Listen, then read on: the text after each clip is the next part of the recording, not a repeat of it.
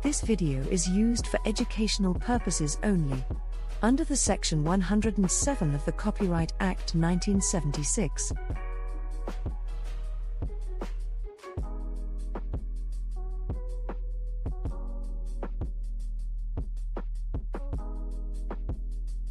Hello. Smash that like button on your way in here. Smash that like. How are y'all doing on this Sunday night? Hello.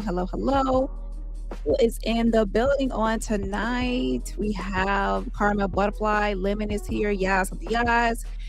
Let's see. Junkyard is in the building. Hello. And we have my girl Sue in the building. Hello. Good evening to you. Call me Cece is here. Sweet baby Jesus. Pumpkin. Sending some virtual roses right back at you. Yes. Miss Body is in the building. Hey Tracy. Sending some roses right back at you. So let's get into it, shall we? We are going to go over Candace Owens and the Charlie Kirk debate, as well as Tyler Robinson court updates. And I have a bunch of documents, but it's about 118 pages for one and about 93 pages for another. So we might not get into everything tonight because there's a lot of updates or, Tyler Robinson. Okay. And we already know that Tyler Robinson is the 22-year-old that assassinated Charlie Kirk. Okay. And yes, this is live. So what we're going to get into is that, as well as Candace Owens debate. Okay. All right, you guys, happy Tuesday. And we will start with a question of the day. Now, imagine, if you would, that you were writing a Netflix series about a 19-year-old kid who had never been in trouble ever, actually. He'd never been arrested, never committed any crimes. He has a perfect ACT score, so he's also pretty brilliant. But for whatever reason, you decide that this protagonist is going to become a murderer. He's going to one day, out of support for his trans furry lover, maybe he's the furry and the other guy's, I don't really know. The point is he's going to assassinate a political figure in broad daylight, who, it should be mentioned, that particular political figure isn't exactly known for raging against the LGBTQ community. But anyway, that's what this person decides to do, assassinate him.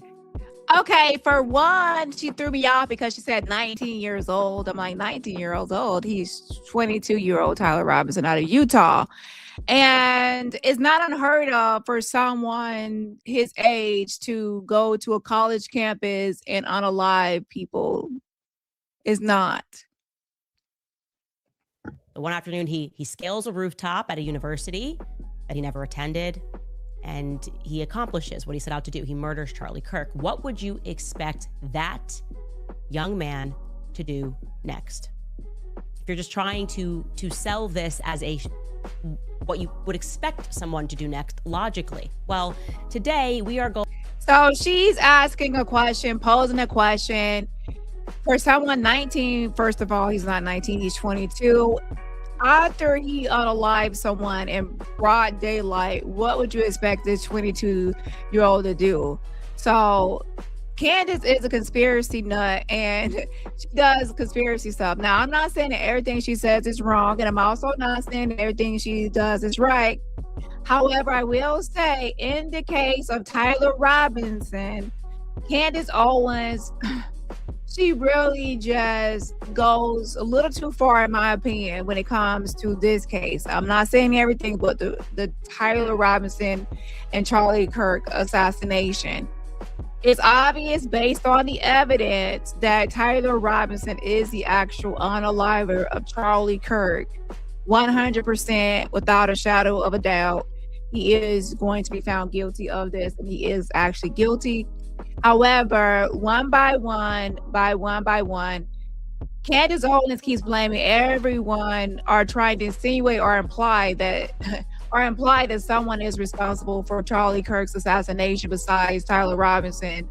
And then even now she opens the lie by saying, what would you expect a 19-year-old? Since when did he become 19? So we're talking about 22-year-old. going to tell you where exactly Tyler Robinson went after he went to Dairy Queen. And it's interesting. And of course, it just pokes more holes in the Fed sloppy story. So welcome back to Candace.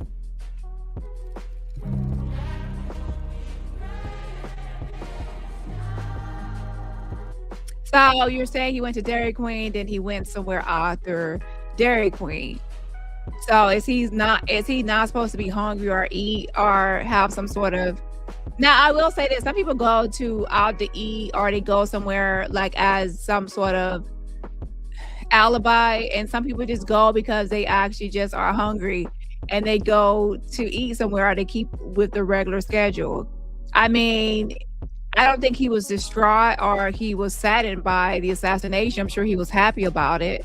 And with that being said, I don't think he would go anywhere and pout. He would just go on about his life and continue with his life. Hold on. I want to tell you that this episode is being brought to you by Nimi Skincare. I am very intentional with the brands that I work with.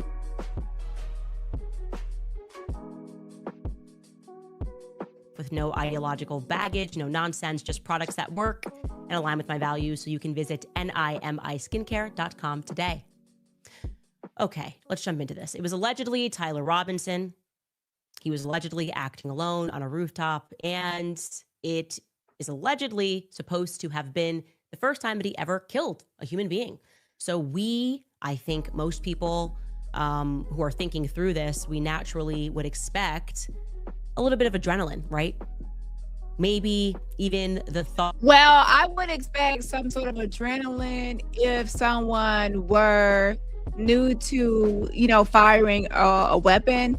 If someone never shot at anything before, maybe. But someone like him that grew up in a family of gun-toting, people out in Utah, conservative people, he's someone that has a lot of years of experience, probably hunting, because they have a lot of pictures holding guns. He goes to gun shows and things like that. So he's used to weapons and he's used to firing weapons. And who knows, he probably has hunted and probably even hunted animals. So for someone like him, I wouldn't expect him to be, and you don't even really know his state of mind completely afterwards. But, so she's trying to surmise that based on how he went to Dairy Queen and other things after that he can't be the killer or unaliver. When some people actually do horrible things and they go to home to dinner or go home to their family as if they don't live a double life. Do you know that some people live a double life where they do horrible things they'll do horrible things and go home and their family has no clue or no idea that they're a serial killer or they're doing other things. People have that capability. Thought of what he had just done for the very first time might have made him physically ill. Like we would expect him to maybe lose his lunch, not exactly pop over to a nearby Dairy Queen to have lunch, calmly have lunch and just begin texting his lover. Which is why I was very surprised to learn of what Tyler Robinson did thereafter. Ready?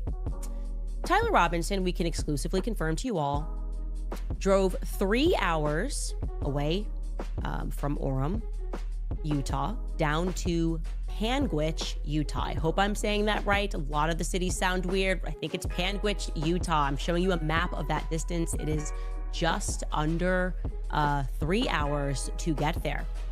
And what was he doing there? You're probably wondering, did he meet up with somebody? No, he was alone. And what we can tell you that he did when he got there was that he pulled into the Cowboys Smokehouse on North Main Street. He grabbed himself a seat at the bar at this steakhouse, and he ordered himself some more food. Specifically, Tyler Robinson ordered a steak, medium rare, with mashed potatoes and vegetables. There were 3 servers that were working that night. And then after news exploded the following day and people began obsessively sharing, of course, the photo of the suspect, Tyler Robinson, having been captured after 33 hours, well, one of the servers recognized him as the person that was sitting at the bar the night before. So they decided to huddle up with management and said, no, that person, Tyler Robinson, he was here. He was eating a steak. He was eating mashed potatoes. Management said, are you sure? Are you positive that Tyler Robinson said, yes, I'm absolutely sure. Well, they don't have any cameras at this restaurant. So what they decided to do was to verify that he was in the building, not by, of course, consulting outdoor video footage, which they didn't have access to, but rather just looking through credit card charges. Because Tyler Robinson, despite telling his roommate how he wanted to get away with this, remember the messages, and like, oh, here's what happened. I don't want anybody to know. Make sure you delete this letter that's under the keyboard, but take a picture of it before you delete it, but read it and then destroy it. He's trying to get away with this crime. Well, he used his credit card. That's how they found it. And so what they did was the right thing. They contacted the feds. Now, that's interesting because I would imagine that after 33 hours, when they sort of gloriously come out and yeehaw, we got him, I would have, and call me crazy, I don't know how this stuff works. I'm not an expert, right? We're not experts, but I would imagine the first thing that they would do is that they would probably just try to figure out where he'd been. And maybe one way they would do that would be going through his credit card charges. I would imagine the federal government had that capability. They didn't do that. Instead, Here's the thing that she forgot to mention is that even for the federal government, they still need to subpoena information and request that information from the credit card companies. So there's a difference between the business themselves producing that information or giving that information and the feds actually having to go through it the legal way, the legal route to obtain that information. Yeah, like even though it's the government, they still have to go through, they have to have warrants, they have to have subpoenas to get information like that. they were contacted days later by this restaurant. The server filed a report responsibly and said, yeah, he was here. We have the literal receipt, And they explained that Tyler Robinson. Well, who knows? He could have went there as some sort of alibi. Some people want like some sort of alibi, like, oh no, I was in the area, but that was only to go to this restaurant. Oh, you saw me in that city because I went to this restaurant or that restaurant. They want to establish some sort of alibi. Ben was not very talkative. He seemed absolutely fine and normal and was texting on his phone. Maybe that's when he was sending more messages to his lover as he was eating a steak. He was sure hungry, is what I would say, but calm nonetheless. He didn't have the jitters. He wasn't scared. He was just hungry. Now, what's fascinating to me is what happens after, because again, I'm expecting that the feds would go, well, let us get down there. Let us get down to Panguitch. Let us start interviewing everybody. Let's start checking all these cameras around here to see if we've got them. No, that's all they did. They sort of were obliged to call them back and to say, okay, what happened? And then that's it. The trail goes cold. Now, remember, I told you guys that I spoke with the lawyer. This would obviously be Erica's lawyer because she's listed as the victim. And they asserted that at this part in the process, what happens next is that the investigators, separate from Erica, are supposed to be, well, investigating. They're supposed to be going around trying to gather more information to prove their case that this is definitely the shooter and he acted alone. I would expect that they would have gone down to this restaurant. I can tell you guys today, they have not. Nobody is interested in going down to this restaurant and speaking with these employees and speaking with people. Here's the thing. You say that they don't have cameras at the restaurant. So they don't have cameras at the restaurant. And do they have, I guess there would be cameras outside of the restaurant? You know, if they don't have cameras inside the restaurant, what would be the need to contact that restaurant? If they have already gave evidence of some sort of receipt and they said that he was there, well, what other evidence would they be able to give the feds? And also, this is also just from Candace's viewpoint, or her what she's stating. She does not know 100% every little thing that the feds are doing and how they're investigating certain things. They don't even have to go to the restaurant to know that he ate there. They can simply request his financial information through the credit card companies or through his financial records or through the bank themselves to see his history and everything. It's just that they have to go through it through subpoenas and things like that. People nearby and seeing what they saw and learning about Tyler Ross. Subpoenas, warrants, etc. They have to go through it the right way. So she's only thinking about they have to go physically to the restaurant when technically they can just legally get warrants and subpoenas and request that through his financial records, credit card companies, debit cards, and things like that. Robinson's demeanor, because it's not that kind of an investigation, guys. This is case closed. Giddy up. That's what he was. It was just he went down and he had himself a steak after he had some Dairy Queen. Now, 3 hours is a long ride. I get it. He's probably hungry. And I get that he used his credit card because, I don't know, I guess he's Gen Z. He's never heard of like DVDs and stuff. They've always had the technological capabilities. He doesn't even know what cash is. He didn't even think about just going to an ATM and getting cash out to pull off this crime. He thought through everything else, how to scale the rooftops, how to make this happen, where exactly Charlie was going to sit. But everything else kind of falls apart afterwards. All he could think about was getting food, and he decided the best way to try to get away with murder was to use his credit card. Now, parking aside the fact that he's a 4.0 student with a perfect ACT score. How to get away with murder. Have you ever thought that he might have assumed that they would be able to track that he was in the area and there would be certain sightings of him in the area? So he probably wanted an alibi. Oh, I was in the area because I went to this restaurant and I went to that restaurant, and that's why I came to this area. I was in this area. So he probably wanted to establish some sort of alibi or something, or some sort of his own little, trail.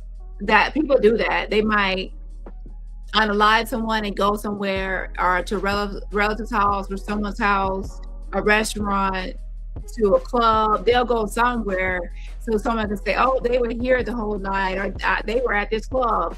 They were here, they were there, so some people do that. And then he'll have some records like, oh, I was at a restaurant at this time.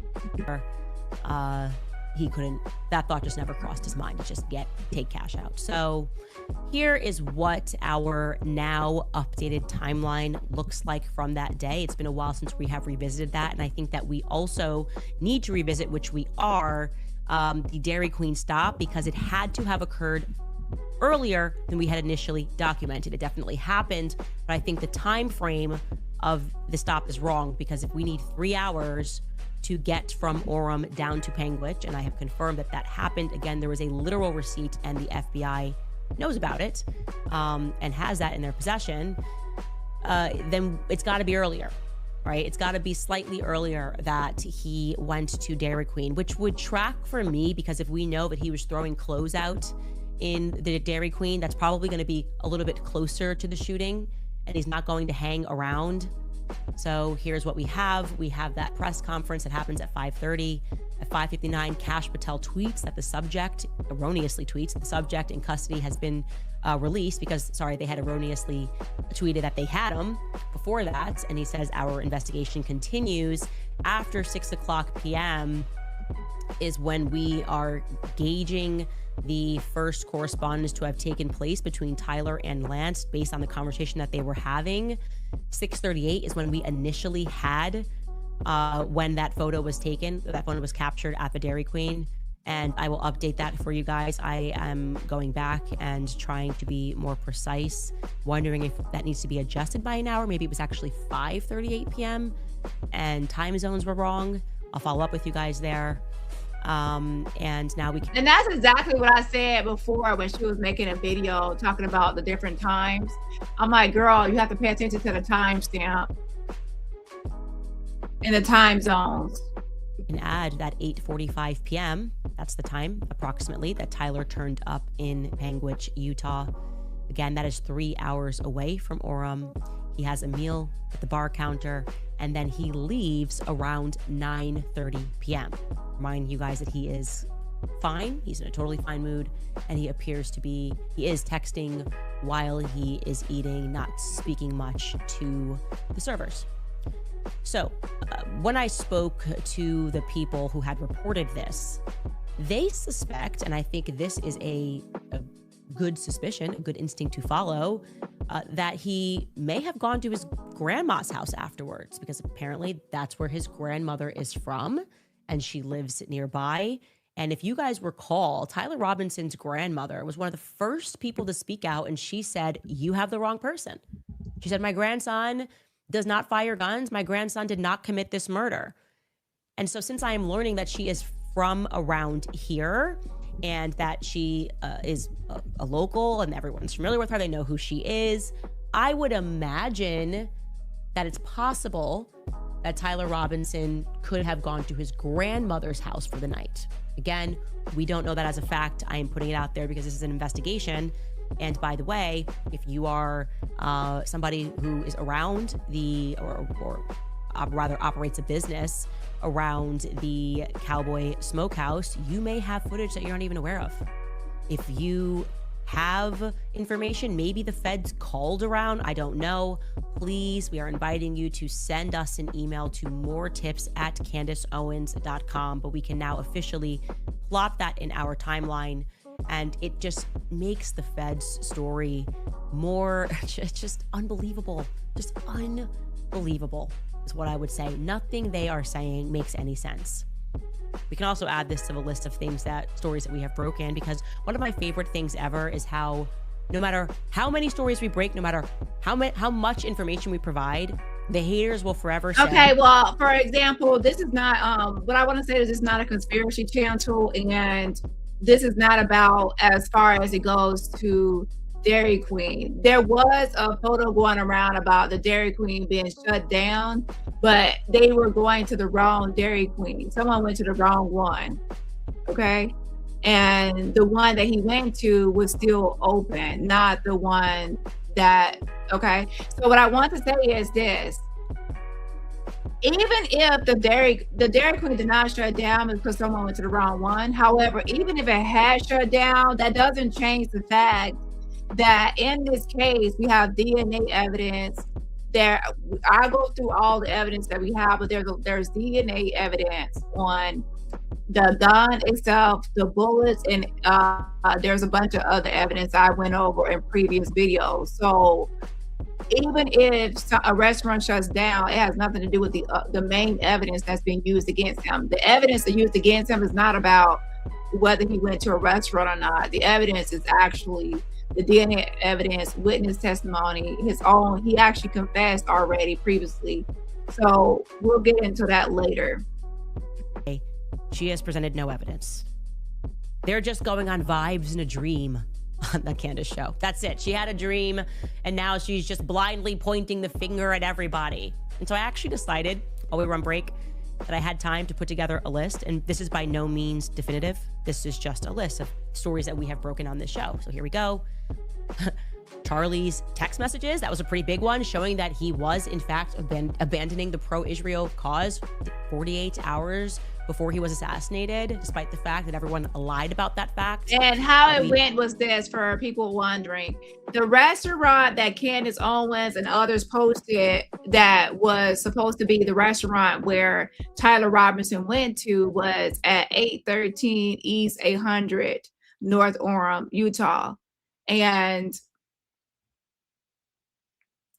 the guy that went out Webb, he went to the wrong one. He went to 1545 North Canyon Road, Provo, Utah, and that's the one that was shut down. So if you send someone out to check on the status of a restaurant, whether it's open or shut down, and they go to the wrong one, then they're going to report the wrong findings. So some of this stuff you have to kind of look up yourself to see. And the one that he went to is still open. They're open right now. You can make a call. They're still open. The one that the one that the guy went to, it was the wrong one. And that one at 1540 North Canyon Road, that one was shut down. So he went to the wrong one. Okay. Also, even if it was shut down, it would not change the fact of the whole list of evidence that I mentioned before against Tyler Robinson. If there wasn't a lot of evidence against him, including him telling his own parents that he was guilty, and that his parents recognizing him, that he confessed to his parents he was guilty, that he was transported to the actual precinct after he confessed to his family that he in fact did it, okay? And his own DNA being used, that fact that he had his grandfather's rifle. There's like a multitude of evidence against Tyler Robinson. So I'm not like one of those people that I will say, oh yeah, I'm going to easily blame someone. But once there's like a multitude of evidence, there's no denying that Tyler Robinson is the unaliver. However, for content purposes and for conspiracy purposes and for people to keep content going to make money, to be honest, we already talked about this before, and I actually even told y'all when Candace Owens made her first video on Charlie Kirk, I told everyone at that time that there was going to be a beef or issue between Erica Kirk and Candace Owens. And sure enough, it took a while, but you know, there is an issue between the two. I knew it because what's happening is that Candace is using this for content. Okay, her first content was actually Emmanuel Macron and Bridget Macron accusing Bridget of being a man. And once the Macron sued her, she has to walk on eggshells now. Eggshells, to be extra careful because Candace does not want to be sued, obviously, and she doesn't want to mess up her ongoing case. I mean, she already tried to do her motion to dismiss, and that case is in progress right now. And she has to be cautious and careful because the Macrons obviously will use anything you say or do can be used against you in the court of law, and that's exactly what's going to happen. Because the last time Candace kept talking about the case and talking about Bridget Macron and Mayor Macron going overboard, and then when they updated the lawsuit and did a amended complaint, and they amended it to add in new information and new episodes that Candace had done. So she knows that this could be, you know, not great. So I wouldn't say perfect timing, but the timing was kind of perfect timing because when Bridget Macron and Mayor Macron had sued her, and then they did that amended complaint and everything else, Charlie Kirk was on alive in Utah. And then she made a video, and it was like a video compilation and a collage of her photos with Charlie Kirk and videos. And it went viral. She got a lot of clicks, a lot of views, and people were interested in, you know, her connection to Charlie Kirk and what she had to say about it. And I believe that sparked something in her, like, oh my gosh, I literally got more views from Charlie Kirk than my now dwindling views on the Macrons. And this is safer, it's fresh content, it's new. I'm close to the story, I could be an insider.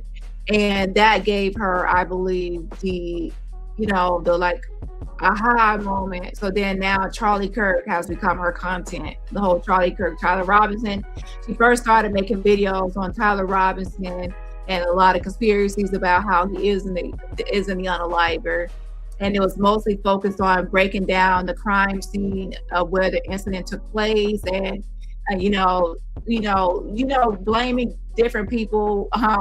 One by one, everyone is slowly getting blamed for the unaliving of Charlie Kirk. Okay, she was on Benjamin Netanyahu. Like, I have to catch up with all the videos because at one point I had stopped and I moved on to other content. But she was really focused on Benjamin Netanyahu. She was focused on people from Turning Point. She is still now. And she was kind of like walking on eggshells around Erica Kirk, but she was throwing shots at her. She was being like condescending and underhanded, like snide remarks, and and I could tell she was slowly but surely fully go for Erica once she, felt safe enough to do so and felt like she wouldn't get backlash. Because if you go after someone's widow, like immediately after they lost someone, and while they're in the first beginning stages of grief and grieving and mourning, people will definitely like really fire back at you, and it's not a good look. So what I will say about Candace is that she's great at timing, and she kind of like made sure it was the right timing and to actually go full throttle for Erica Kirk. Okay. And then she even was slowly like making little videos towards Donald Trump, which I also mentioned. Okay. So ultimately, what I will say is for Candace, this is nothing but marketing and her new content away from the Macrons. Okay. And I do foresee that she has already been sued for the Macrons for her last, conspiracy content. And now with the actual Charlie Kirk content and Tyler Robinson, I feel that she is messing around with people that have pockets of money. And what I mean by that is I believe that she is going to be sued by more people if she keeps this up, because she's accused of people like insinuating or implying that people have something to do with the unaliving of Charlie Kirk.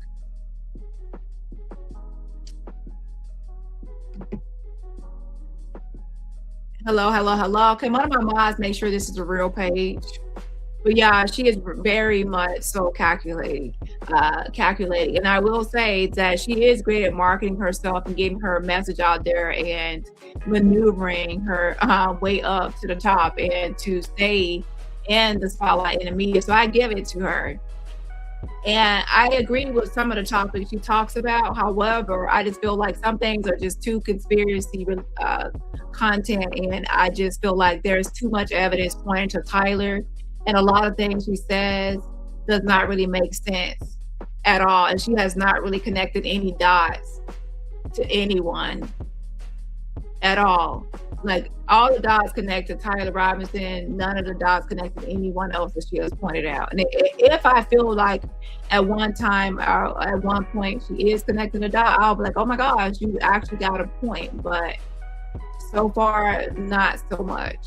We presented the photo of Tyler Robinson at the Dairy Queen on the day of the assassination. Tyler Robinson, we are telling you today, then went to the Cowboy Smokehouse that evening and likely, I should put likely there, avoided traffic lights. We can also tell you that Tyler Robinson called out of work on the 11th. That's another story I'm breaking here. He was citing food poisoning. He called out of work very early in the morning on the 11th, and he also called out of work on the 10th, saying that he had to help his grandmother move furniture. That is an interesting data point that I would like to present to you. Again, he is using his grandmother as an excuse. I think that if I was the federal government and I had unlimited resources, if I was the state government and I had unlimited resources in the form of people's tax dollars, I would probably be wondering if he went to his grandmother's house that night. Just saying. Tyler was working at Wild Electric, by the way, in Santa Clara, Utah. I did not break that story. That was already in the news, but you may have missed that. And yeah, that was his excuse. He had to help his grandmother. I also broke the story about Charlie's Catholic considerations. I didn't even mean to break that one, but then I had to present the receipts because people were acting crazy about him attending Mass, praying the rosary, that he died wearing a St. Michael pendant. So I want to say this as well, because he also had told his mother that he was sick. So he was telling different people that he was sick. In the actual documents, it states, Robinson's mother stated the following to police. On September 11, 2025, the day after the shooting, Robinson's mother saw the photo of the shooter in the news and thought the shooter looked like her son. Robinson's mother called her son and asked him where he was. He said he was at home sick and that he had also been at home sick on September 10th. Robinson's mother expressed concern to her husband that the suspected shooter looked like Robinson Robinson's father agreed. So his own father and mother agreed that the shooter looked like their son. Like, who would want the shooter to be their son?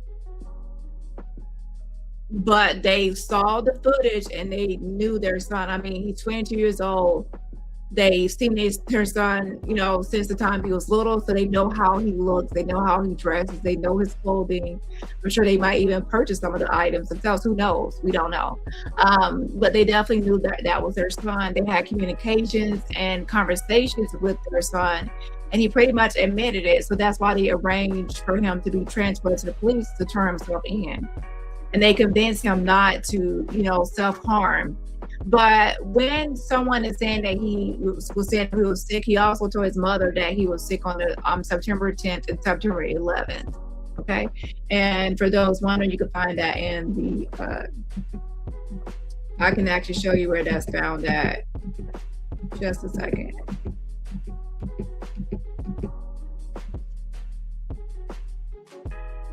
That's actually found in the information sheet for when he was arrested. Okay. He had a private Catholic funeral mass. I also broke the story regarding Terrell Farnsworth's strange behavior moments after the assassination.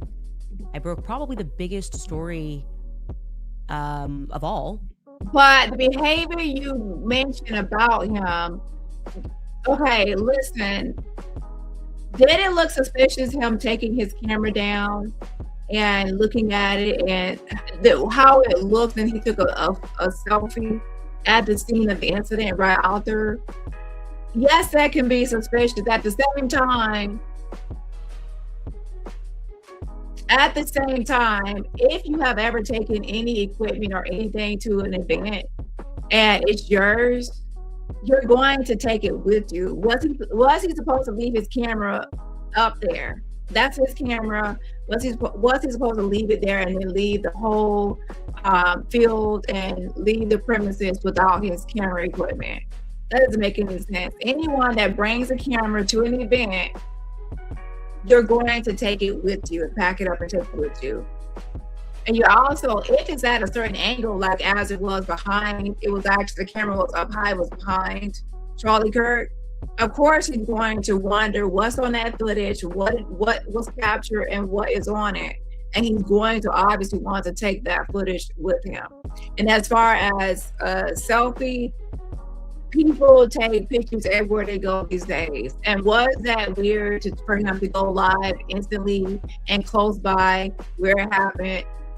Yes. However, at the same time, some people were there and they said that they still stuck around and hung around because they felt like for something and for some reason they felt like it was just going to be a targeted shooting and it was just aimed at Charlie Kirk, and that the shooter was not there for anyone else because that one shot rung out and there wasn't like multiple firing of that weapon. So then, people felt like it was already over and that the shooter had just left. And they were pretty much safe at that point, that it wasn't like a ongoing shooting. Now, I will say it was suspicious, but ultimately, if you take away the fact that we're looking for things suspicious and we're cherry picking and looking for something to be out of the ordinary, it can be as simple as someone taking down a camera that they put up and set up, and now they're packing it up to leave because it's theirs. If that camera were surveillance and it belonged to the school and the campus and it wasn't his, he took down the surveillance camera and he pocketed it and put it in his backpack and stole it. Now that would be suspicious because why are you stealing surveillance? But he actually packed up his own camera. He packed up his own camera, so I don't know. Actually, it is the only reason that we are still discussing this. It's the only reason that we realized the primary reason that we recognized the feds were lying to us was because I broke the story that there was no blood on the back of Charlie as he went down, that the bullet did not pass through. I also presented to you guys the photos from inside Charlie's SUV after. Okay, but she keeps on trying to say that the bullet did not pass through. And here's the thing, if you have if you have a bullet that, if someone is shooting a bullet, I mean, they fire a weapon, the bullet is going through your neck, it will definitely go through if someone is standing like straight in front of you, directly in front of you, and they fire that weapon, most likely will just go straight through. However, if someone is firing a weapon and they're on a rooftop and they're above you and it's angled downward towards you, and it goes in a downward like motion through your actual neck, then it can get lost in your neck because it's not going through your neck, it's going down. It's going down into your body. So she's thinking about someone just shooting and it's like straightforward, boom, and it's like, and then it's more likely to have that pressure to go straight through. And don't forget, at close range, something is most likely to go straight through because there's a lot of pressure behind the bullet and it's like close range. But from far away, that speed of the bullet is gonna lose some momentum, and also it's gonna be going in your neck at a downward angle. It's gonna get lodged into your body because it's a downward angle in your neck. Your neck is actually it's got like kind of like the cartilage, kind of like in your ears, kind of material, and it's actually very sturdy. And if you actually think about it, your neck is capable of holding up your head. So it's more thicker and meatier than most people would assume. And if someone shoots you in your neck from a downward angle, it can get stuck in there. So it won't automatically go through. And then I think people watch too many movies where the bullet hits you right in the middle of your neck and like towards your esophagus area, and it's like straight towards it, and then there's like blood curdling, and then there's more blood. But I think people expect some sort of movie effect than what's realistic gonna happen. Okay, too many horror movies been watched. Assassination. I broke the story that the feds did not impound that vehicle. Broke a story that the feds seized the cameras inside the hospital, that the feds blocked Dr. Trotter from returning to his operating room, and that a phone call was then placed to DC. We are still trying to figure out to who received that phone call, which allowed Dr. Trotter to go back into his operating room. We broke the story that Andrew Kovett lied about the Superman neck. That quotation never came from Dr. Lee Trotter at all. It allegedly came from Erica in a moment of upset. We broke the story that Charlie texted Dan Flood and Andrew Kovett the night before, saying that he was afraid that they were going to kill him. This has now been confirmed by Erica, or at least it was confirmed to me from Erica. We broke the story that Netanyahu called Charlie to make an offer to take Turning Point to the next level. That story is being disputed by Erica. That's a Turning Point on Turning Point fight, okay? I don't know who to believe, but I will say that I confirmed that separately from Andrew Kovett with someone that did not have communication with Andrew Kovett, so I tend to believe that that offer did indeed come through. We broke the story about Fort Huachuca, and we're not done with that. We presented the military police report, backed that up with evidence that Mitch was telling the truth about what happened on September 9th. We broke the story about the Egyptian planes, tracking Turning Point Faith. That document we still have for you, which is coming forward. We will be proven correct on that as well. We broke a story about the bomb dogs failing to detect the recently discharged weapon on September 10th, and that it was actually the feds that then directed three rookie police officers to find it. We also broke the story of the massive check that was coming to Turning Point USA from Pierre. Is it Pierre Dupont? Is it Pierre Falcone? I think it's Pierre Falcone. I really do believe it's Pierre Falcone for a lot of reasons. We are still looking for more information. So when it comes to receipts and evidence, we have been presenting a lot of it. And we are getting no credit for it. We don't care. We don't want credit, actually. What I want is for this. Well, actually, you do want credit. That's why you're keeping track of everything that you feel like you have helped with, and had help in getting the information out or proving or debunking. You do want credit for it. Here's the thing: a lot of things you're not really providing real receipts for. For example, a lot of your stuff is based on, okay, so I have proof that he went to Dairy Queen, but then you make up a bunch of speculation or assumptions surrounding his visit to Dairy Queen. Or you assume that someone that eats Dairy Queen can't be the unaliver because they just ate a burger and had maybe some ice cream from burger, or they ate a steak, so now they can't be the unaliver. It's like you're trying to make this association, but it's not really working.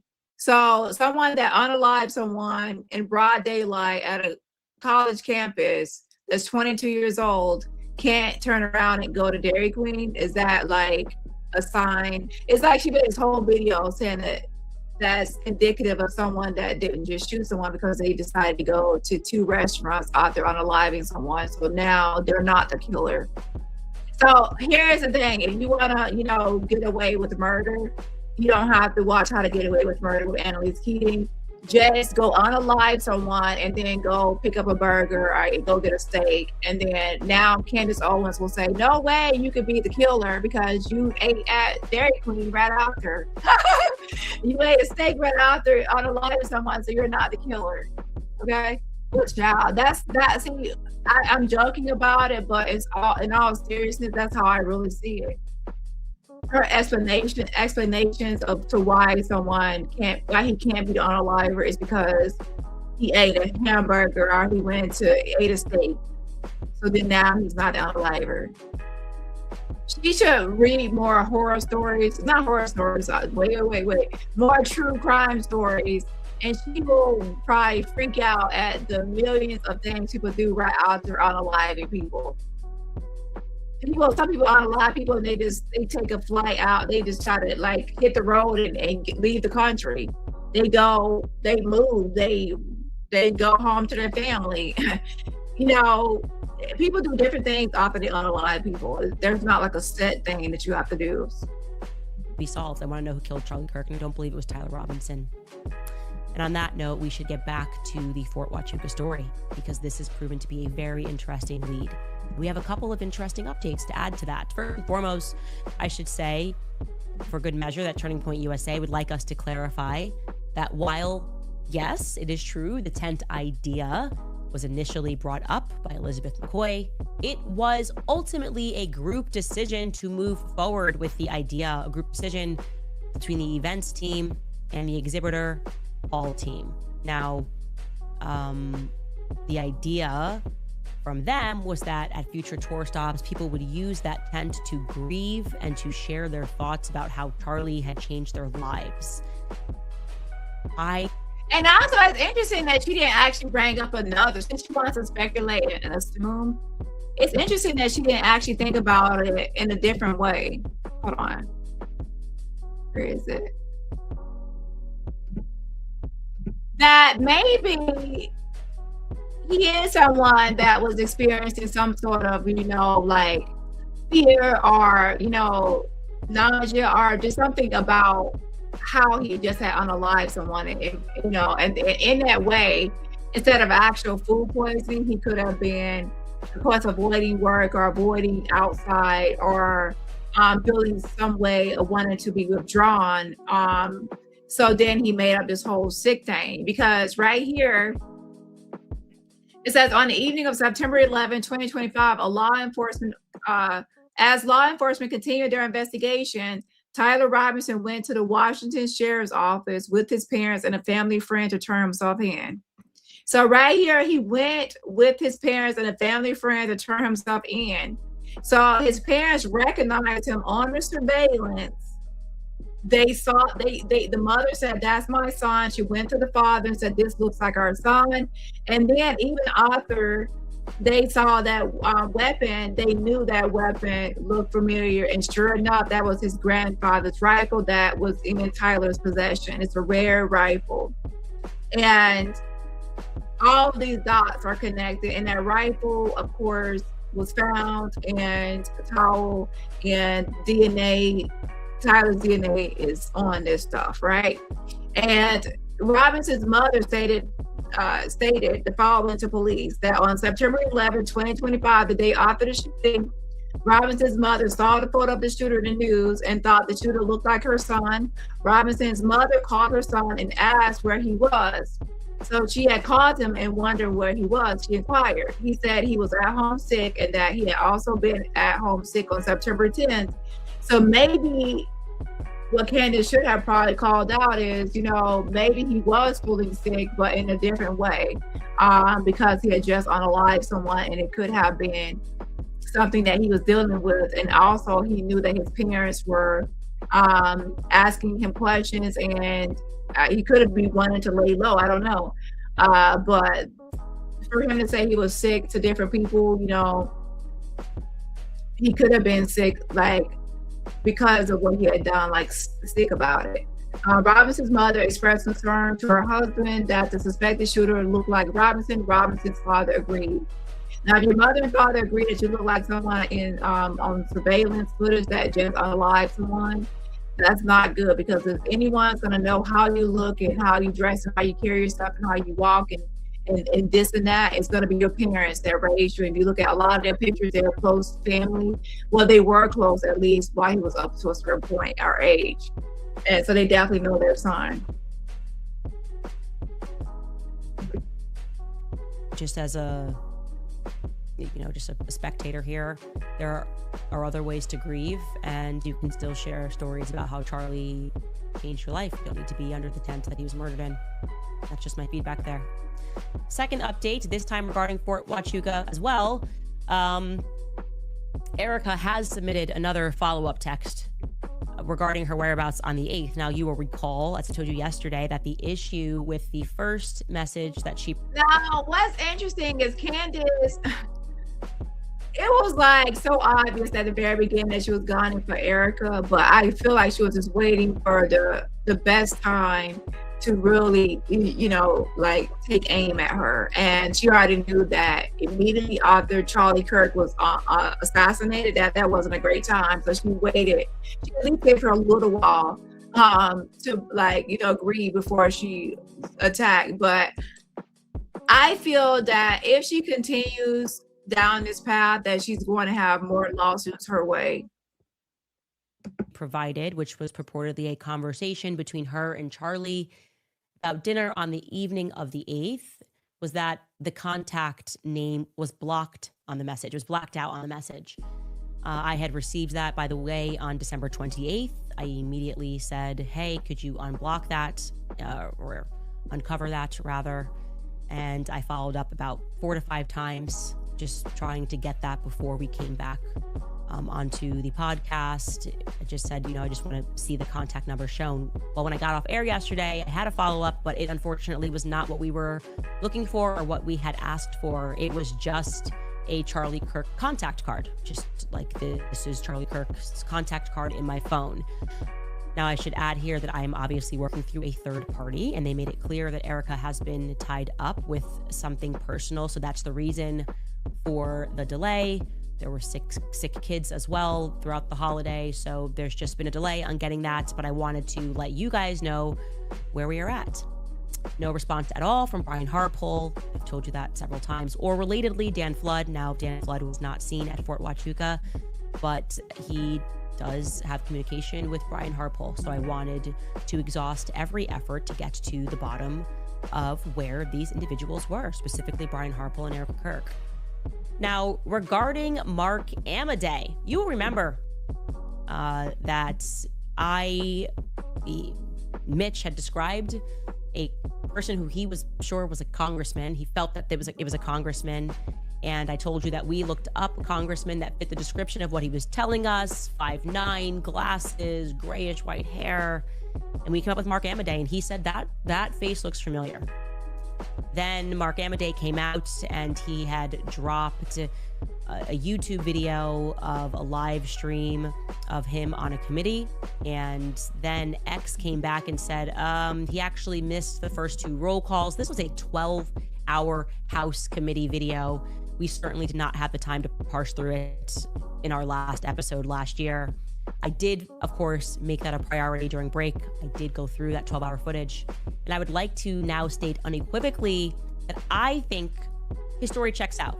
Now, I realize there's been some confusion because he does in fact miss those first 2 roll calls, but people then pointed out to me in the comments that he does appear, you can see him on the screen early on. It is blurry, but that early on where he's sitting, it looks like in his chair. When I visually look at it, it looks like Mark Amadei to me before the roll call. Now, it's certainly by no means definitive, but I think it is indeed very likely that the person that we see on camera is Mark Amadei early on in the hearing. And I am not here to try to make someone fit into the story. I want to actually find the right person and eliminate the wrong people. So here's the thing. You say you're not trying to make just anyone fit into the story, but you are. Because here's the thing. In order to blame someone or connect someone with this story for Utah and the unaliving of Charlie Kirk, you need to place them actually on the campus. Place them on the campus and place them with the weapon and place them in, like, of course, in the area. And then, of course, you know, there's some sort of motive. And so far, you're not connecting anyone to the actual campus, the weapon, or any of this, or anything that has been found so far. And you have to remember that on campus, they actually do have surveillance. They have surveillance. It's not like there's no cameras at all. And the surveillance they picked up was of Tyler Robinson going up and down the stairs. So now you have to say, who is the person walking up and down the stairs who, you know, the mother and father have identified as Tyler? And his parents actually went to, you know, the sheriff's office with family friends to help turn himself in. So he confessed to his parents. I admitted, yeah, that's me. Now, obviously, when he's in court now, he's probably going to deny all things and say he's not guilty, because guess what? If his parents are recording him confessing and the family friend are recording confessing, or people, I don't know what evidence they have. But here's the thing. He actually turned himself in with his family, so there's witnesses. Also, he has his roommate. Yes, his transgender roommate, who's also a witness. So there's witnesses, there's DNA, there's just too much evidence. So ultimately, there's no way he's going to get out of this. Even if he pleads not guilty and tries to do a jury trial. And by the way, they are really doing too much as far as this whole case goes with trying to, because like I have the redacted, should I say, court transcripts, but they're really trying to keep media out of this case, and it's just ridiculous. But ultimately, he's going to be found guilty because there's just too much evidence linking him to this trial. And all I'm asking for Candace is just to give some concrete, like, connections for her conspiracies as to why Tyler Robinson is not the unaliver of Charlie Kirk, and not by saying, oh, because he went and ate Dairy Queen out there and he went to eat a steak out there, so he can't be the unaliver because he ate a steak and hamburger. Here's a question I have. Why would Tyler Robinson need to travel all the way to Orem to eat a Dairy Queen? I'm sure Dairy Queen was closer to him in the area where he's from. He had no need to travel for a steak and a hamburger a long distance. Obviously, he was traveling because he was going to unalive Charlie Kirk. He knew Charlie Kirk was coming. He had mentioned to family that he did not like Charlie Kirk because Charlie Kirk was hateful, and he did not like the rhetoric and political talking points and that, you know, of Charlie Kirk. So he obviously he has a motive. He is homosexual. He's in the LGBTQIA plus community. His roommate is transgender, and he's also in that community as the D. And he knows that Charlie Kirk has said hateful things about, you know, gay people and, you know, transgender people, the way he talks about certain people. So there is a motive there. And he fits in with the college students on campus because he is 22 years old. He's white. He's lanky. He fits in. So even when the police and the authorities were saying that they have surveillance footage of the suspect and you can blend in, that told you all you need to know, that there's someone that's a college age that did this unaliving as well. But the most thing that people always talk about and hope for is DNA evidence. They're always saying, is there DNA evidence? Is there DNA evidence? And if there is, that's usually something that's going to take someone and send them in handcuffs. And guess what? There is DNA evidence. We'll go over it again, but yeah. People. And to be clear, like I said, Mitch initially contacted me about just Erica Kirk and Brian Harpel. Brian Harpel being the big one. This meeting, this hands-on meeting that looked like mission is on the table. Let's go. Break. Right before a mission. That's how it was described to me. Now, regarding Mark Amadei, there is someone else that I believe that we So Pumpkin says, I think that Candace knows he's guilty. She's trying to draw this case off for more content and more attention. Yes, exactly.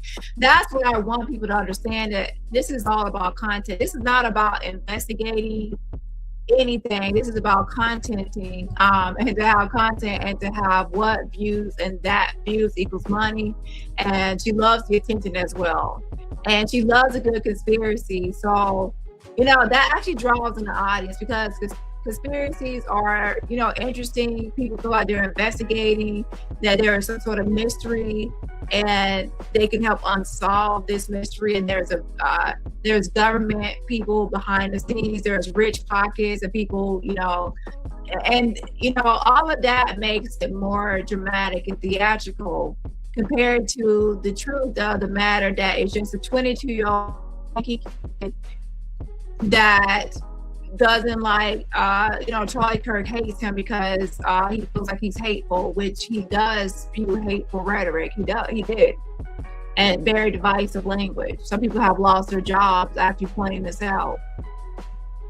Now, the thing about it is that that's unheard of for her to believe that. And she's feeding into the whole conspiracy thing about it, because, you know, when I first imagined how the shooter would be, or envisioned how I believe the shooter would look like or be, I actually believe, like, okay, this has to be someone older, some sort of assassin, definitely trained. They only had to do one shot, boom, one shot fired from a rooftop and from a little bit of a distance. So this is someone definitely, and then they had to get away from the rooftop. They had to be somewhat fit to get away.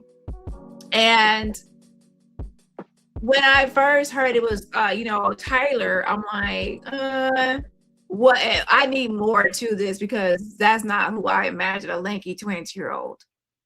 Now, once I started looking at his background and I started looking at his family, like, dynamics and his pictures and his social media, and that's when I saw him with all those weapons, and his siblings, like, were younger than him. They also had weapons. And so now I'm like, okay, now that makes sense, because now this isn't just a typical 22-year-old lanky college student. This is someone that grew up with weapons. His family is into weapons. He goes to gun shows. He knows how to hold weapons and different types of weapons. He's definitely into this. So then now it made more sense to why, when you think of an assassin, and so you're thinking about somebody trained and knows how to fire a weapon and skilled in weapons. So if you think about it, someone that has been using weapons since the time they were maybe, let's say, maybe 7 or 8, and they're now 22, that's a lot of years of experience behind him. Just like a trained assassin would have experience, he would have experience as well. So then it made more sense. And I mean, for Christ's sake, he has his grandpa's rifle that he used to assassinate Charlie Kirk with. Should look into. Okay.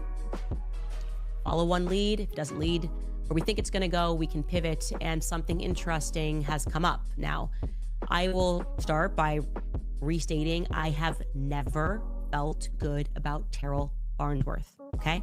Not since that very first phone call I had with him. In fact, the phone call I had with him, I can say, was the very first moment that I went, something's not right here. I told you guys he just started lying to me repeatedly. Weird. His energy was weird. I was like, what's going on? Why are you being weird? I'm calling you because I'm just trying to let the public know, like, you know, why you took the cameras out. I'm sure there's a logical reason. It is kind of weird that you're there. Why are you there? He's all over the place. And again, this is not in the immediate aftermath. This is not first 48. We've got the jitters. Charlie Kirk's killed. This is like a week past that. And I expressed repeatedly to my audience that something was not right with that phone call. As soon as I hung up, I said to my team, and I'm quoting myself here, that man is guilty of something. He's guilty of something. He's lying about weird stuff. I don't know how to send a file. What do you mean? You run an entire AV company. You know how to send a file over the internet. Well, I'm scared Google might hack me. What? You're scared Google's gonna hack you to release more footage of Charlie dying? That makes no sense. Nothing made sense, and I will never pretend it made sense. I'm following my gut on Terrell Farnsworth, okay? And I expressed my gut, not just to you and back at home, but I also expressed that to Erica and Justin Strife when we were sitting in the meeting. I said, I'm not taking my foot off of that pedal. No. I do think that it's worth stating before we get into this that me finding the behavior and the conversation that I had with Terrell to be extremely suspicious is not, of course, an invitation to harass him or his family. I'm against that, and I'm saying that because apparently he is receiving death threats. That was told to me, that he's receiving death threats because people want answers. Now, not ever do I ever want that to happen. I don't want people to watch this show in part. Oh my gosh, Candace, are you serious? So she says she doesn't want people to get death threats. Here's the thing. You're essentially accusing people indirectly, insinuating, implying that these people have some connection to the assassination of Charlie Kirk. And you know, people, you know, have martyred him, and some people see him as a hero, and they are obviously going to be upset at whoever is blamed for unaliving him. So it's obviously Tyler Robinson who's locked up at this moment. But you're out here pointing the finger here and there at anyone, and it's like the Salem witch trials. And here she is, like at the Salem witch trial, just pointing the finger. You're involved, and then she's gonna be shocked that people are going to go, "Oh my God, that person could be involved." So they're gonna like send, like message this person, maybe threaten that person, and just, you know, it's like the witch trials. Like, please, Candace, don't point your finger at me. Like, I'm not involved. You know. So who's she gonna point the finger at now? That's what she's essentially doing. So you can't be like, "Oh, I'm surprised you're getting death threats." When you're pretty much putting a letter on people's head, like you're a witch. You're involved in the unaliving of Charlie Kirk. You have something to do with it. And she also will say, "Well, if you don't give me evidence, you don't give me receipts, that makes it more suspicious. So give me your evidence, give me your video, give me this, or give me that information. If you don't, suspicious." So then now you are going to be really like, "Oh my gosh, you must be onto something," because they're not cooperating. If they cared about Charlie, they would cooperate. But here's the thing. Candace Owens is not law enforcement. She's not the Fed. She's not the police. No one has to cooperate or participate or be interviewed or hand over anything. Like, who is she? Like, people are really acting like Candace Owens is law enforcement. She can just push her way around and say, "Give me this, hand this over, answer this, interview, meet me," like, and then you have to comply. If you don't, then you're guilty of, you know, of something, because you're now hiding something. It's like, you know, I would say fuck off, Candace. I'm not, like, you know, like, you are not the police. Taking that, nor do I think you guys are partaking in that, but I'm just saying that, like, on this show, we sentence people to truth, to more daylight. She said she sentenced people to truth. No, you sentence them to guilty based on speculation and assumptions without a receipt. You know, at least right now they're blaming Tyler Robinson. They actually have his DNA on the fucking bullets. You know, they have a bunch of evidence to essentially blame Tyler Robinson. I'm glad that our, you know, law enforcement doesn't run on speculation and assumption and guesses most of the time. Because if it were something like that, a lot of us would be in trouble. Like, oh my gosh, I guess or assume or speculate that you might be involved, but I don't have a lick of evidence to prove it. No, thank you. Let me, if you're gonna like say I'm guilty, at least have DNA and have a bunch of evidence against me. Please don't speculate. The reality is that I don't trust people who lie repeatedly to me over the phone. I don't. He was acting guilty during a time when I had no indication one way or the other whether or not Turning Point people would be involved in the cover-up. And for clarity, I want to show you guys this as well exclusively, a still image of the much longer video I have that was shown to me of Charlie from behind. Okay, this is the video, and you can see what we have there. That's Charlie's necklace that's hanging. There's no blood on Charlie. There was absolutely no blood on Charlie. Not only did the bullet not go through, it didn't even cause any sort of destruction. And I follow that video until he goes down. There's nothing that we would expect to see from a 30-06. And again, I have a close-up of this. That's his chain. There's no question. Yeah, but you have to pay attention to the entry wound, though. The entry wound was not directly and straight through. It was from the top of a building at a long distance, and it was angled downward. If you shoot angled downward, it's going to go down into the body more at an angle, and it can get lodged into something compared to shooting straight through something. That's obvious.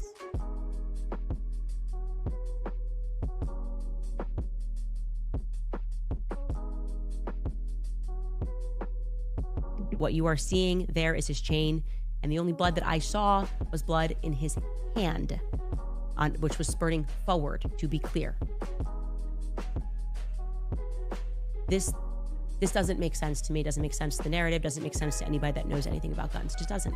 Okay, Charlie was in pretty good shape, except for where he had the wound on his neck that we all saw, the graphic video that we all saw that was circulated online. Now, I'm going to add here that another person. Here's a thing I want to say as well.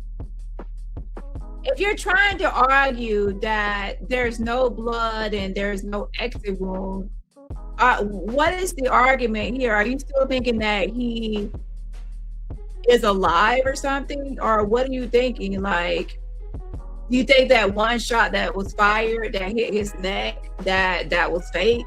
What is her whole end game with trying to argue about the bullet and whether it was lodged in or it should have just went through? What happened if it did go through?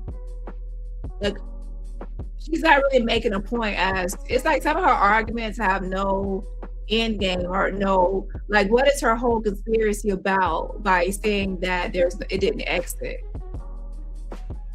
Whether it exited or stayed in, lodged in, it's still one shot fired. And, you know, what does it matter if it was lodged in or exited? He still would be deceased at this point. Most likely because of where it went in. For the simple fact that it penetrated his body, most likely he would have died based on the location of the wound. Entry wound. So I don't really get her whole end game unless you try. Some people do that when they're trying to insinuate or imply that someone that it's a fake death, like someone, like it didn't really happen, like it's fake. So there's no blood, there's no exit, and he was just carried away. He was still alive, and there's some sort of Charlie Kirk is still alive out there. So otherwise, if she's not trying to say that, then what is the whole point of this whole thing about whether it is lodged into his neck or exited? What is known is that the bullet that they do have is a bullet from that rifle and has engravings in it from that Tyler Robinson mentioned. So all of it still, the one that is lodged in is linked to Tyler Robinson along with the rifle with the other remaining unfired rounds. And who I do not trust at all for many reasons, because one of them being he's a sexual deviant. He's also been indicted for crimes by the state of Arizona, federal crimes, for which he was recently pardoned by President Donald Trump. I think it's fair to assume that a person who commits crimes in the past might commit crimes in the future, or I guess allegedly committed crimes. I think those court cases are still moving through.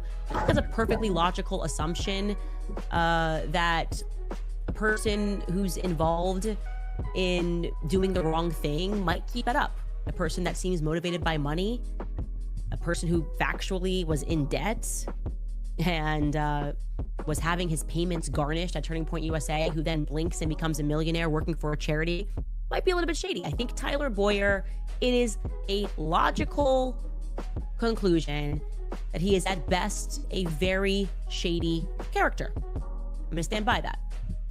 10 toes down. Now, because I was hyper-fixed on Tyler. But here's the thing. You also were focused on Benjamin Netanyahu. I have to go back through all your videos, but when did you lose sight of you're blaming Benjamin Netanyahu for a long time? You keep on switching who the suspect is. Every time she's always switching the suspect around. So now I guess it's a whole criminal ring organization, some sort of RICO. I don't know. Like, how many people are actually involved in this one shot fired to Charlie Kirk? So if you actually look at, Candace Owens' monetized content conspiracy investigation of Charlie Kirk's assassination versus the feds, the government's investigation. The government's investigation involves DNA, involves witnesses, involves Tyler Robinson turning himself in. Like, the government trying to take credit for, finding him, besides releasing that surveillance footage. Tyler Robinson turned himself in. Literally turned himself in with the help of his parents, who recognized him on the footage. How much easier can you get in an investigation where the actual suspect turns themselves in? So we're literally having all these videos investigating and conspiracizing over an actual case where the suspect turned themselves in.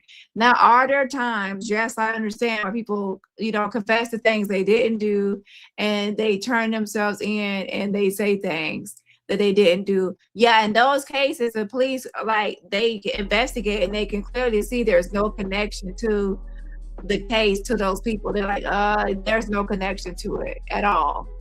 In this case, with DNA, the rifle, the roommate, the parents, the self-confession, a multitude of evidence, then obviously there is a connection to him to it. And shout out to you, Candace. You're right. He was also in the area. Why would he be 3 hours away from his home in the area of the school, having this eating there and stuff, right? So you also placed him near the campus. So he was near. But why would he be near when I'm sure there's a Dairy Queen near his home. He didn't have to drive 3 hours. So yeah. Again, that's another piece of evidence that you put out. Yeah, that's connecting him to the crime and the crime scene. Boyer, I decided to ask Erica in person during our sit down how she met Tyler. It was actually, I had 3 questions when I went in there that I wanted to get the answer to. That was actually my number 1 question, because I don't know much about the story of how Tyler met Charlie Kirk, and I now desperately wish that I remember I could remember what Charlie told me about that. How did they get linked up?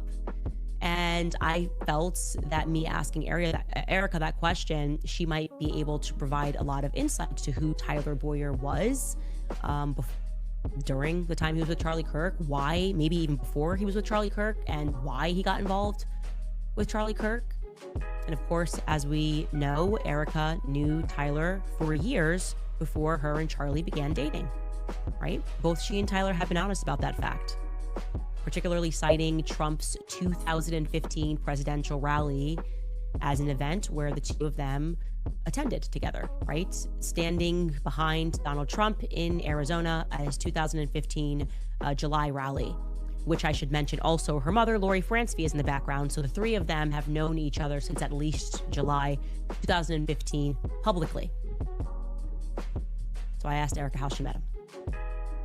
Her answer was that she met him at the 2015 rally because they were both standing behind Trump. And I immediately corrected her. I said, that's not possible. It's not possible because Tyler discussed knowing you already at the, if we're calling it funeral rally, do people, I don't even know if that's kind of what it was, like a funeral political rally. Tyler got on stage and he told the audience that Erica had called him asking how she could get involved, and that he then made a decision to put her behind Donald Trump. Here is Tyler making that statement in his own words at Charlie Kirk's memorial. At his wedding, I told the story of talking Charlie into moving to Arizona. He was an adamant Chicago boy. I needed to break that. Selfishly, I wanted him to love Arizona because I had recently convinced him to move Turning Point USA to Arizona. It was a hard sell at first, and that was until I hosted the first Trump rally in Trump rally history right here in Arizona in 2015. I got a call from Miss Erica Kirk, Miss Arizona 2012. I just want to help, she said. So naturally, I put her right behind the president at that first rally. Okay. So she called, she said, I wanted to help, and he put her behind the president. So I'm sitting with her and she doesn't remember how she met him, but she said that she would look back through old messages because, like me, she never deletes any of her messages. And she thought maybe, specifically, she said they had a connection in politics. Y'all are better than me because, listen, Candace, I will tell you, I don't care what you're trying to do, but if you're not law enforcement and I'm not under arrest or whatever, and this is not, I don't have to listen to you or follow your orders. I don't have to go through my messages. I don't have to do anything for you at all. Like, who are you? And I feel like if someone were reaching out to Candace and demanding things of her and telling her what to do or trying to tell her what to do, she would not listen to it because she's stubborn. But yeah, so she really has like gotten on this like high horse in some sort of position of authority as some sort of, I guess, blogger where she could just order people around, and if you don't listen or comply or give her what she wants and demands, then you're now going to be at the top of some sort of suspect list. So I feel like that's a way for her to coerce people into participating into her shenanigans. And I will say this for people wondering, like, they will say, why would you rather just cooperate if you want to help with Charlie Kirk? Number one, the actual suspect for Charlie Kirk is already under arrest. I'm not cooperating with foolishness. Okay, it's foolishness, it's conspiracy based, and the actual unaliver is already incarcerated. Yeah, Tyler Robinson. He turned himself in. Via a senator or a congressman. That's what she said. Now, in hindsight, after that meeting, because I have continued to prod the narrative on Carol and Tyler, I believe that's accurate. I thought, that's interesting. Who were the congressmen? Who were the congressmen that Tyler maybe knew? Well, I should tell you guys that Terrell Farnsworth and Tyler Boyer. And also she keeps on bringing up the neck wound. And a lot of times, if a bullet is lodged into a neck or lodged into a region, sometimes the blood does not spurt out because the bullet never made an exit. I think if the bullet had made more of an exit, then it would be more blood. But since it didn't, it got lodged in, that's going to be less blood. That's what I would think.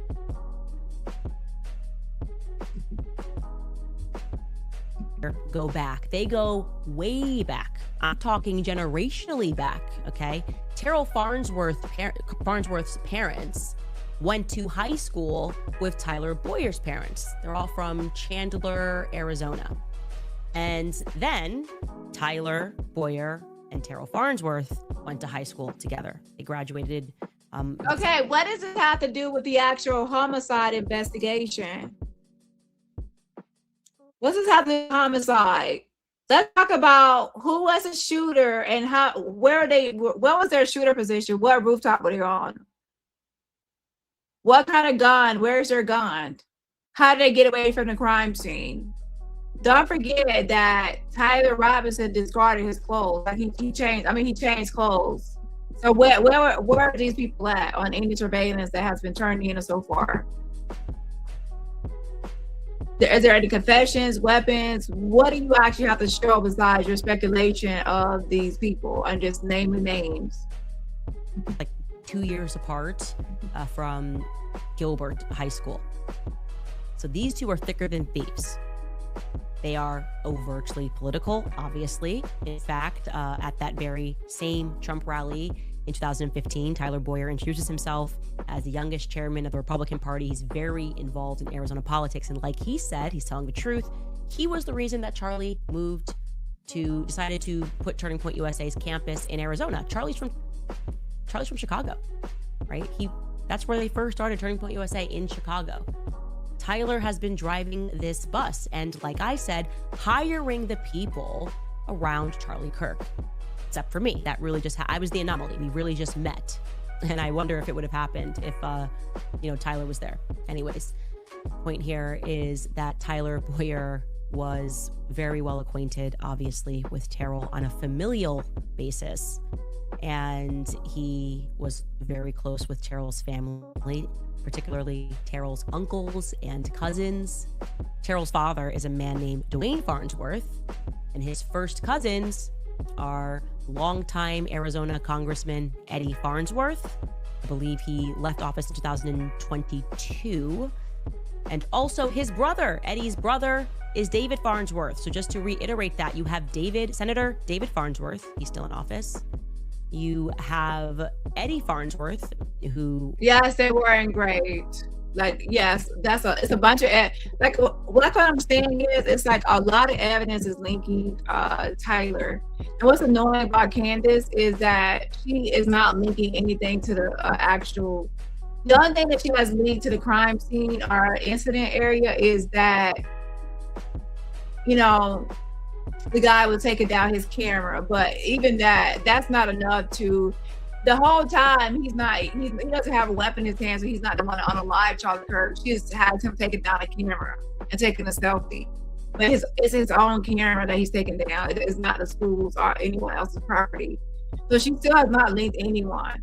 And we can see, like, when Charlie Kirk is shot in his neck, you can see like everyone around and how everyone's moving and people are running and things like that. And you can see the person on the rooftop because obviously the shot was fired from up high from the rooftop. And people are panning up, and then they only see that one area of someone running on the roof. And we now know that's Tyler Robinson. So she's not giving any evidence that's actually linking to the campus. Everything that she's talking about and everyone she's mentioning is not someone that is linked to the campus or linked to being on that campus or linked in any way, unless she's trying to say that something that they were not on campus and that they hired some sort of hitman. And if they did hire a hitman, then who is the hitman and where would he be at in this whole thing? Because a shot was fired and we see somebody running, and that's turned out to be Tyler Robinson based on surveillance, right? So she's not really connecting any of her stories to the actual incident.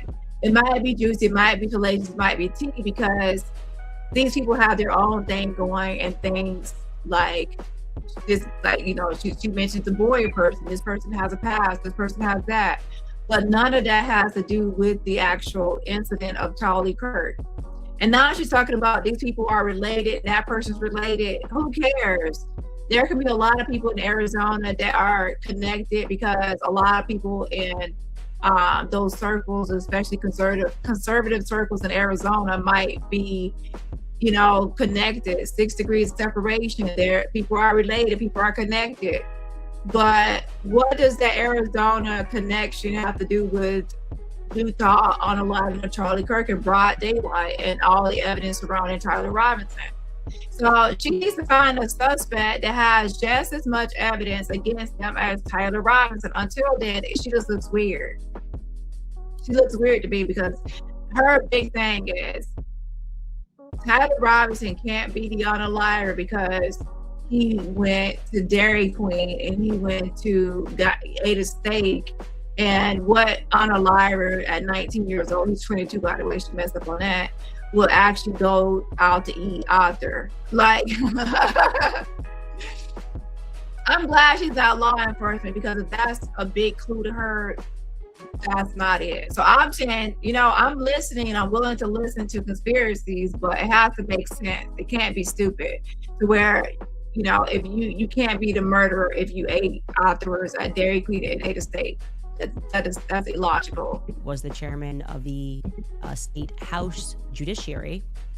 And those two men are brothers and first cousins with Dwayne Farnsworth, who is Terrell's father.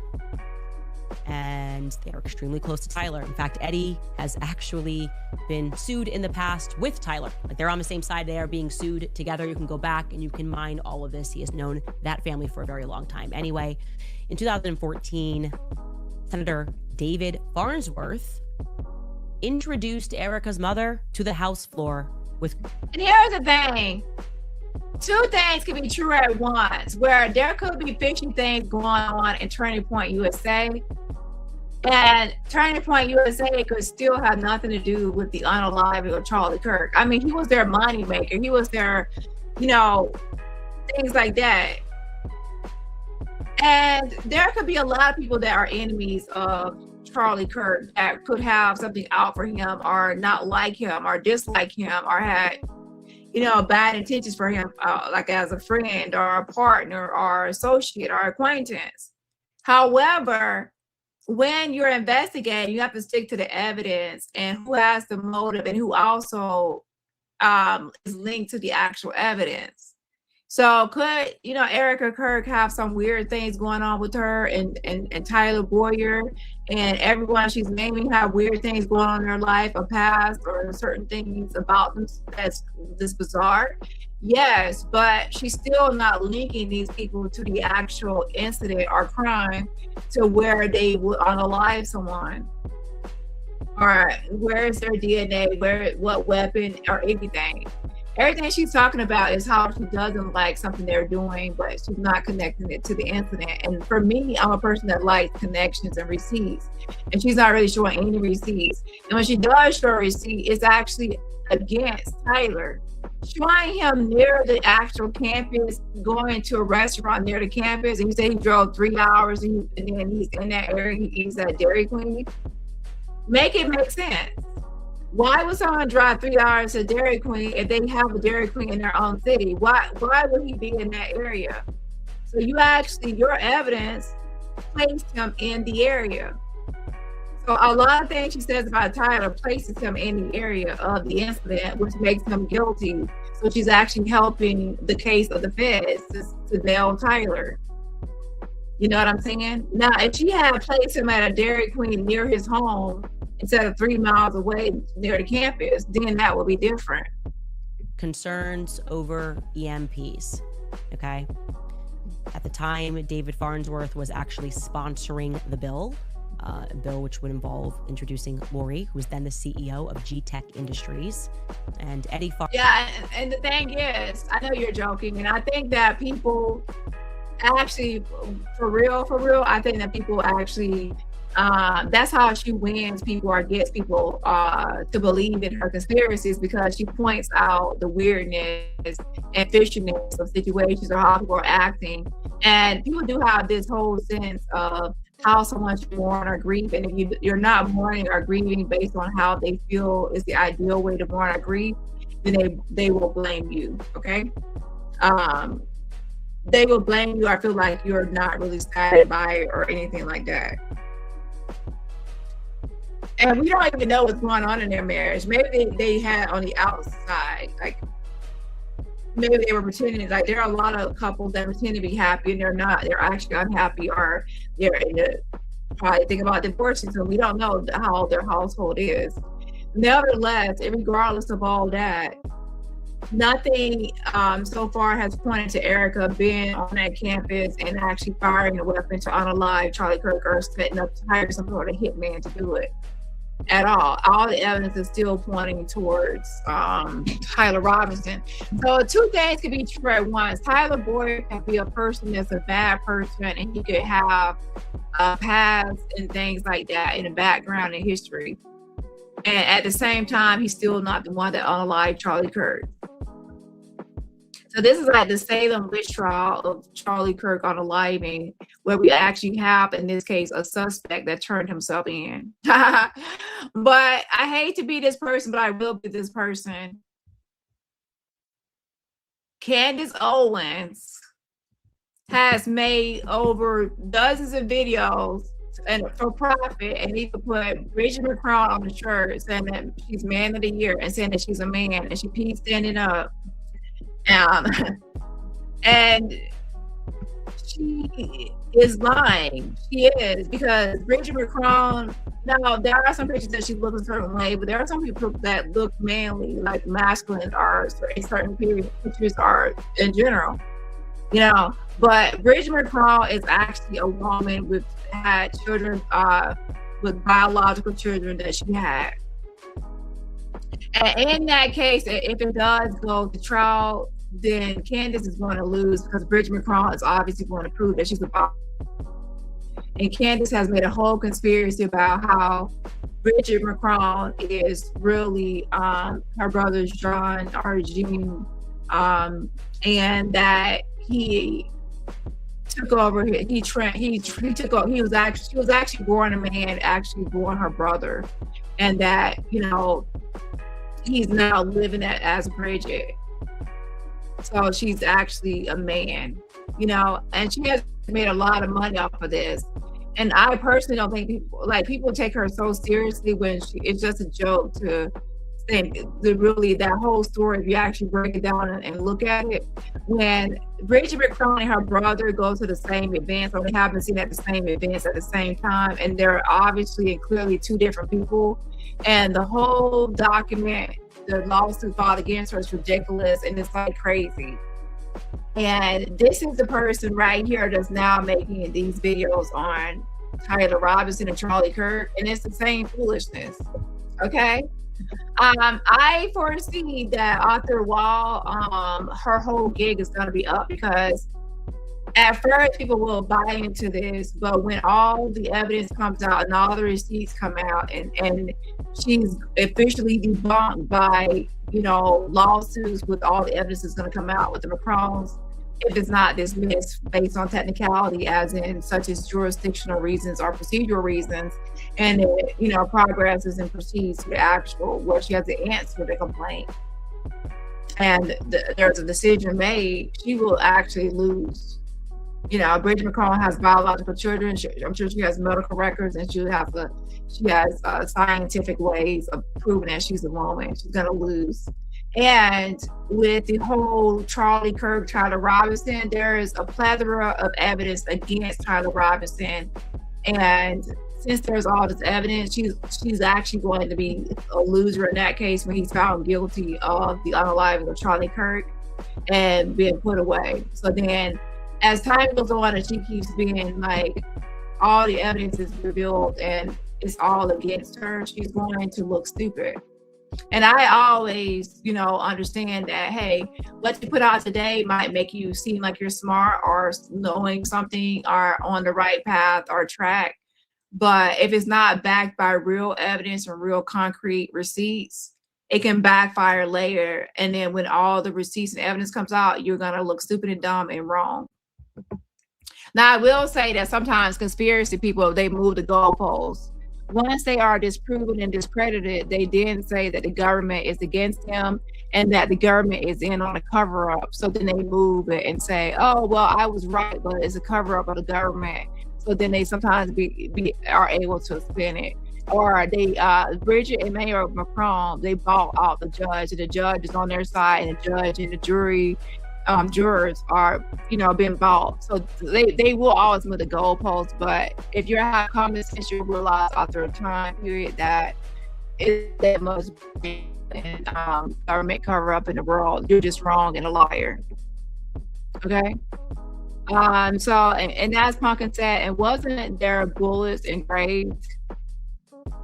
And yes, it actually turned to page 20. Well, on my page 26 of that information sheet, the rifle had a scope mounted on top of it. Investigators noted inscriptions that have been engraved on casings found with the rifle. Inscriptions on a fire casing read, "Notices bulge OWO, what's this?" And so there are inscriptions on inscriptions. So what I want to say is, in the actual Discord, and well, I can't remember Discord messages, it was something. Tyler Robinson already knew that there was memes engraved on those casings. So since he already was privy to this information, that is quite telling, because a lot of times suspects know about information before people actually find the information or the evidence. He knew about the gun that he had tossed in the bush area, and then that it was wrapped in a towel. He knew about that. He knew about the engravings and what was engraved. Only a suspect that owned the weapon would know this information, right? So that's how they can catch people too. And don't forget that they have red light cameras, and there's a lot of surveillance around a lot of places. They already seen where he was parked. They're obviously not going to show all the receipts and information to the public now. They're obviously gathering all of this, but I can guarantee you by the time trial comes, they are going to have a host of information, surveillance from, people's rain cameras, from red light cameras, signs, postings. They're just going to have a lot of evidence against him, and they're going to have, of course, the roommate, the parents,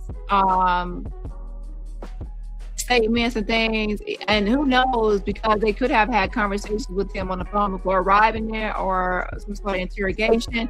We don't know what they're all going to have, but I feel like it's going to be a lot, and I just don't see how he's going to get out of it. People rarely get out of cases where there's DNA. In this case, where there's actually DNA. And where was the DNA all at? Let's go over it again. So all I'm saying for Candace is actually to show evidence that links all these people that she's pointing the finger at to these actual crimes. And right here it says, Tyler James Robinson surrendered. He surrendered to police. He surrendered to himself. Like, he turned himself in. Like, what more evidence do you need? When Tyler Robinson surrendered to police at the Washington County Sheriff's Office, DNA evidence, it says DNA consistent with Robinson was found on the rifle's trigger. Candace, do you see this? DNA was found on the rifle's trigger, not just in case it's a trigger. After shooting Mr. Kirk, Robinson had hid the gun, and he knew where the gun was hidden because he told his roommate. Discarded the clothing he wore when he fired the rifle, and told his lover roommate to delete incriminating text messages and not to talk to police.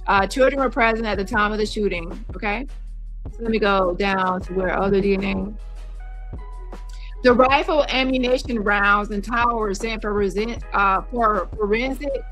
Let me go back up. Okay. The rifle, ammunition, rounds, and towel were sent for forensic processing. DNA consistent with Robinson's was found on the trigger, other parts of the rifle, the fired cartridge casing, 2 of the 3 unfired cartridges in the towel. So his DNA was on the trigger, other parts of the rifle, not just the trigger. So it's all over. Like, he pretty much had his hands, and to be honest, that large of a rifle with that size, and to grip it and to hold it and just to carry it, his hands are going to be all over it. And then, of course, the fired cartridge casing. So even the one that he fired, the cartridge casing was his.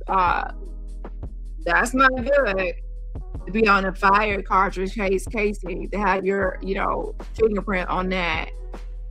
Yeah. And then 2 of the 3 unfired cartridges and the towel that was used to wrap around the gun. He's not getting out of this. And I can't wait until the trial is over, and let's see what Candace says and how she spins it.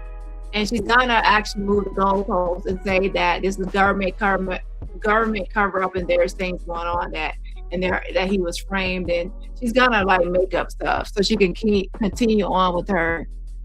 I hate to use the word scam, but If you know something isn't true and you're using it for content to make money, is it a grift or a scam? I'm just being honest.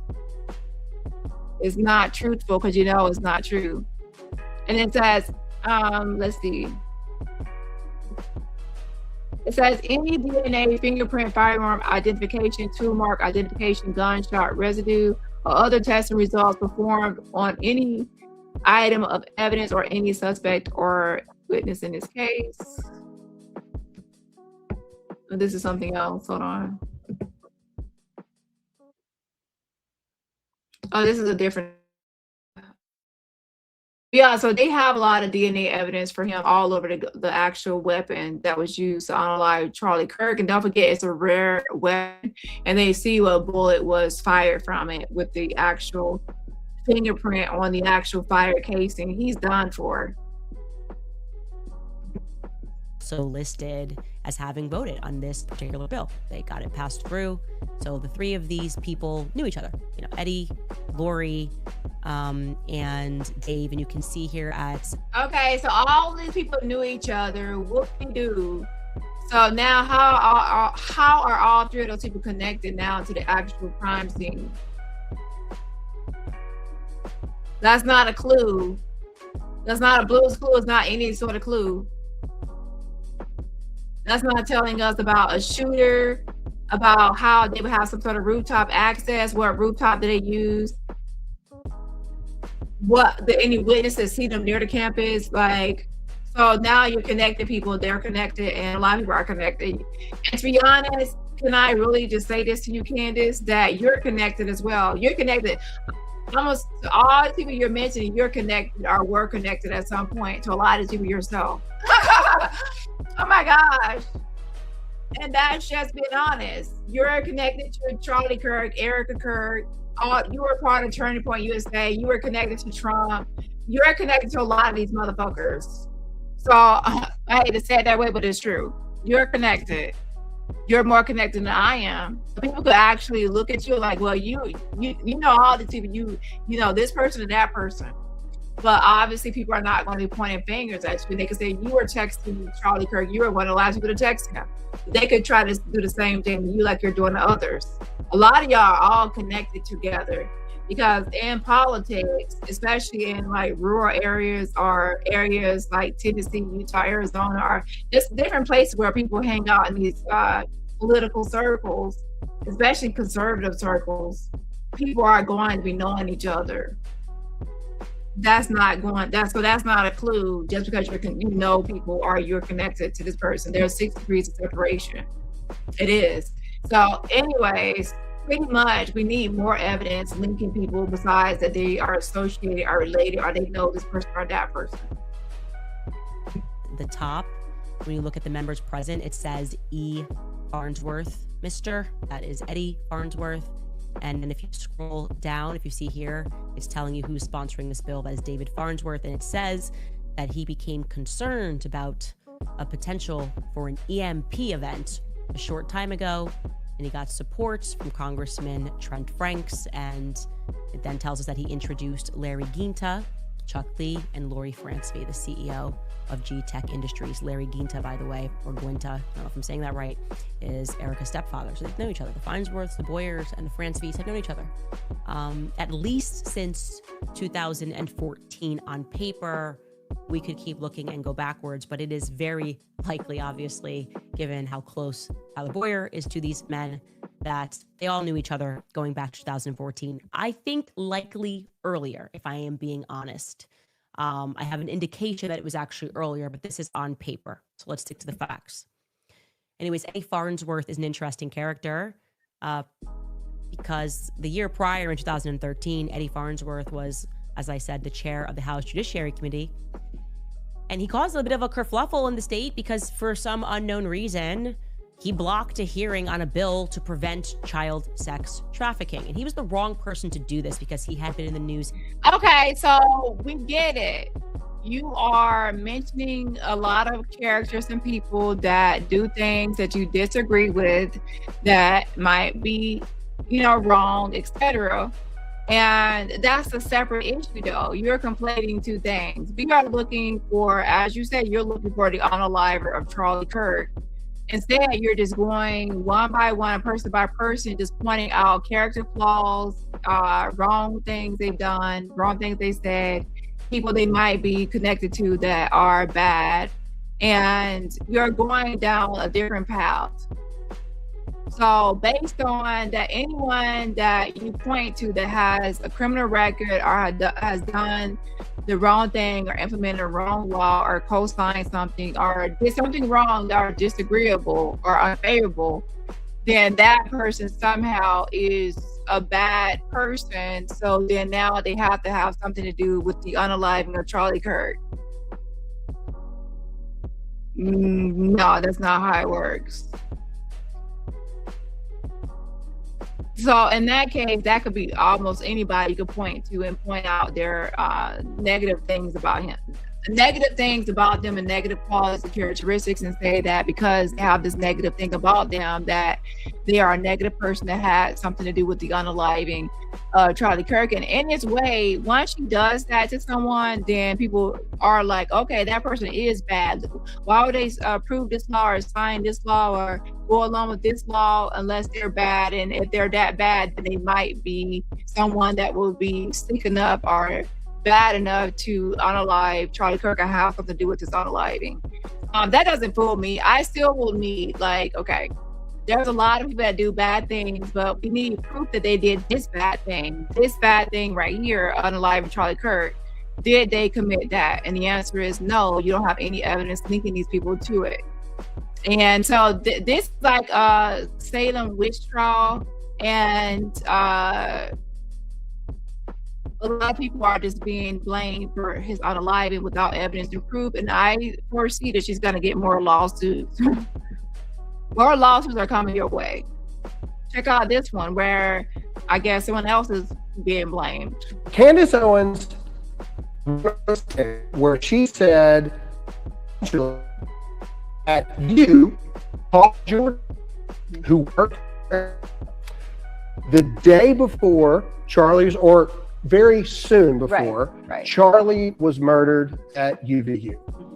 That is what she said, and she has used that as a conspiracy that you had prior knowledge, potentially, of Charlie's assassination, that Erica definitely had prior knowledge of Charlie's potential assassination. Or she would say, I didn't exactly say that, insinuates. Right. And the she has. And that's the thin line that she walks, is that she doesn't directly say things sometimes, but she insinuates or implies, and like it's indirectly, you know, an insinuation that you have something to do with it because of this or that. And so that way, if you say, I didn't do anything to Charlie Kirk, I didn't unalive him, and you can say, I never said your name, I didn't say you did anything towards him. But yeah, you literally have this person in the video about Tyler Robinson and Charlie Kirk, and you're going down this rabbit hole of potential people that have something to do with it or knowledge of a situation. So she's being indirect to try to avoid a lawsuit on it. But it's very sneaky, but we can really see what she's trying to do. But if someone tries to sue her for defamation, she can say, well, I never said you unalived him. I just said something about you was fishy or off, or, you know. Your family's life. So let's set the record straight, shall we? Absolutely.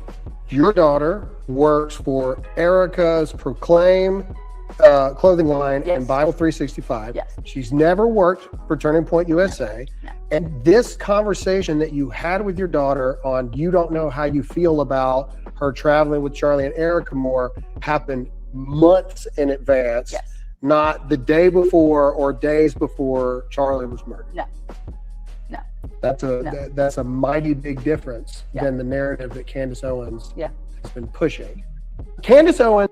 Well, guess what? I mean, she's going to go person by person, pointing her finger like the Salem witch trial, and blame, like insinuating or implying that people have something to do with the unaliving or Charlie Kirk, when the actual suspect, Tyler Robinson, turned himself in and surrendered himself to the authorities, and that's how he was captured. The police didn't actually find him. His parents spotted him. His mother spotted him on surveillance. Went to the father, said, "This looks like our son." They contacted him. The father, reached out and things like this. And the mother also had spoke to him. He said he was sick on those 2 days, etc. Anyways, he eventually surrendered, and that's how he is now in custody. And we're going to go over the actual one of the court appearances that happened, and some documents I have over the next 2 videos as well. But yeah, so what she's doing is she's conflating and like trying to correlate things that are not really, or associate things that are not associated. So she says people have done like unrelated crimes or unrelated incidents or unrelated laws or unrelated negative actions. And then she uses that negativity that she has associated with this person to emotionally manipulate the audience into thinking that someone with those bad characteristics and attributes and actions has to have something to do with Charlie Kirk, because a negative person will always do negative things. So that's the way to manipulate people, to hate people. If you want people to target someone or believe that someone is bad, you give them a rundown of all their bad actions. This person did that bad, they did this bad, they did that bad, this is fishy, that is fishy, this is fishy. And then the audience from there will say, oh yeah, that's someone we should be looking at. That's someone we should be watching. That's someone we should suspect of this sort of behavior and having to do with Charlie Kirk. Now, for me, I would be upset if every time someone goes live, they're blaming someone new. And I'm like, wait, were we just blaming someone else last week and now we're on to a new person? It keeps on changing. I'm sticking with Tyler Robbins. I'm not going to change my mind every other day based on who she decides to point her finger at this week or today. But yeah, that's not an investigation. That's a witch hunt, and that's like content generation for new content. Because once she runs out of content on Tyler Boyer and the next person, she has to find a new target, so she'll have new content. So this is keeping the content going. Okay.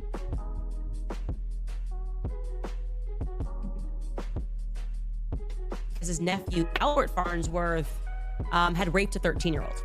Okay. Now, on this topic of this child sex trafficking. Now, let me say this. How is she saying that the nephew raped a teenager? That is horrible. And she should have get a trigger warning for that. Yeah. So rape is wrong.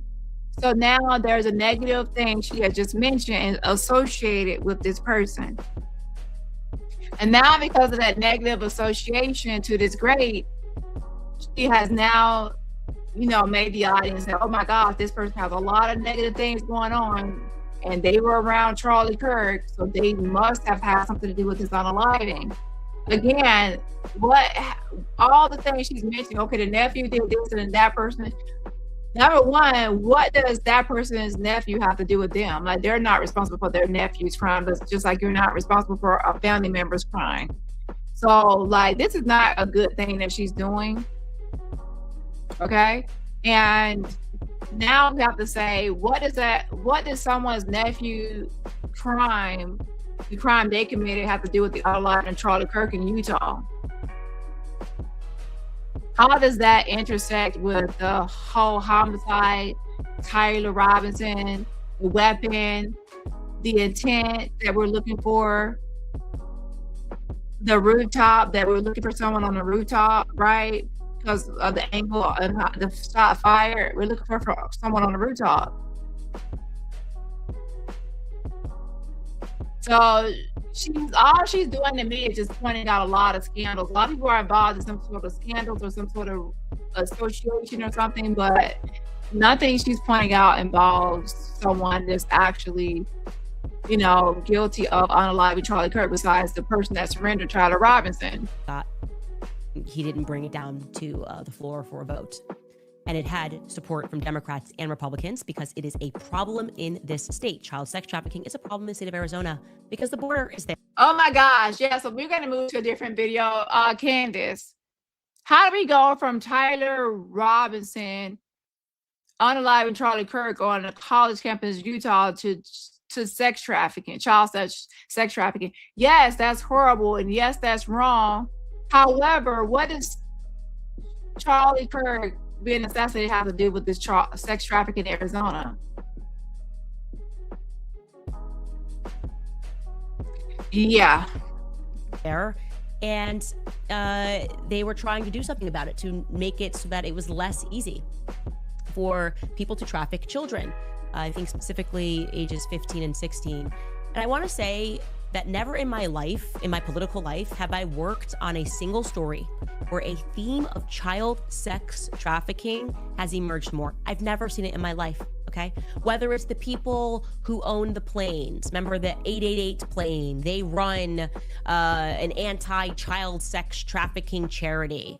Also in their profile pictures, they're wearing a t-shirt from another child sex trafficking charity, Operation Underground. And you will recall that following the assassination, Phil Lyman was speaking to the guy that used to run, I'm blanking on his name, Tim Ballard, that's his name, Tim Ballard. He used to run Operation Underground. And you know what? Maybe you need to investigate child sex trafficking and see what's going on with all the child sex trafficking laws and who's involved in this or that. And that's a whole nother content or avenue or some sort of investigation you can do. However, you need to separate that from the actual Tyler Robinson, Charlie Kirk, and assassination in Utah. It's two separate matters and two separate things. That's why there's no connection. So far, in this whole thing, no one has really mentioned anything about a sex trafficking ring. They've mentioned people not liking Charlie Kirk, and there's people were actually putting up. I will actually go down a different route. There was actually petitions put up, and people were signing petitions because they did not want Charlie Kirk on the campus because they felt like he spewed hate. So they were anti, him coming to the campus. So obviously there is some sort of sentiment going around where people were expressing that they did not want him to come to campus because of his political rhetoric. Now, if you follow that, you will see that that's more aligned with the campus reasoning for people not wanting him to come to the campus. And that's a certain atmosphere or environment or the mood or setting that he was coming into, a lot of people not wanting him there. So now, if you look at it, someone like Tyler Robinson, who is gay, and his roommate is transgender, and not liking that political rhetoric of Charlie Kirk, would, he would see that even other students on campus, where we get around that people don't want him there.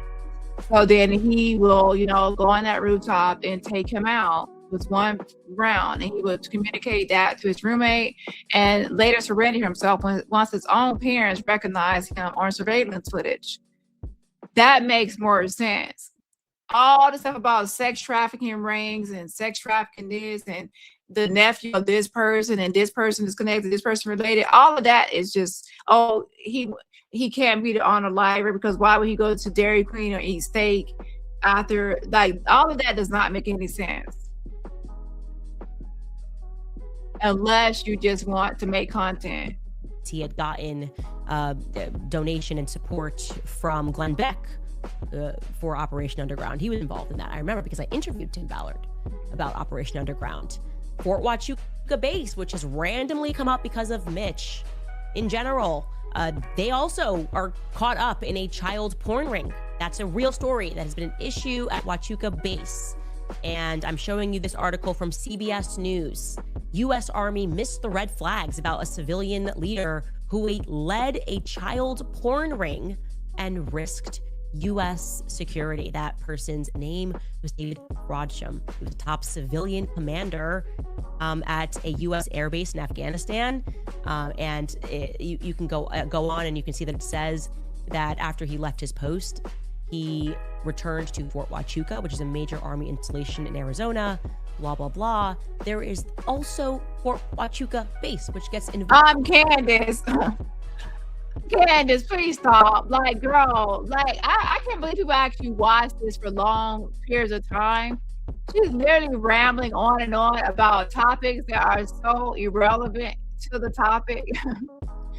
Like she's literally like giving a biography of everybody. So everybody at Turning Point USA and around the world is gonna end up on her show, and she's gonna give a whole background, their criminal record, their background, who they voted for, what laws they implemented or approved or co-signed, what their relatives did, and who they're connected to if their relatives committed a crime.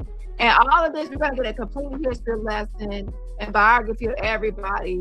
And there's never going to be anyone that's actually mentioned that's actually linked to the campus besides the one guy that took down the camera, and it was actually his own camera. His own camera. Now, if she had reported that he took down the camera and it belonged to the campus, I would be all over that guy. Like, why would he steal surveillance footage from the campus? That's not his camera. Why is he packing up the campus camera? But when she actually said that was his camera, he packed up his own camera that was at a certain angle. He packed up his own camera. Yeah. Now, it wasn't sufficient that he took a selfie. You know, I believe that he maybe wasn't besties. Like, go bestie, that's my bestie. Like, best friends with the guy, Charlie Kirk. He took a selfie because it's, you know, to videotape that he was there thinking about content. People are always on their phones doing selfies and photos and calling people when at weird times, but because it's like the age of social media. But he packed up his own camera, so that makes him suspicious. Okay, because guess what, if my camera was up there and it was at, you know, I feel like it might have captured something, and the fact that it's mine, am I gonna leave my camera there, or am I gonna get up there and take my camera down because I put it up there? If I put my camera up and set it up to video and then it's time to leave, I'm taking my camera with me. I'm not leaving behind. Yeah. Shout out to Speaking Vintage. Thank you so much for gifting Jules, 1,600 Jules. I appreciate the support. Mwah. Shout out to Tiffany as well. Thank you so much for gifting 1,000 Jules. Yes, I appreciate the support. Shout out to the missus. Welcome. Thank you so much for gifting 50 Jules. Yes, I appreciate the support. And also shout out to my mod Lemon for gifting 50 Jules. I definitely do appreciate it, y'all. And everybody else, remember, support my channel for free just by hitting that like button. So who is Candace going to give us a history lesson of next, or a biography of, and tell us all about their current, their past, their activities, their actions, their background record, their family, what their family has done. And at the very end, we're not going to learn anything about Tyler Robinson in the shooting or Charlie Kirk in the shooting. We're going to learn about some new person every day besides the actual topic. So I would prefer her actually going over the actual, where the incident occurred, and then from there, showing us around and maybe interviewing people that were there. But, you know, a lot of people cannot really speak now because they're witnesses. The people that are actually going to be witnesses, they are like kind of gagged from speaking. Not everybody there that was there at the event, but some people, the main people, key people. But obviously the shooter was someone that was present at the campus, because in order to shoot him, they have to be present.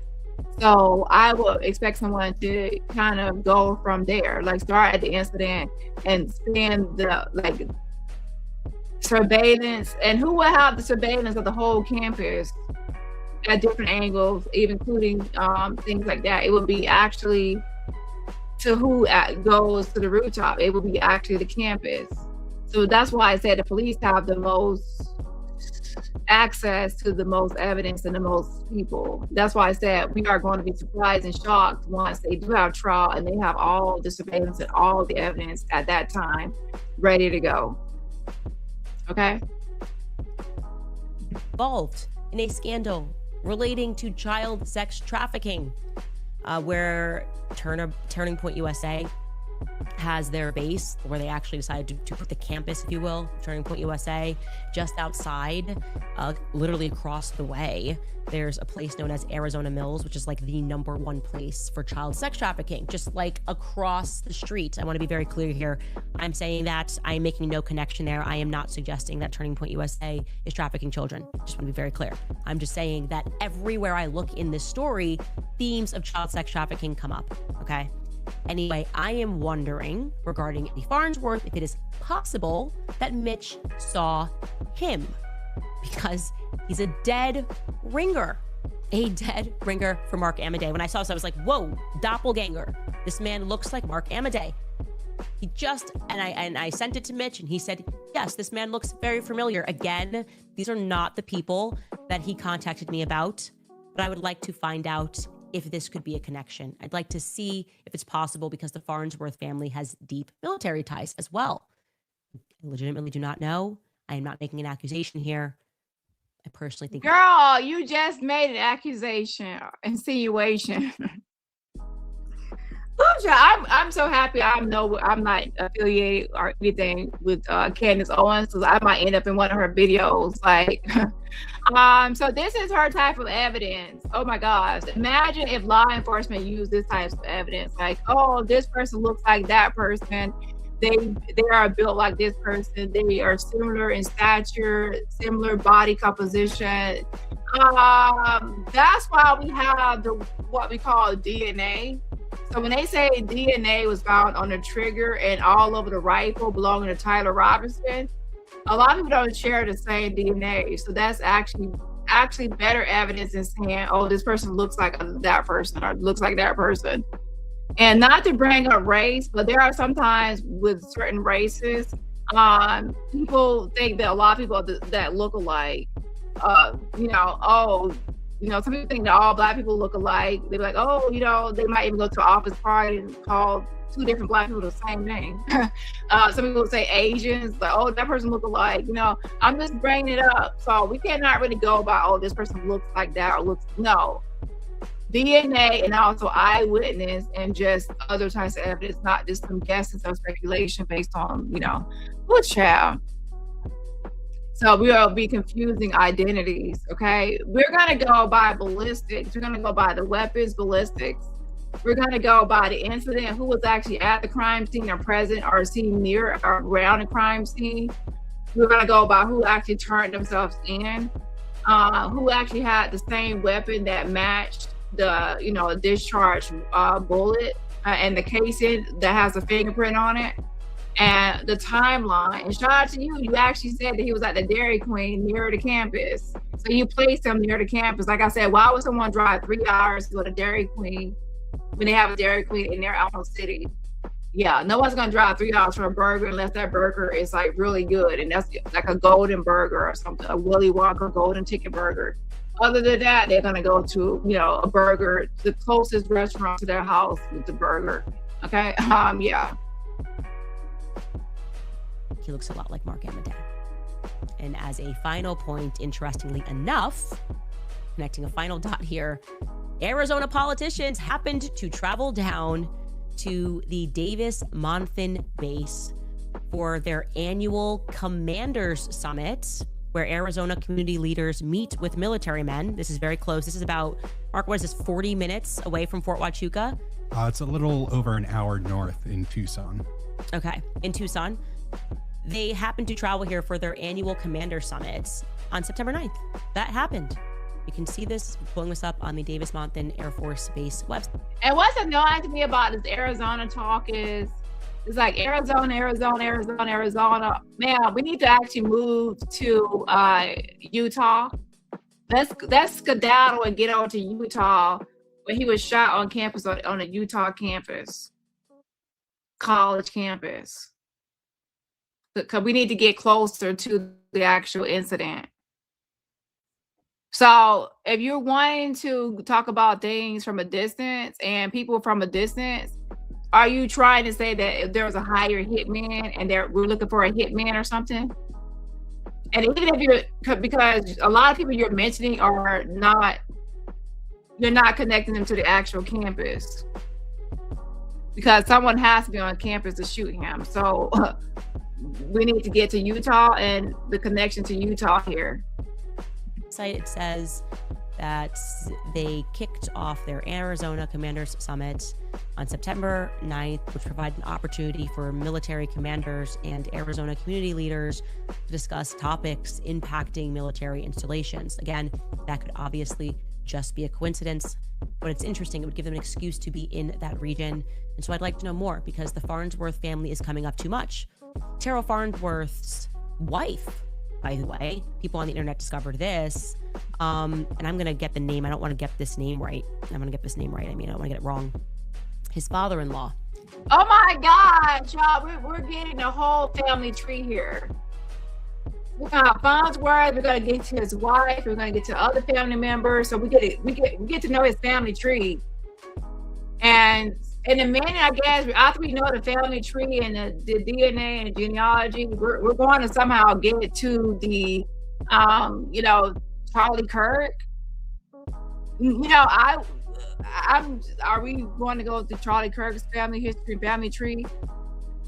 Is Thomas Burt, who ran Duncan Aviation. The FBO, I told you, that rented the cars for the feds. He actually ran Duncan Aviation as the executive vice president and COO for 22 years. Now, he did retire. He retired in 2019. There's just a lot of connections here that I think should be explored more about the Farnsworth family and the Boyer family. And I want to put this out here because something just, like I said, rubbed me the wrong way when I spoke to Terrell, and I can't let that feeling go. I think that Terrell knows more. Yeah, that was my vibe when I got off of the phone. So anyways, we're going to take a brief break here and throw it to our sponsors. Yeah, all of this is relevant to the actual Tyler Robinson or Charlie Kirk. I personally believe that she has a lot of beef with a lot of people. And if you get on her bad side, she's going to point her little finger and you're going to be a part of the Salem witch trials. The Charlie Kirk witch trials. This is the new thing, the Charlie Kirk witch trials. And she's the one that gets to point the finger at people. She gets to point the finger at people, and then they're now the new witch. They have to kind of prove that I'm not a witch, I'm not the witch, I'm not the one. And then whoever gets pointed at, we're going to get their whole family tree, genealogy. We're going to get, their background check is going to be done on them, and then, accusations and this and that. And then at the very end, maybe in a few days, we'll have a new person that she's pointing her finger at. That person is a witch. Like, Lord have mercy. So let me skip over this part. All right, you guys. So yesterday, we didn't really break the story. We just were kind of responding, I guess. We were very confused. Normally, we do this show at 4 p.m. Eastern, and it looked like the Daily Wire was teasing something on my channels, which they brought back, and then they released stuff on my old Instagram channels. And I guess it was supposed to be like a clever way of I don't know. I actually don't know at all what they were thinking. But it got them some attention, and then we were able to very quickly determine, because the tips box is just absolutely savage, that what's been in the works is that Daily Wire has been casting people for a show that's designed specifically to make fun of me and also Tucker Carlson. Okay. So she's now in her complaint, I guess, segment where she's going to complain about the Daily Wire mocking her. And here's the thing.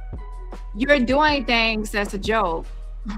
Like, you're literally making a joke of yourself, because ultimately, once it's all said and done, you're going to look stupid, because there's going to be a plethora and a mountain of evidence against Tyler Robinson once the feds have all their ducks in a row. So you're going to look ridiculous. If I were going to do conspiracy content, it will be on something that is like unsolved cases where no evidence will really ever surface. No, it will never, like, it will be probably unheard of that there is going to be an answer or get some resolve, or, the case is always going to be a cold case. So I would do like cold cases. Cases where there's a suspect that has surrendered, that's a no, because the trial and there's DNA and there's too much evidence, that's not going to land well. Like, it's not going to end well. Even like calling Bridget McCrone a man, maybe you're thinking that she would never sue you, even though she sued people overseas and internationally. But someone like her that has children, and she has biological children that, she popped out and she birthed, and she's going to be able to prove scientifically that she's a woman. That's like a dumb case to choose. If you're going to do conspiracies, at least choose things that can't be disproven. That would be the point. right? If it can be disproven, then you're going to end up with the stupid once the truth comes to the light. It's inevitable. That's why it's best to just stick to facts and the truth. That way you don't have to worry about your lies being revealed one day. So in general, I would say the Daily Wire has been in a casting rut, trying to find the new Brett Cooper, probably for well over a year now. Not easy to find raw talent like that. And I think really at long last, they found someone that they think might work. Except rather than being bubbly and kind, the idea is she's going to be a bit manic, over the top, and of course, a little bit bitchy and mean, right? Because if you're noticing, that's kind of the new Zionist bent, sort of this, and we've shown you clips in the show, like, you can't sit with us, we're cool. Like, you're broke if you don't like what we do, and we're hot and you're not. Like, the Hampton Summit, and they're like talking about how much money they have. Another brilliant PR ploy from a country that's mass murdering innocent children. Like, you can't sit with us. Never occurs with them that we just don't want to sit with them. That's kind of the whole point of what we're doing. Anyway, before Maddie, they apparently tried out other people for this role. They had considered a show, putting together a show that would make fun of me and Tucker Carlson. They tossed around 3 other people. They even considered doing a combination show with a person who had played the bailiff on Matt Walsh's Judged. And that didn't wind up panning out. Now, Maddie was then landed upon, and they decided, because we're really gonna stick it to Candace, we're gonna have her name the show In the No-No. Haha, get it? Candace says we don't know, but we know. Ben's on stage saying that expression is retarded. And now we're just gonna bring this show to life and give it sort of a Nickelodeon iCarly vibe, but it's the Daily Wire, but they don't have a kids department anymore, but this kind of feels like Nickelodeon, but it's iCarly meets politics, which is just kind of wrong. And the idea is we're going to take Candace clips out of context to make it seem weird. And I'm going to show you it. I'm going to show you guys so you can see it.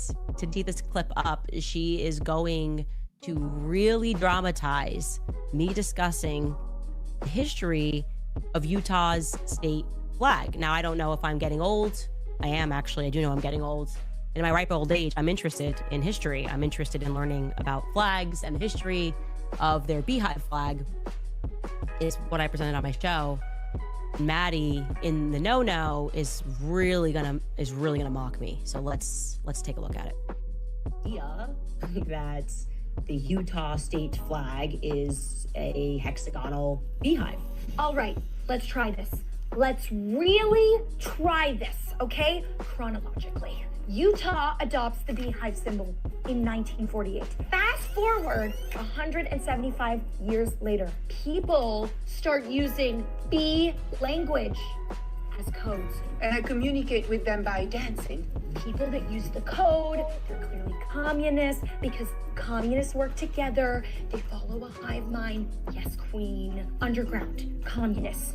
Mormons live in Utah. I watched The Secret Lives of Mormon Wives. I know what's going on here. They've always been known as the beehive state. And to be clear, it's not because they make honey. It's not because they have a high presence of bees. In fact, in terms of making honey or bee-related products, they rank number 24.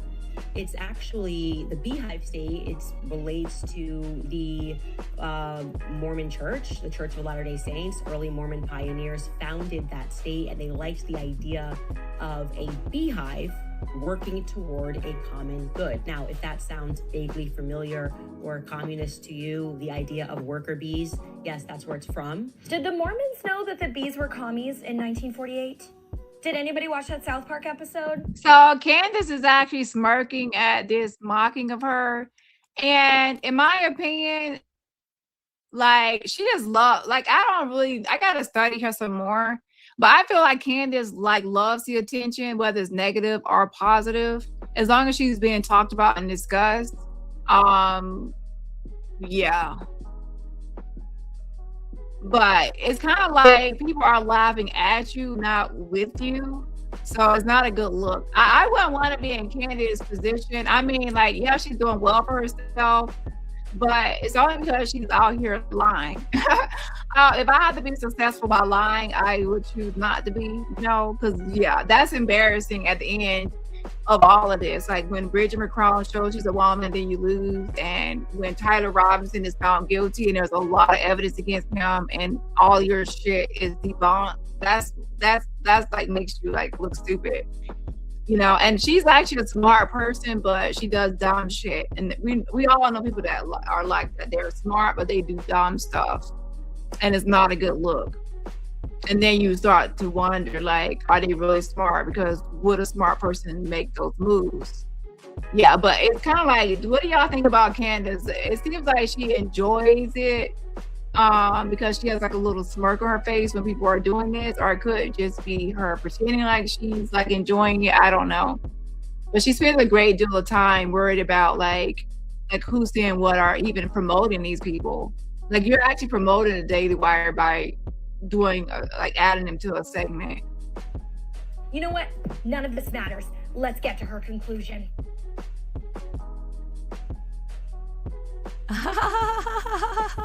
Yeah, never mind. I answered my own question. That's a fake laugh. So she's not really enjoying it. My bad. That's a fake smile and a fake laugh. I got it.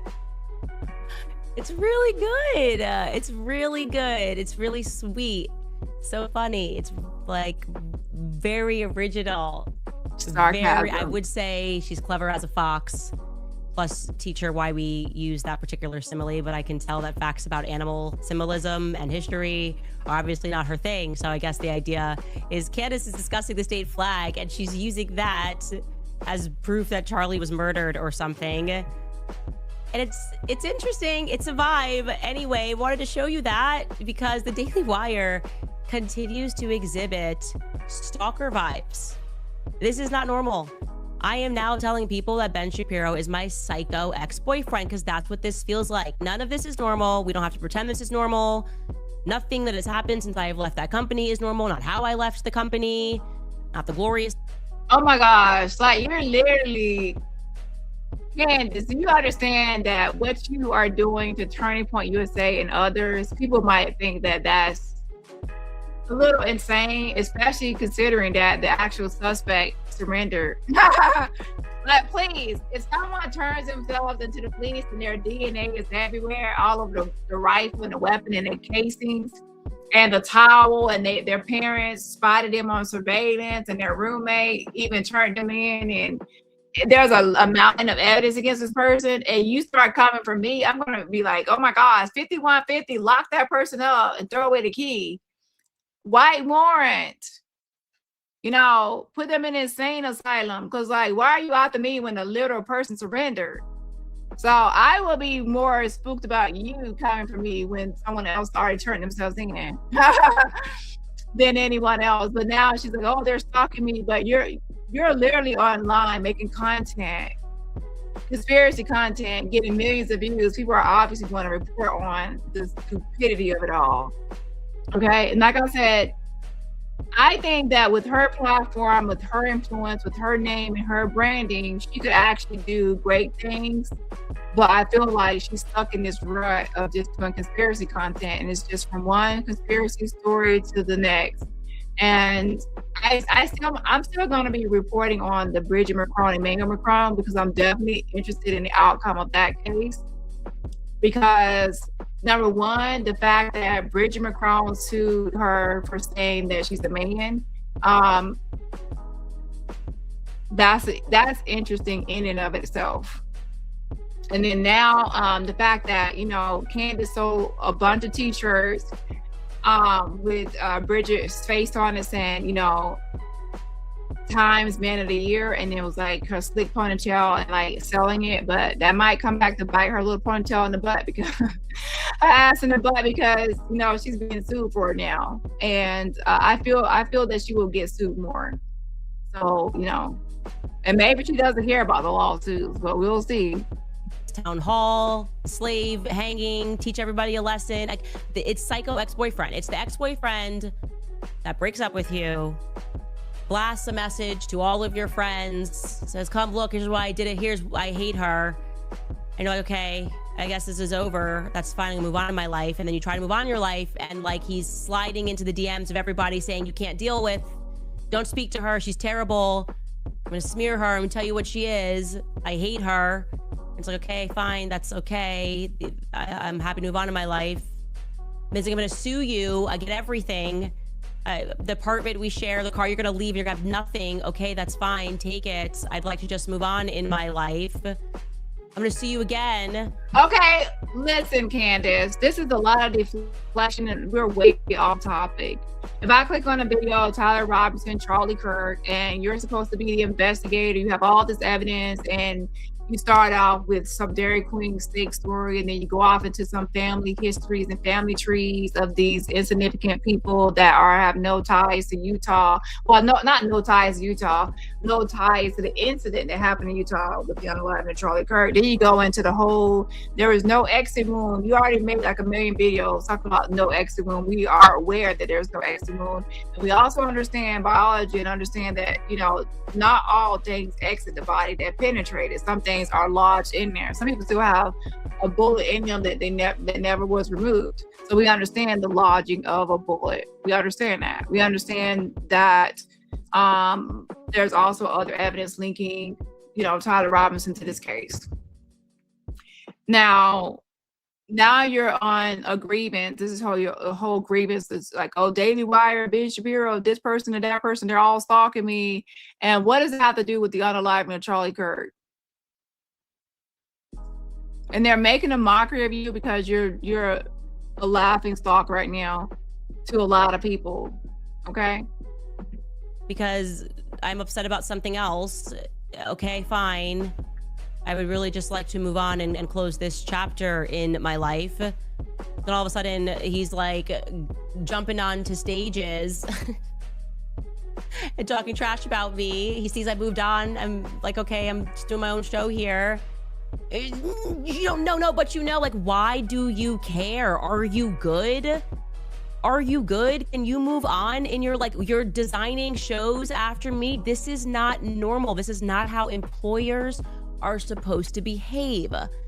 I'm being so serious. There's something about it that's like, and parking aside Maddie, she's just the latest pawn. They just got to find someone who really desperately. So understand this, Candace. You're making everyone else out there into content, and now people are making you into content.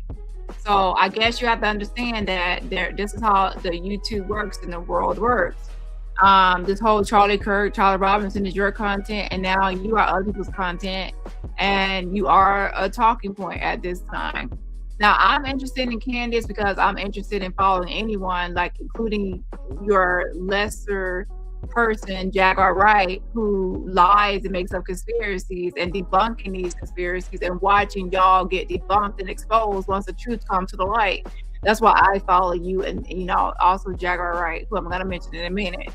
Okay? Y'all are not really here to get to the truth. Y'all are here to spin conspiracies and make up stuff. And then, trick people into believing stuff that's not real just for profit and financial gain. And then I like when y'all get exposed. So yes, now if y'all were actually, using your smartness and intelligence for good, that would be great. But you're not.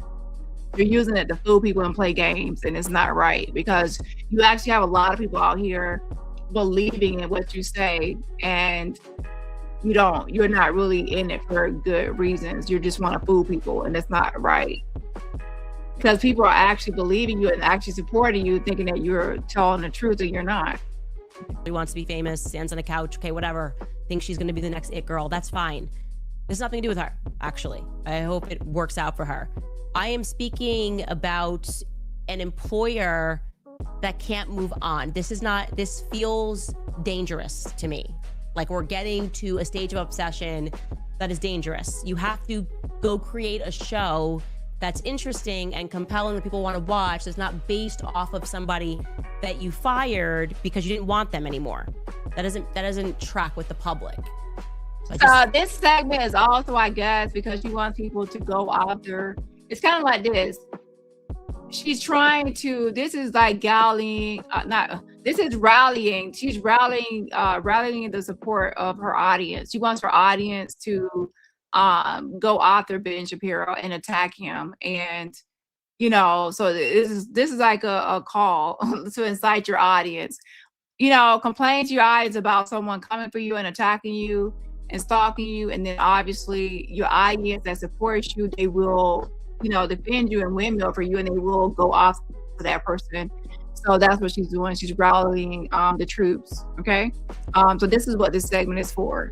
Like, he's stalking me, he's after me, he's interfering, he's doing this and he's that. So stick him. I feel like this is getting very creepy and it's making me uncomfortable. And there should, in fact, be laws to prevent this from happening. There just should be laws that prevent employers from sending interns to stalk you at events, from trying to get you canceled from speaking events, for buying your friends. Like, oh, that's the next step of the crazy ex-boyfriend. I'm gonna reach out to everybody you know and offer them money. Yeah, I'm gonna pretend I was Charlie's friend. What are you doing? Why are you doing this? Why are you so inside of my life? Please just move on. This is not mentally healthy for you, Ben. I want you to be better. I want you to get better. Seriously, move on in your life. It's okay. Let go of people that disagree with you. It's okay. Also, leave Megyn Kelly alone, because I see you're eyeing her too in a weird way. You seem to be gunning for her now. Let it go. This is not healthy, and I'm asking you. Oh my gosh, I gotta get caught up on all the Ben Shapiro stuff, but yeah, it's like, you know, two things to be true at once. Like, okay, Ben Shapiro is after you, and he's making this stuff and everything, and at the same time, you're doing a whole Charlie Kirk witch hunt and on all these other people. And sometimes it happens in the world, you know, where you are going after people and then there's people going after you. Like that looks like what's happening now. I'm not siding with anyone, because if you know me, I'm objective. I'm not team anyone. At the same time, it's just like, Candace, you are now content. So people are going to make content on you if they are actually in the entertainment or vlogging sphere. To leave this alone in 2026, go do a show that's based off of that girl's talent and something that's interesting, and don't just use her like a pawn. That's what I would say. Anyways, if you guys want to know the no, head over to Daily Wire, support Maddie. The show's gonna be great. Or you could just watch my show. And we can keep talking about state flags, actually, because then I got more interested in more state flags. Never mind, I'm not going to tell you about the Pelicans and Louisiana, but we were looking into that, and it is kind of interesting to learn about the pelican on the flag of Louisiana's state flag. Moving on, you guys, to... Essentially, you're actually sensitive about people mocking you or making you into content. I get it. What you have to learn on the internet is sometimes you will be content for others, and then other times you will use others for content. So people will use you for content and you will use others for content. That's the nature of the beast. Psychopathic things that are happening. I did not realize that Brigitte Macron is having those people who like retweeted things that she deems to be harassing the truth. Right? Brigitte Macron believes the truth about his gender is a form of harassment. This is very chilling. They are sentencing these people to jail. I did not realize that. You're scared that this could possibly happen to you. It's getting too close to home. And number one, there you go, misgendering Bridget by saying that she's his gender instead of her gender. And yes, people can get in trouble for certain things. So I guess this is over in France, right? You know, they move a little differently, and usually defamation and things are usually considered civil cases and not criminal cases.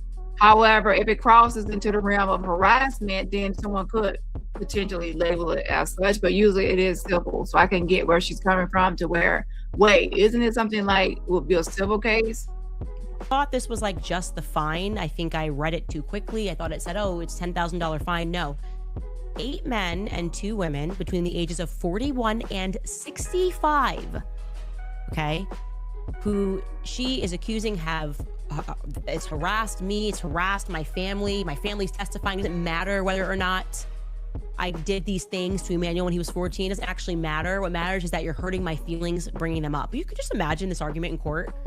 Like if Jeffrey Dahmer was alive and you're like tweeting at Jeffrey Dahmer. You're minimizing it. You're minimizing the defamation of it all and how harassing it, the harassment of it all to spread a lot of wrong information and to continue it despite someone telling you that it's not true. Someone could actually, say that's harassing behavior when you keep bothering someone. They said to leave them alone. Now, do I believe that in America that you could potentially be, jailed, like Candace could be jailed for harassment of the Macrons? Not really. But if it's to a point to where she keeps going and going and going and going, people have, like, look at Armand Wiggins. He got RO, an order against, no nuts for harassing him online. People get these orders, so it's possible. But even though that's civil as well.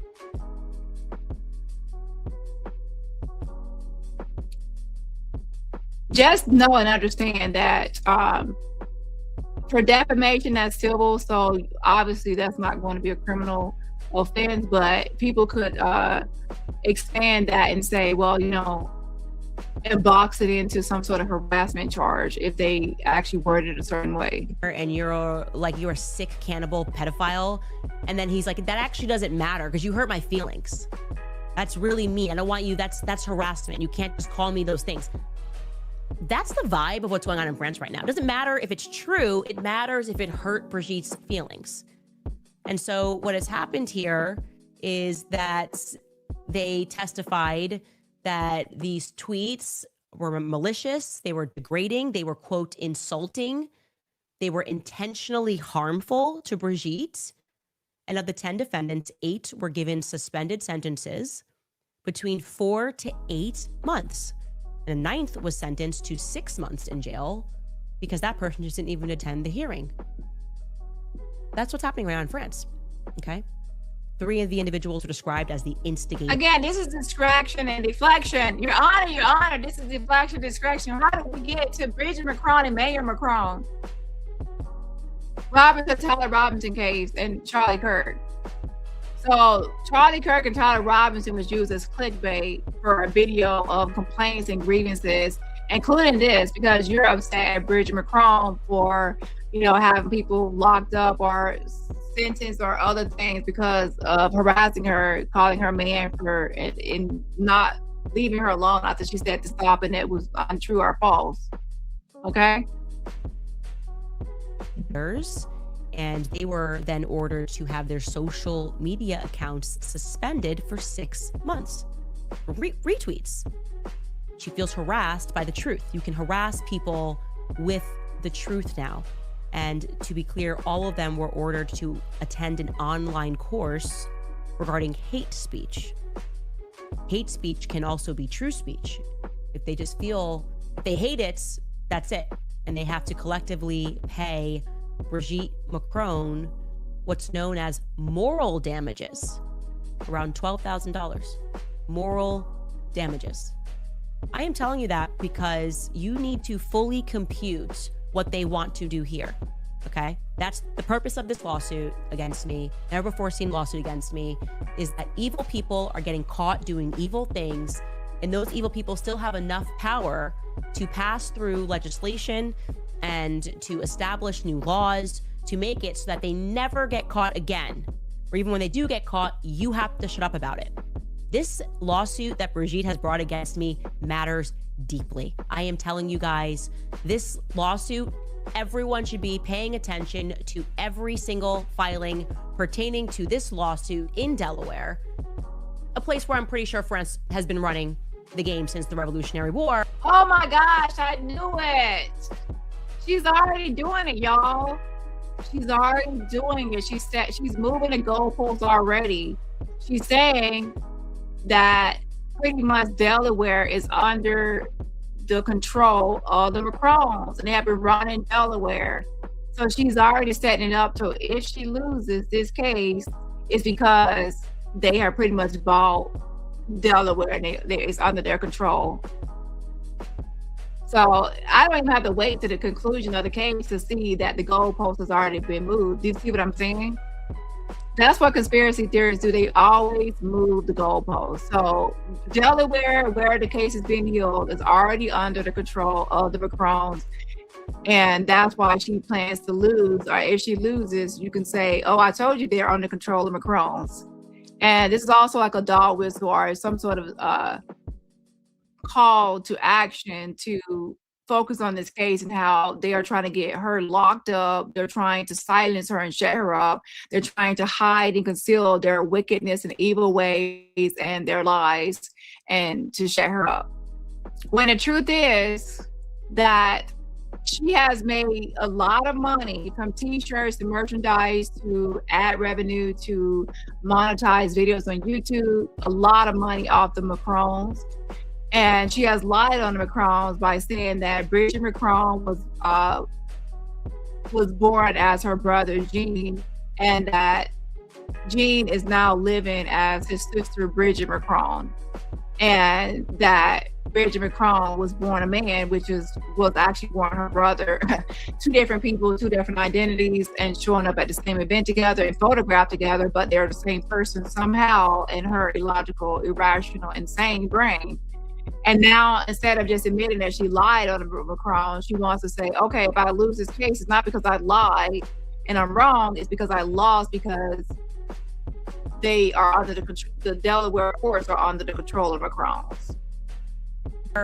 Because I believe that the feds are colluding because they want to introduce new speech laws in this country. Oh my gosh, yeah, I've had enough of Candace for today. So this is all a conspiracy against her to implement new laws about, and everyone should be worried about these new laws are going to be implemented because they want to silence people and cover for people like the Macrons that are wealthy. No, that's not how it works. You're being sued because you lied on Bridget Macron, you defamed her, and you collected a lot of money doing so. And even after she told you and even answered some of your questions and say, that she's not a man, you continue with the defamation. And now you're afraid because you see that others that have done the same to her have had consequences and punishments, and you're afraid that that's going to happen to you. And instead of actually owning up to what you've done, you want to now say it's all a conspiracy against you, which a typical conspiracy person would do. Make people fearful to tell the truth about the things that they have actually done. Wild. I just felt like I needed to fully present to you what was actually happening in France. Prison. 65-year-old person. Maybe they just retweeted. Who knows? We have to get into the documentation. But this is not defamation. She's not making the argument that these things are untrue. She's yes, she has. Why do you keep on saying she's not saying it's untrue? Like a million times, Bridget Macron keeps saying, I was not born a man. I was not born a man. I don't pee standing up. You keep on saying, oh, she pee standing up. She's like, no, I was born a woman. I had children. I'm not. This is what her whole lawsuit is about. So you're lying by saying that she has never, denied these allegations. So anyways, let's put an end the video here. As far as, let's move on to Jaguar, Wright, and then come into back to Tyler Robinson. But so this whole video was just a distraction, deflection. There was no evidence of anything about an alternative shooter.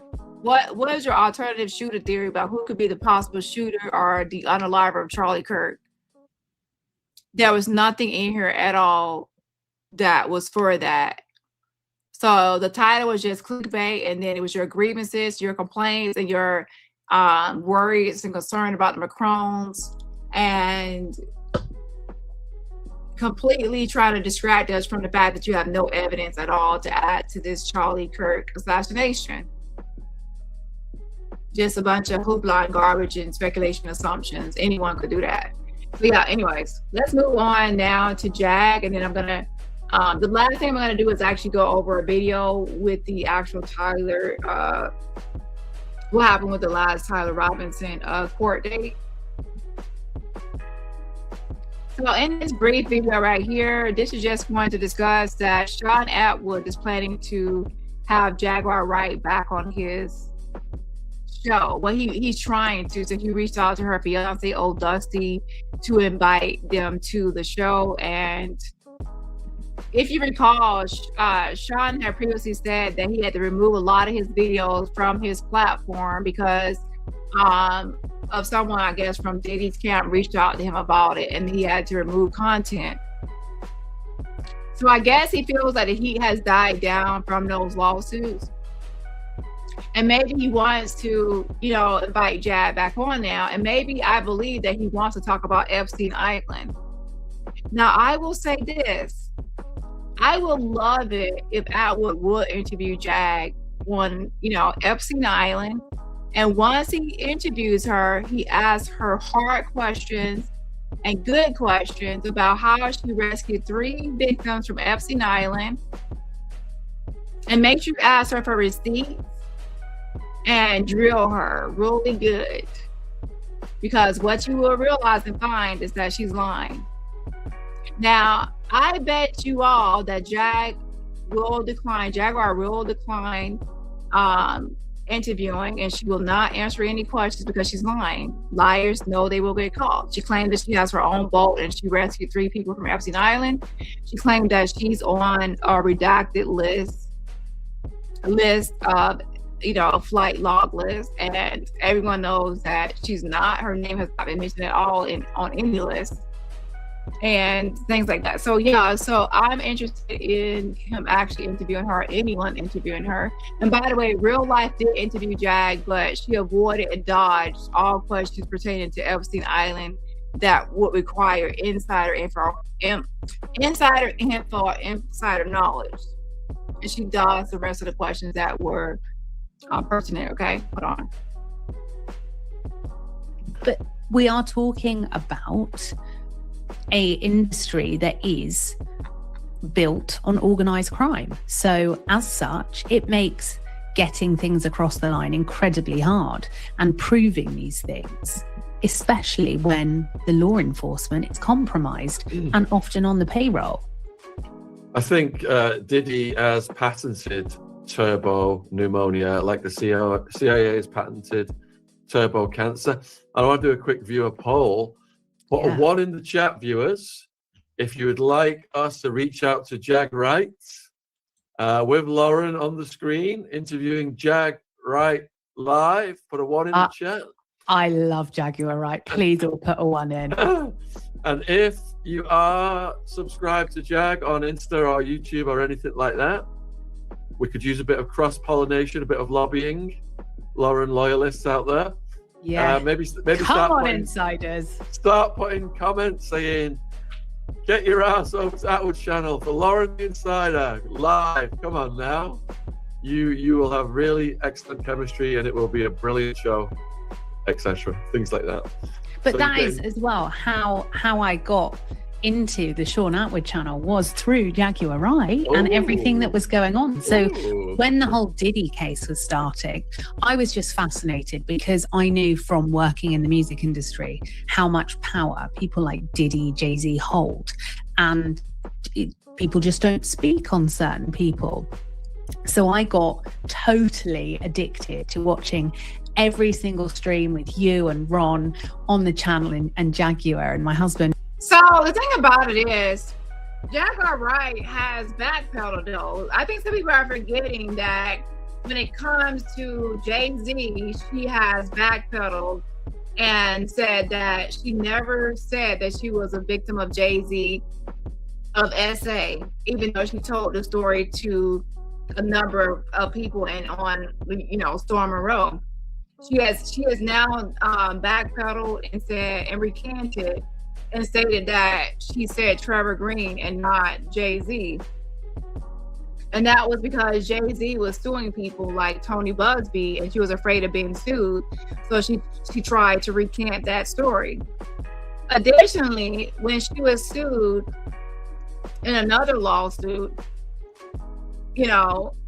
and accused of being a sex trafficker along with alongside Diddy, then guess what she did?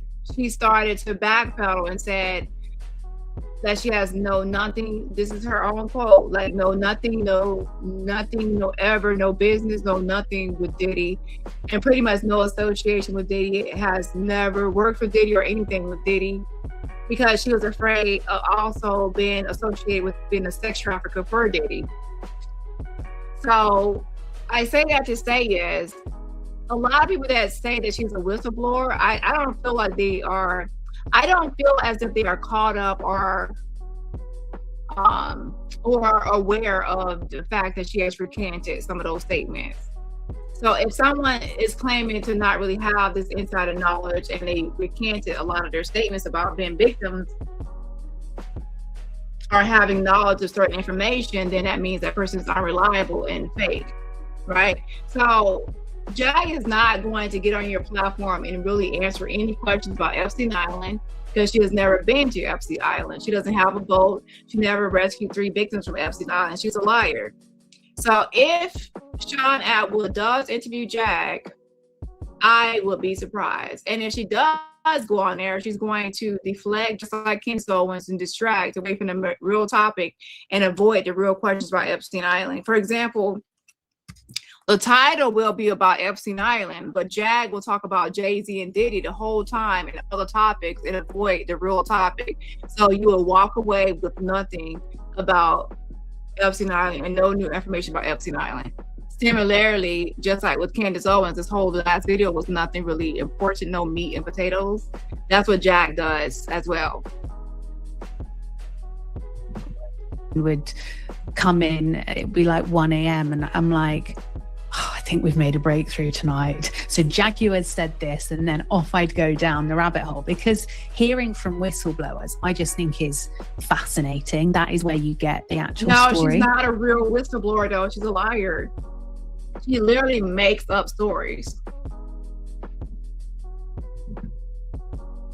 She's a good storyteller. She's good at telling stories. I mean, isn't that a great story to tell, that you rescued 3 victims from Epstein Island and that you're on the redacted flight log list, and that, you know, no one will ever see the list because the list would never see the light of day? Because at that time when she stated that in 2024, early, at the time when they first released lists, she heard the list was redacted, so she started lying about being on the list.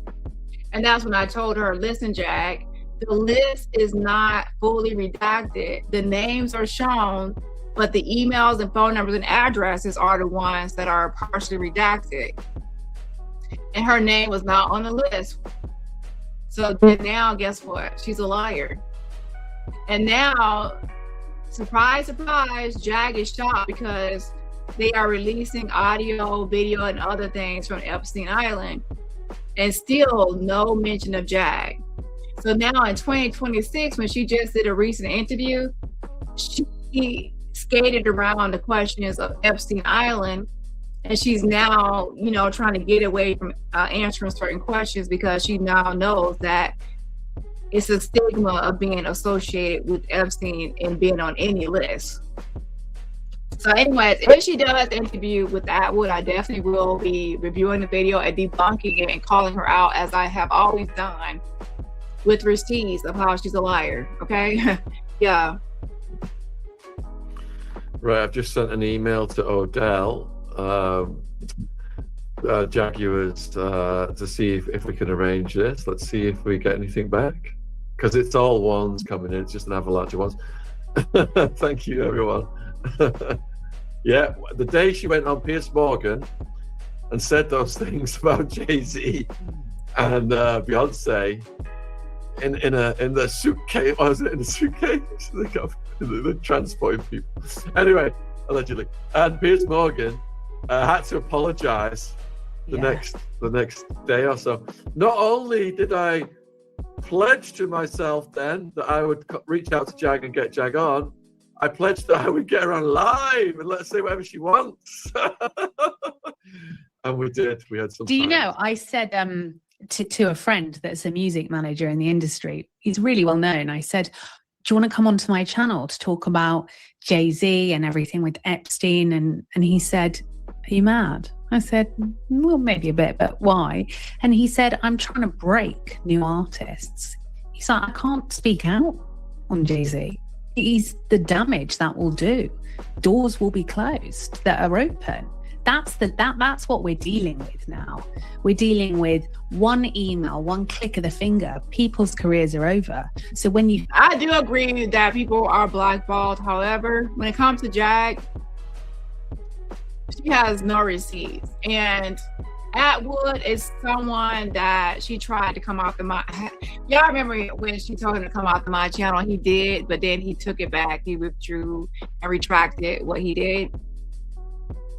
So, because he said he actually liked my content. I was doing a petition on something. He liked the petition I was doing, so he removed and retracted it after he reviewed my channel. But yeah, Jag wanted him to target me because she wanted to silence me. Now, that's actually something when I was actually putting out receipts and truth and she wanted to really silence me. That's called silencing.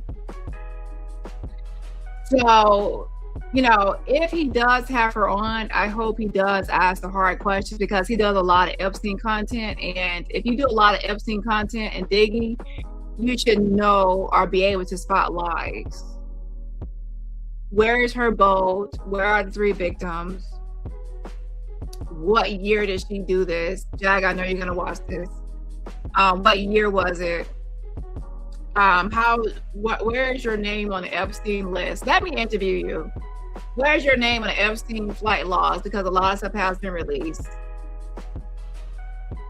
And why would you say that you had a boat and you rescued victims on a boat, and then on another live you said you were on a flight logs? That means you were on a flight, on a private jet, or you took a flight. So which one is it, the boat or a flight or a combination? And how are you well connected or connected enough to get on a flight to Epstein Island? And yeah, so it's a lot of questions. So we'll see what happens with that. Let's go back. So now let's get into the last topic, which is Tyler Robinson court. Okay, hold on. What's going on with the Tyler Robinson court? Now, Tyler Robinson is a real suspect in this case. So let's talk about the real suspect and not Charlie Kirk witch hunt that Candace Owens is on. Meant that her feelings are hurt because you know that she was born with a penis. Wild times, guys. We'll be right back after a brief break. All right, guys, jumping in here to tell you about Tax Network USA, because I know a lot of people owe back taxes or they haven't. All right, you guys, telling you that we have our new merch up on the website. You can also buy a hard copy of the autographed bundle, which is now the Epiphany. I think I'm right. Is today a holy day of obligation, Chris?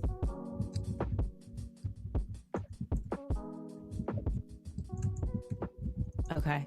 Got me. Brendan, you got me. I didn't know that. Angelina writes, oh, we are so back. By the way, the answer was that it's not a holy day of obligation, in case you guys couldn't hear them. Business writes, Candace, I adore you. My children watch you with me as well. My 28-month-old claps when she sees you on TV. Thank you for being our voice. You are often in my prayers. Stay safe. Christ is King. Thank you so much. That's such a sweet comment.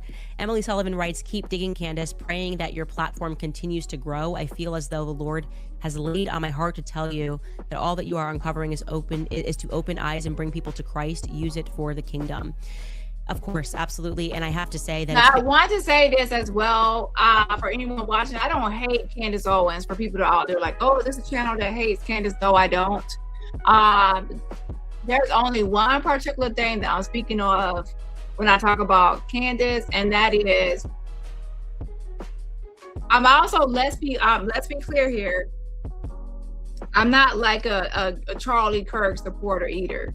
What I am is someone that is interested in how this case is going to be handled and how this case is going to be resolved as far as the evidence they have and things like that. I'm interested in true crime. I'm interested in actually, to be honest, homicide cases. So I am actually interested in this and how this all was handled, okay?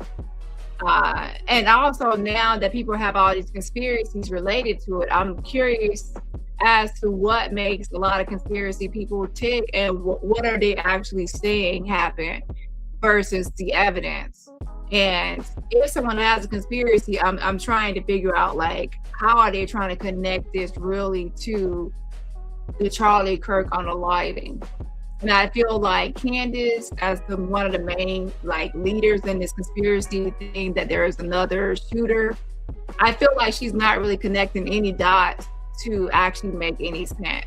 And a lot of things she says is very childish. It does not make any sense. The dots are not connecting. Like, we don't need to hear someone's family tree of what someone's nephew did. That's something unrelated, something irrelevant, something insignificant. We don't need to know certain things. It's like she's like deflecting away. Like, it's like a complete deflection. And then she goes on to talk about the Daily Wire and other things, and there's no substance to it. It's just been so heavy. I feel better this year, obviously, than I felt last year, but it is just that Tim Dillon dark comedic skit where you just go, what is happening? Has this world always been this way? Okay, it has. And I think a lot of people want answers, like, what is the next step? And I don't know. I don't have an answer other than committing ourselves to truth unapologetically. We have to grow louder. They want us to become more silent. We have to expose them. That's what Brigitte is doing. It's like, we'll bankrupt you, we'll kill you, we'll do whatever it is to shut you up. And they want us to be fearful. And I think that we just have to continue. Now, with the Macrons, I think that they really just want you to be honest, Candace. They gave you a bunch of opportunities and just to retract. They want you to lead them along and retract and stop lying and making this up. So if you just apologize or even just stop with the content and just retract it, I'm sure I bet the Macrons would drop the lawsuit if you recanted, took it back, and let them alone. That's really what I think they really want. But you want to be hard-headed, you want to be stubborn, you want to keep going with this content because you don't want to admit that you were wrong, because you could lose audience. And if you lose audience members and supporters, you lose money, you lose credibility. So you're wanting to just stand 10 toes down in it. But that's simply all they really wanted, was for you to stop. Emmanuel Macron even reached out and talked to Donald Trump, which you know of. And he pretty much wanted Donald Trump to be like, hey, you know her, talk to her and get her to back down. You pretty much told Donald Trump to shove it, and you kept on doing things, and now you're not even really getting along with Donald Trump, which I don't care about, by the way. But the point is that that's all they really wanted you to do, was to stop. But you are a stubborn person. You don't stop because you don't want to be outed as a liar and lose credibility. But hey, such is life. Such is life. To say, you know what, the truth matters and the truth is enough. And that's why I always say, if you're wondering what you can do, I do believe that the frequency of truth hits harder, and repeating the truth and saying the truth and not being fearful is a part of it. It's a part of how we've been thus far able to expose so much. I think that's accurate.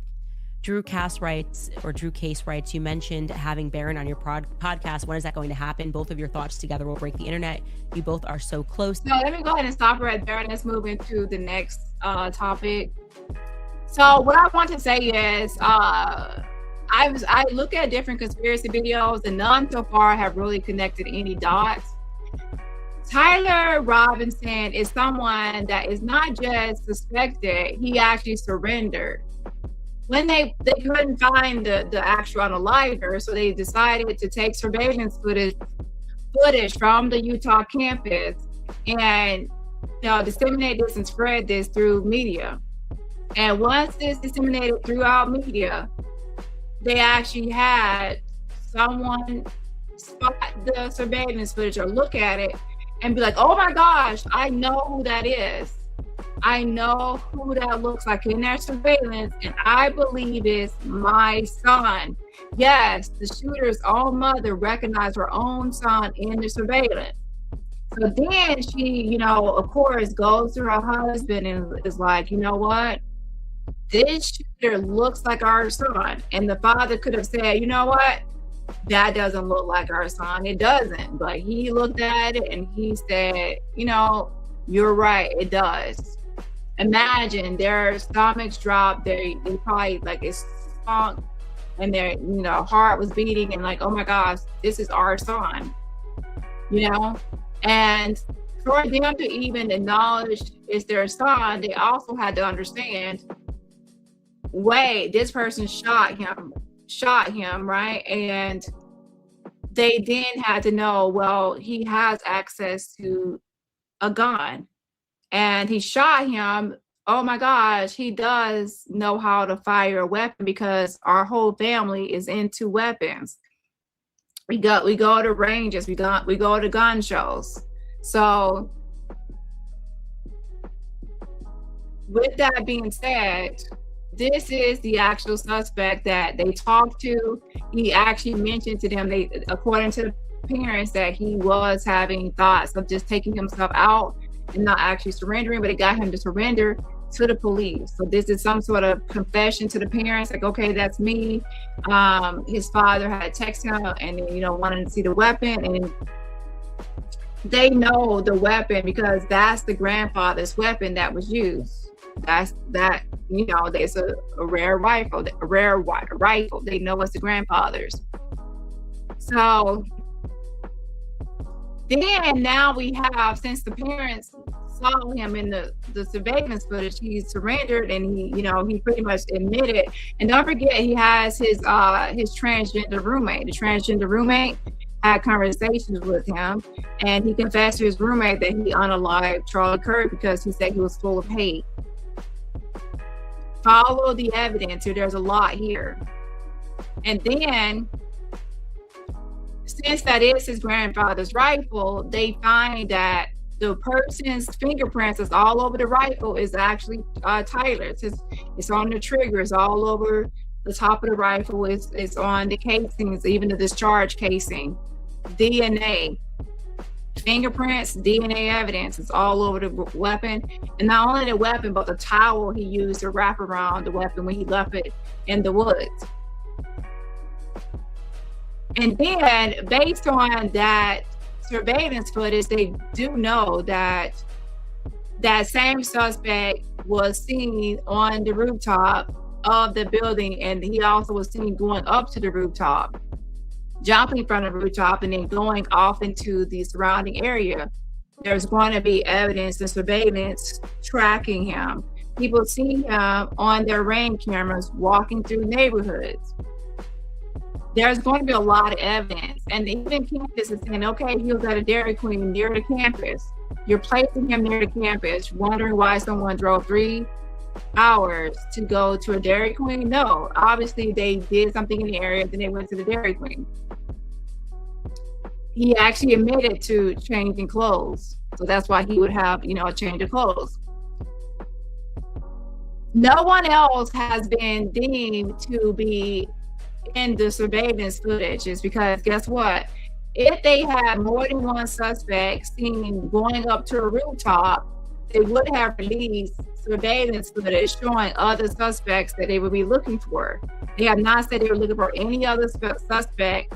And remember, there was only one shot fired and one entry wound into the neck. So they're looking for one lone shooter, so that there's no need for them to release any other surveillance. So no one else was seen entering or exiting or going up to any rooftops, right? And also, based on how the shot rang out and how there's no exit wound, obviously we already know it's a rooftop shooting, and it was angled downward into his neck. So if you think about something going downward, an angle is going to go down into the body and not through the body. So down into it and lodge in, and compared to going straight through. So that's why, okay?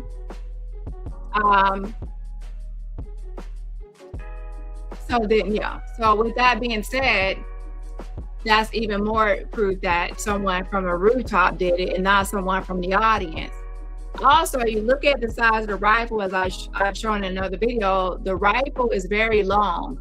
So if you're in a crowd of people, which he had a crowd of people in front of him while he was under the tent, if someone in the crowd, like down low, were shooting, it will be like directly like straight across, like more, directly in front of him, or at least sideways. It wouldn't come from a downward angle, like from a high top place. So if someone were in the crowd in front of him, they would have to pull out the rifle, and they would also have to position the rifle, and the rifle will be long and extended to where people will see the gun being pulled out and actually positioned and propped to shoot. It's not like a small handgun where you can just pull it out and shoot it. Maybe someone wouldn't actually see you.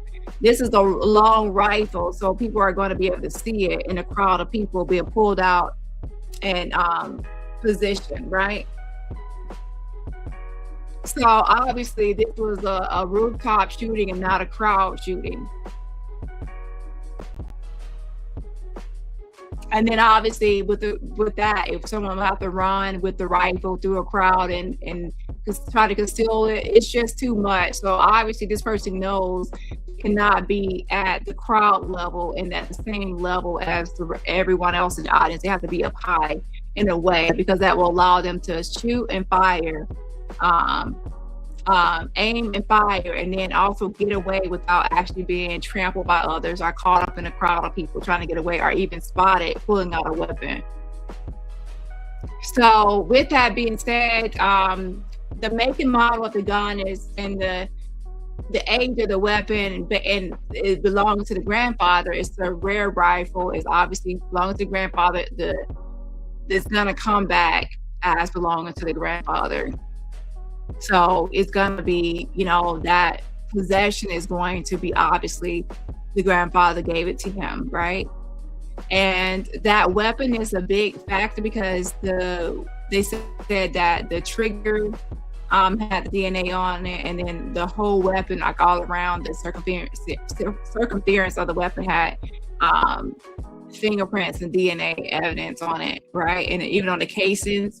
And then don't forget that he was in Discord and other places mentioning the memes and how he had engraved things on those casings. So that's obviously going to you have to pay someone, or you have to do it yourself, or whatever how it's done. It's going to lead back to him because he had knowledge of that engravement, and only the shooter and the owner of that weapon would know what's engraved.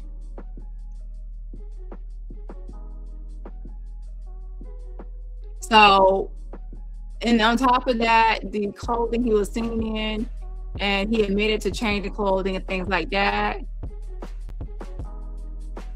And where his vehicle was parked and where he went back to, and the evidence of all the surveillance from people seeing him walking in neighborhoods and limping in certain areas.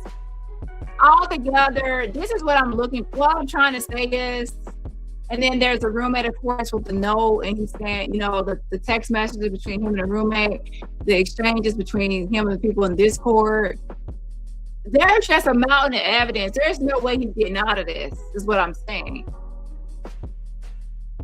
And don't forget that once they actually look at other surveillance, like the camera lights or other public surveillance, and that people saw him at the Dairy Queen. Don't forget that he has a phone. He has a phone, and his phone is going to be pinging from here to there and everywhere. Ping, that phone is going to give him away, because when you start using messages and texting people and connecting to things, your phone is going to be pinging and showing different areas you're in, right? So all together, Candace Owens versus the police and their investigation, the Leo law enforcement officials and officers, Tyler Robinson is the suspect, and I believe that at the conclusion of this, he will be found guilty.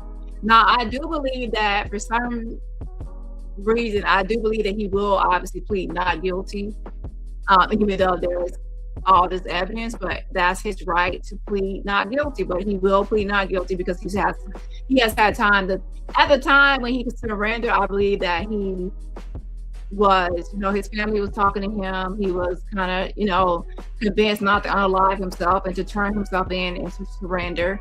And I believe he did it. But now, after thinking of how he wants to get out of jail and doesn't want to spend the rest of his life in prison, and I think they're aiming for capital punishment, like they, the legislature capital punishment. Now I believe that he wants to pretty much get out of this, and he's a smart person because he has had a high GPA and things. I do believe that he'll plead not guilty, but then a juror of his peers will find him guilty. So what I will say is, until Candace Owens has this same amount of evidence, and substantial evidence, she's really not on to anything compared to the state's evidence. Yeah. So anyways, I will go over other videos she has as she puts them out and see what she has to say and how she's trying to connect dots. But for now, as someone that goes by, other types of evidence, her evidence is insufficient to actually to be out here accusing people on some sort of Charlie Kirk witch hunt. Okay. Fully evaluated, and the court will impose only those sanctions that are appropriate and proportional under the circumstances. Before imposing any sanction, the court will make specific findings on the record. In addition, the court may consider any. We're gonna speed this up and go over it some. This is a Tyler Robinson court case. Then it was about like 2 weeks ago. And let's go over a few, not for that long. We might have to finish up another day of what happened or what transpired during that court hearing. Okay, hold on.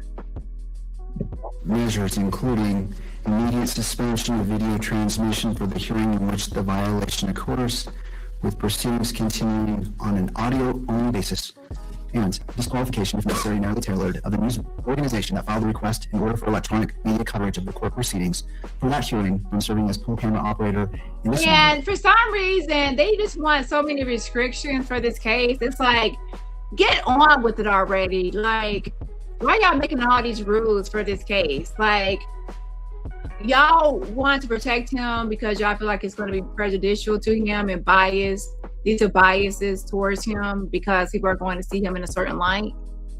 To where they had like these transcripts that were redacted and available for the public, but when I went back again, it was like they had put it not public or non-public, and I have a copy already, thank God. But I feel like they are trying to keep this under wraps. And oh my gosh, I should not be saying this because conspiracy people are going to be like, oh my gosh, they're keeping it under wraps.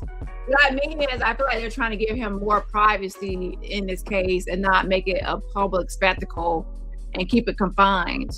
And I understand like sometimes cases can go too far when there's too much public accessibility, but this is usually how trials work, that people have the right to know 100% of what's going on, right? Where such a measure is required to ensure compliance with the state decorum order and protect the rights of the parties. Any such remedial measure would be considered only as a last resort and only to the extent necessary to address the specific violations at issue. Council will have an opportunity to provide input. And by the way, that is the actual audio from this recording. It's not from my video. Okay, hold on. Determinations regarding sanctions. The court values that input and will give it careful consideration. I want to be clear that these measures are intended to preserve open and transparent courts while ensuring fairness to all parties, and the court remains fully committed to the presumption of open proceedings under the applicable rules.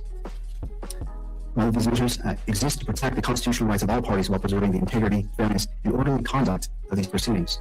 With respect to media coverage in the courtroom, the court offers the following additional guidance to assist everyone in navigating today's proceedings.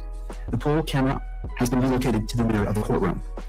The camera operator shall not zoom in on any individual seated at council table. When council tables are filmed, the camera must remain in a wide shot that includes all individuals seated at the table. Attorneys and witnesses may be filmed individually when standing at the lectern or seated in the witness box. I would also ask council to be mindful that microphones are located throughout the courtroom and may pick up conversations.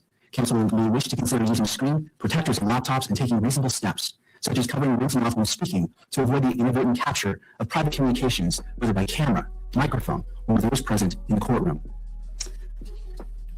Third, the court wishes to address the camera operator. At this time, Mr. Josh Demick, could you come forward to the lectern?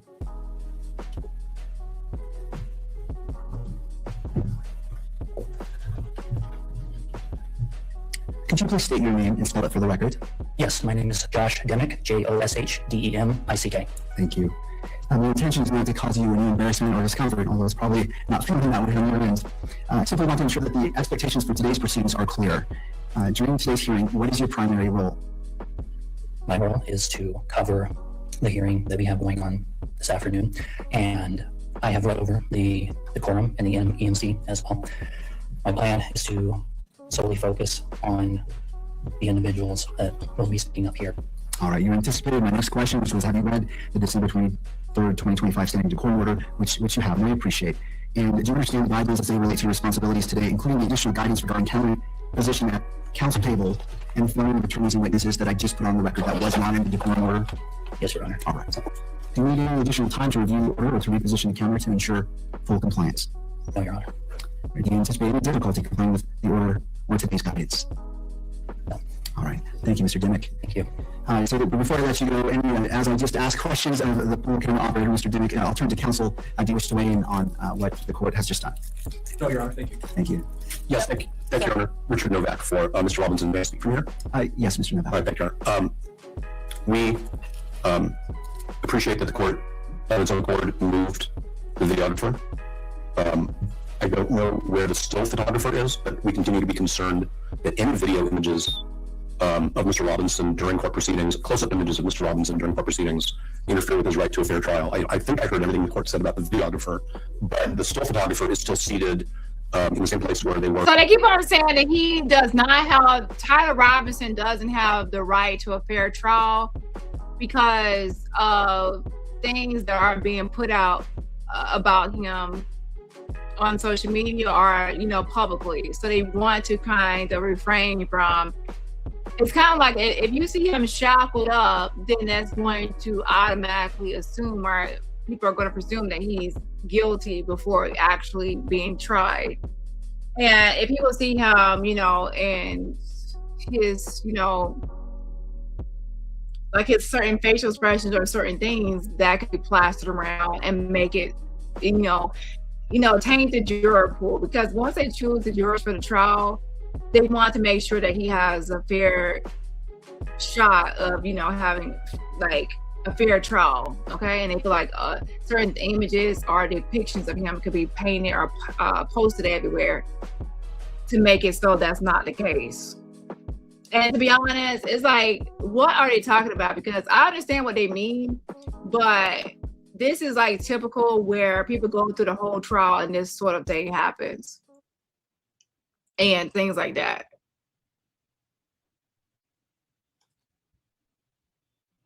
I'm trying to think about a Diddy trial. A lot of times, a lot of trials now, they try to make the person come to court and be allowed to wear civilian clothing. So if they are wearing civilian clothing, then they can like fit in with everyone else and not be criminalized before they actually are found guilty, right? Last week, and we would ask the court to order the still photographer not to take any photographs of Mr. Robinson's face or person during the hearing, in the same way that the videographer has now been ordered to be focused on the court, the witness, if somebody's testifying, counsel at the lectern, or generally the people seated at counsel, what the court referred to as counsel table. We do not want to see still images again of Mr. Robinson's face in the media with more speculation about meaning of his facial expressions. Oh my gosh, are you kidding me? Now y'all going too far. I understand civilian clothing to protect him from, people automatically thinking he's guilty wearing, orange jumpsuit or whatever color they have there. However, his facial expressions, really, how many people go to trial and their facial expressions and their faces are shown in court? People draw them, paint them, they even photograph them in court. And, this is a little bit going too far. Let's face it, to be honest, I will just say this.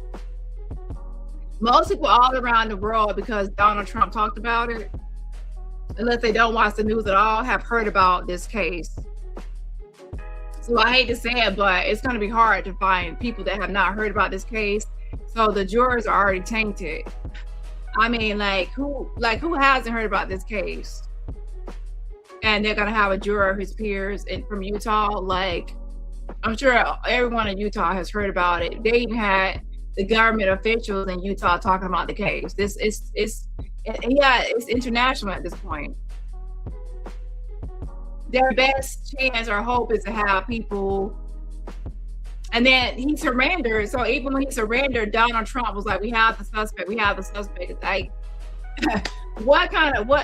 it's too late for you. You surrendered. Like, you gave yourself up. Like, you're going down. The lack thereof. And so we really appreciate what the court did on its own, suspected, I guess we would say. But we have the same concerns about the still photographer. All right. Before I address that, any questions as it relates to Mr. Dimmick? I want to excuse him to go back. Standing in front of the court is no fun. I recognize. I was just trying to keep him up there as long as possible. All right. Mr. Dimmick, thank you so much. Thank you very much. All right. Before I address that, I'll allow the parties to be heard before I address what Mr. Novak has brought up as it relates to the still photographer. To the state.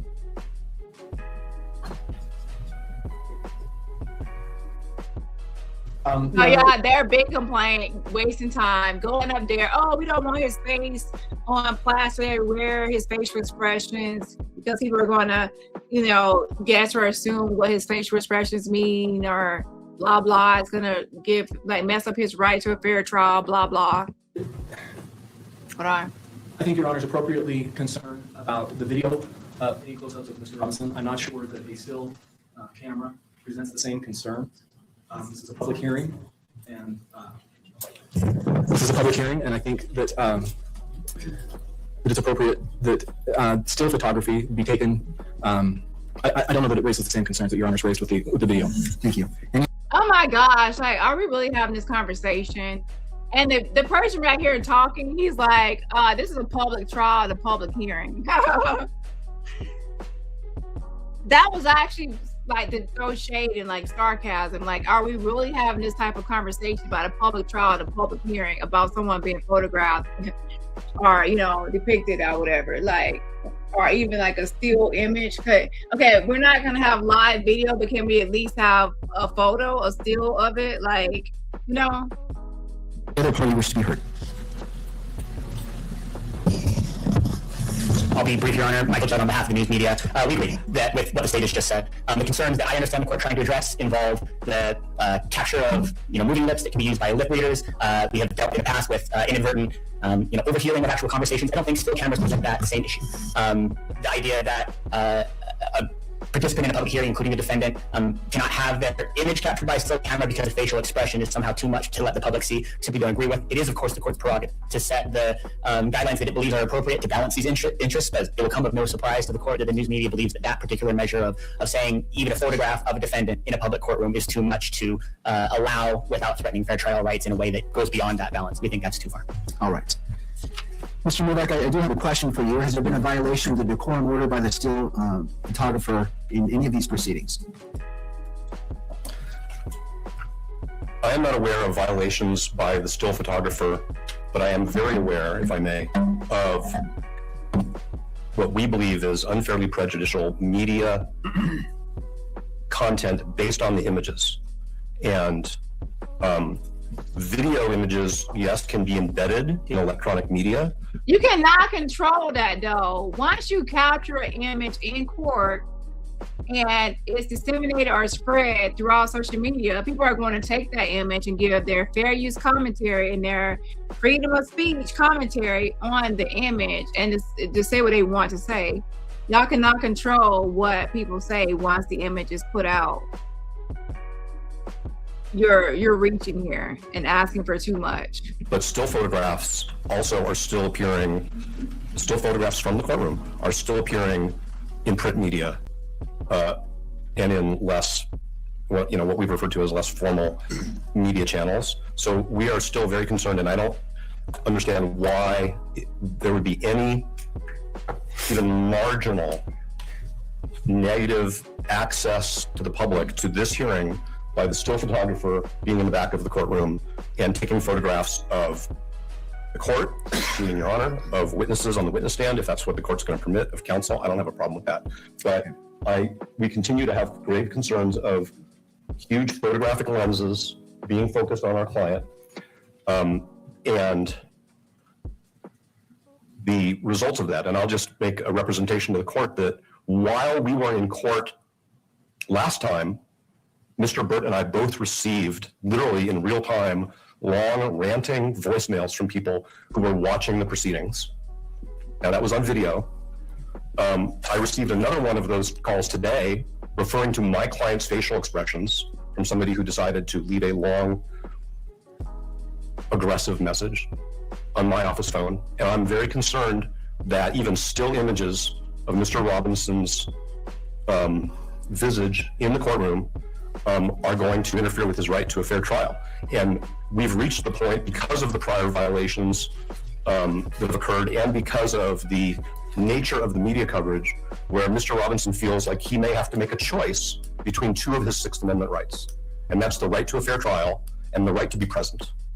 And we want him to be able to have both of those rights, and the way, and all of his rights, and the way he can exercise both his right to be present. What happened to the volume? To where the video camera was ordered to be. Thank you, Mr. Novak. Thank you, all parties. I appreciate your input. This is an important matter, and the court takes it very seriously. I note that there has been no violations of the December 23rd, 2025 decorum order by the still photographer. That being said, this court wishes to exercise caution and will request that the still photographer go behind the bar, to the bar being the separating lower wall, and reposition his camera at that place.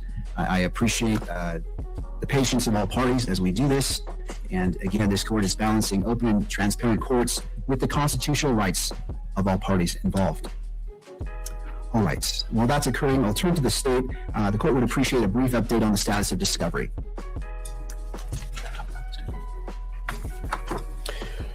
Your Honor, Chad Greenmatter for the state. To date, we have shared with the defense 100% of what we have received from law enforcement. With that said, we have been informed late last week that there is approximately, well, there's several terabytes of digital evidence from phones and other digital devices that the State Bureau of Investigations has in their possession. We are collecting a 20 terabyte hard drive to two of them, one for us and one for the defense.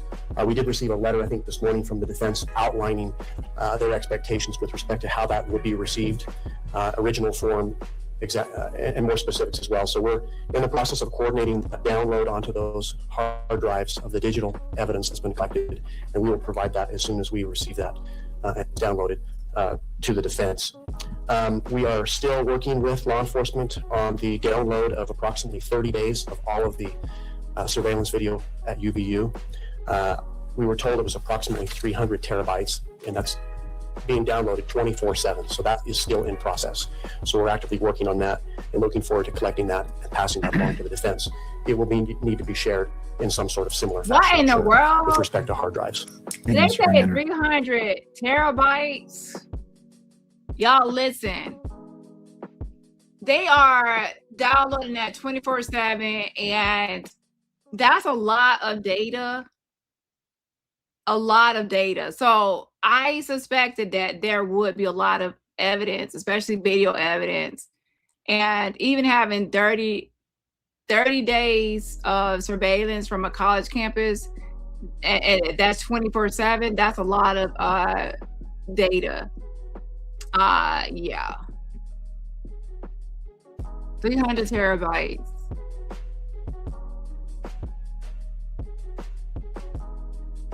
So yeah, that's a lot of information and a lot of stuff to review as well. But I mean, they need the evidence, and and that's why they have to be downloading this and 24/7 and trying to get all this information over. So they're pretty much saying that it's in progress, but it's going to be slow progress due to it being 300 terabytes. That's like a lot of thousands and thousands and thousands and thousands and thousands and thousands of hours of video. And defense want to be heard. That is correct, Your Honor. Stacey Visser on behalf of the defense. We are in communication with the state about what we believe is missing at this point, and we are anticipating a large amount of digital discovery in the next few weeks to a month that we will need to process. All right. Thank you. May I supplement this conversation, Your Honor? Briefly. Thank you, Your Honor. We've kind of divided up discovery responsibilities, and mine is to address what I'll call non-digital forensics. So there are many items of seized evidence that have been sent to various law enforcement labs around the country without getting into the details. We have some what I'll refer to as summary reports of those evaluations. But as the state attorneys know, we're going to need. Now, what I will say is that Tyler Robinson had a high GPA and high SAT, ACT scores. So this is someone that is going to be pushing for his lawyer and his team to be on top of their game for his rights. This is someone that's going to be researching and looking up anything as it pertains to his rights and defending himself too. So I would not be shocked about his requests and things he's going to be pushing for, because this is someone that is actually smart when it comes to at least book smart. Now, some things he did as far as his crime goes was kind of stupid, I will be honest. However, when it comes to book smarts and intelligence, he does have that, and you cannot deny that. Look at his composite scores on his SAT scores that he posted to social media. All the underlying data, notes, these relate to things like DNA and other forensics. So if we haven't provided them with a very, very detailed list of the types of documents we need, we will. But I think Mr. Grenender could speak to this in more detail in terms of the status of that. But I think that's another big chunk of materials that presumably the state attorney's office has not received yet from law enforcement. And so obviously they haven't had a chance to give it to us. We haven't had an opportunity to look at it or to have our own experts review those types of materials. Thank you, Mr. Novak. All right, before the Mr. Grenender. We'll make a point to follow up on that with the law enforcement agencies. We'll communicate with defense counsel on that, Judge. I appreciate the cooperation between the parties. Before the court proceeds further, it's appropriate to address the record. The court notes the recent filing by victim representative Erica Kirk involving the statutory right to a speedy disposition of the charges under Utah Code Section 77-38-7 sub 2. This court raises this issue solely to ensure that the record accurately reflects the statutory obligations governing the matters presently before it, and not to suggest any view regarding the merits or outcome of these proceedings. Under the statute, a crime victim has a right to a speedy disposition of charges free from unwarranted delay when considering a defendant's request to continue a previously scheduled trial or other significant criminal proceeding. The court must inquire into the circumstances asserted as the basis or delay and must consider the victim's interests in timely resolution together with the defendant's constitutional and statutory rights.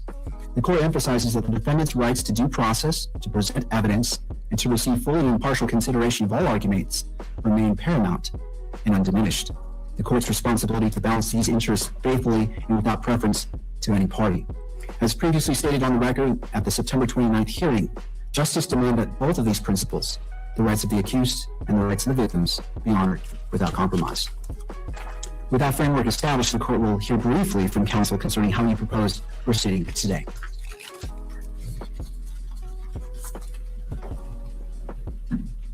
Thank you, Your Honor. Richard Novak, again from Mr. Robinson. We're prepared to continue with Mr. Gray's testimony. We did file what I captioned a renewed request that this court proceed under a particular section of the Utah Code to refer this motion to the Attorney General. So it's obviously up to Your Honor to decide if the court wants to address that renewed request in writing now or at a different time. I do want, whenever it is court's view that it's timely, to address the issue that the court just brought up, which is how the court, well, what I want to address is how the court will manage the question of whether Mr. Robinson needs more time to prepare for the preliminary hearing. So the court got an update on the status of discovery. The court noted Ms. Kirk's filing, which of course we are all aware of, and we understand her Wright's. And by discovery, for most people are aware, I just want to make sure that they are just trying to make sure that both sides, the defense and the prosecution, have their hands on the actual evidence that's going to be presented from both sides. And people have the right to discovery, okay, and what's going to be used against them in the trial. So both sides have to hand over what their evidence, that's including, you know, what they mean by the video evidence that's going to be used. And they actually mentioned that it's a large file, okay, it's a large quantity and things like that as far as the evidence goes. And that's going to be, you know, any photos, videos, reports, documents, anything that will be considered evidence has to be shared between both sides. As the representative of the victim in this case,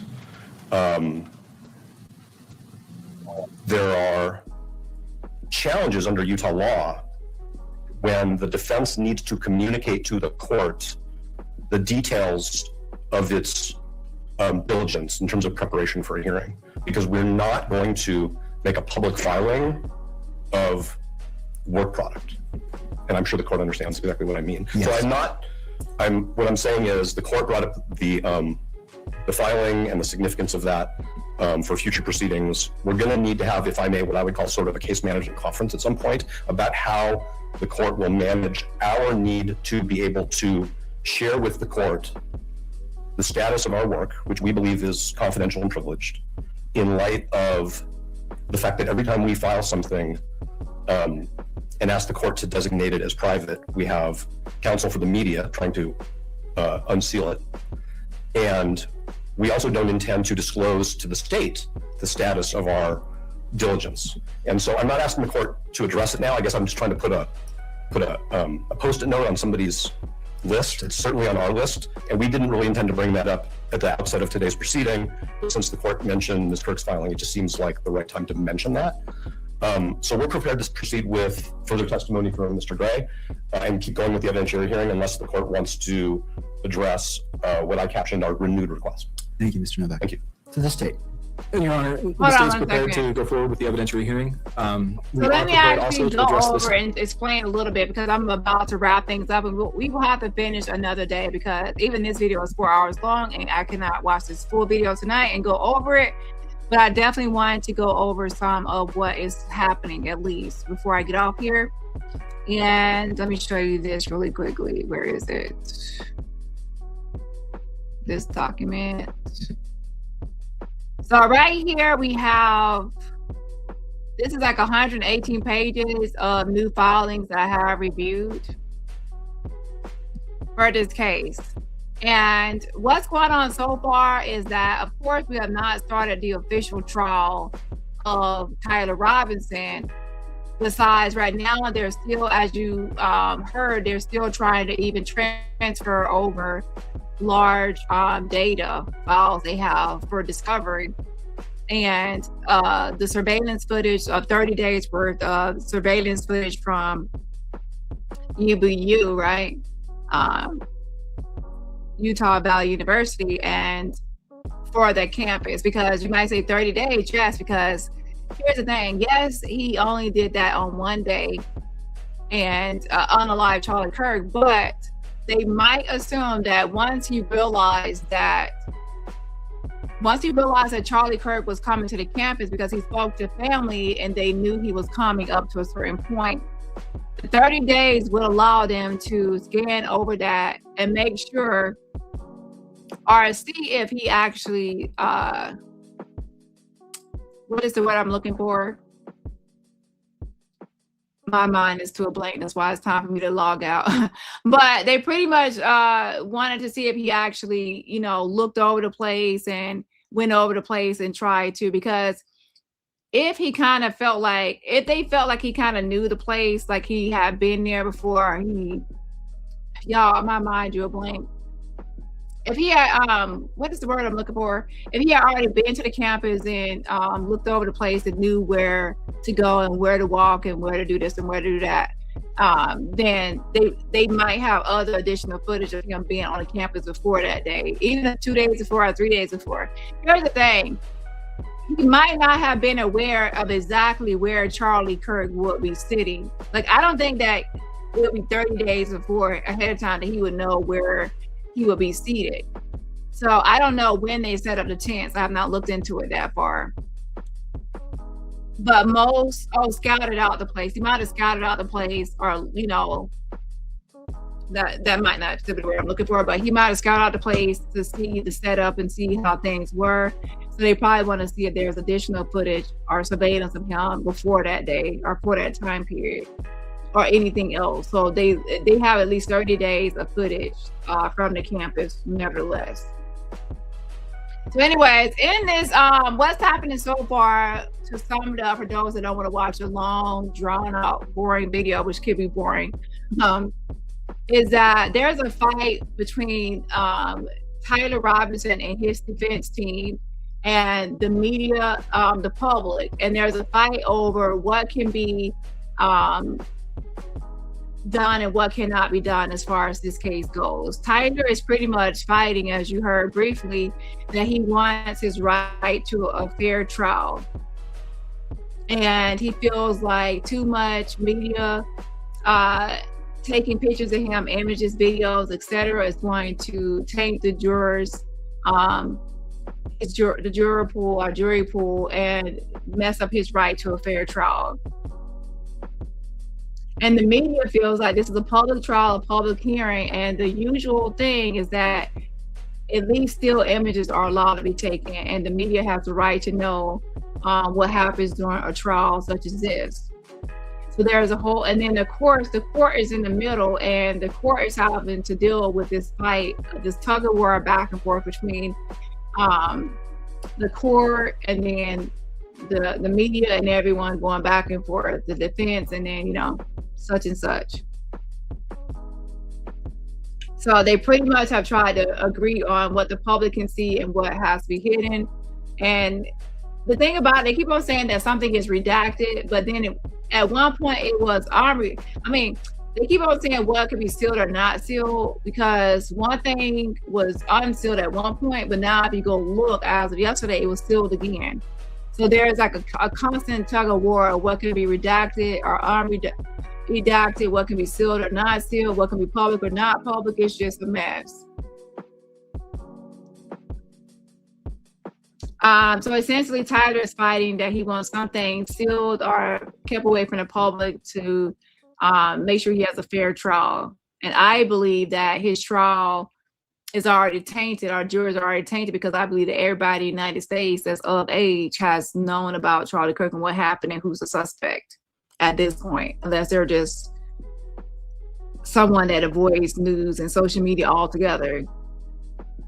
But yeah, the media, including like local stations, our local news networks, even like the Salt Lake Tribune and others, they want to have more access and more stuff to be public. Obviously, it's the media. That's their job, is to spread the news and disseminate the news and spread the word. And obviously, people are visual. People are going to want to see the suspect and see what's happening and see his facial expressions and all of that. They're trying to, his defense team doesn't want that.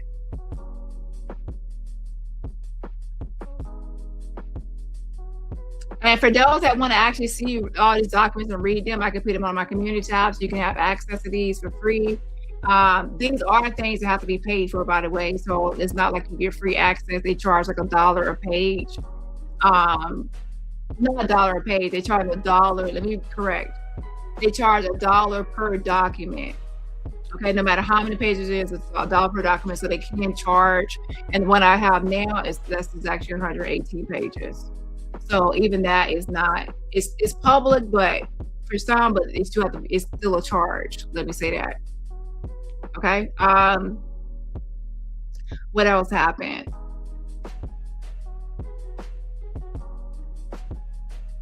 Let me see. Let me scroll through here. Hold on.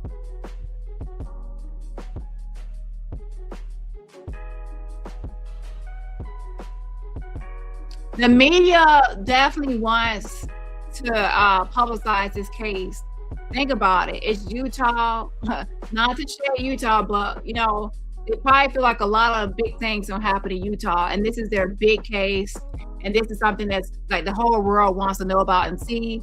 This is like media gold, and they could probably, to be honest, media is thinking about making money off of it, and for them to get the images, for them to get transcripts, of them to get the information out, this is their content gold. They might not even have something happen like this big and controversial and international again. So this is something that the media is pushing for. Like, we want everything possible to be public. Okay. And on the other hand, the state and, you know, the defense are not really wanting that much publicity for the case.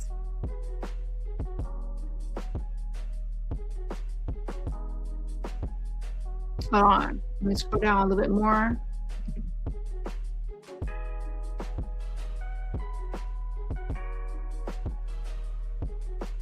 Now, when it comes to the state, their main concern is, how can I say this? There's the state, they're not really caring about like hiding the case, I would say. It's more about like security and like, you know, like making sure that Tyler is restrained and that the courtroom is still protected in some way, irregardless of that. So it's more about the protection. The defense, of course, is working for Tyler. They're more concerned about, you know, a fair trial and how he's depicted in the media. Obviously, if you're a defense attorney, you don't want your client to not have a fair trial and a fair shot. Why would you spend hours and hours defending someone if you feel like you're going to lose because all the jurors and the potential jurors are tainted and there's no shot at them having a fair trial? It's like you're going to fight in a losing case. Now, to be honest, they are fighting a losing case. I'm sorry to say, but they have to lie about a bunch of stuff to get him out of this because he actually surrendered. And I don't know, once he surrendered, did he confess further to the police or did he just change his mind when he surrendered? I don't know. However, he has this DNA evidence. He has a mountain of evidence against him. So I don't know how they're going to wiggle. I feel like they're already fighting a losing battle anyway. But I guess they still want to try to feel some hope that there's some juror out there that hasn't heard about the case or hasn't been tainted that can still be impacted by some sort of media depictions. Yeah. But yeah, nevertheless, that's what the defense is screaming for Tyler to have a fair trial. And they feel like it's unfair if so many images are spreading. And to be honest, some of the pictures of him are looking crazy. Some of the images that I've seen of him are looking crazy, and some are menacing. Some of them make him look kind of like, what the fuck? So I can see why they would not want that out there. But hey, he's the one that looks crazed out. Okay.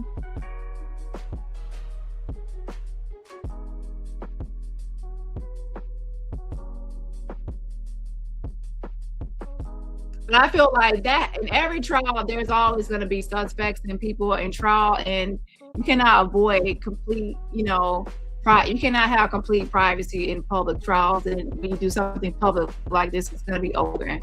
So I feel like they are doing too much, in my opinion, as far as this. I understand not having a video, and I think in some cases they don't actually allow pictures.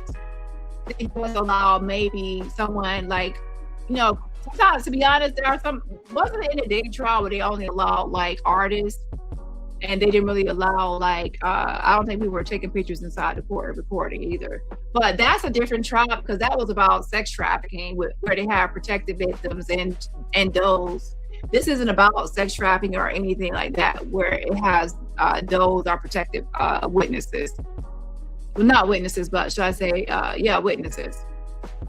So I wouldn't equate the Diddy trial to this one. But hey, what do I know?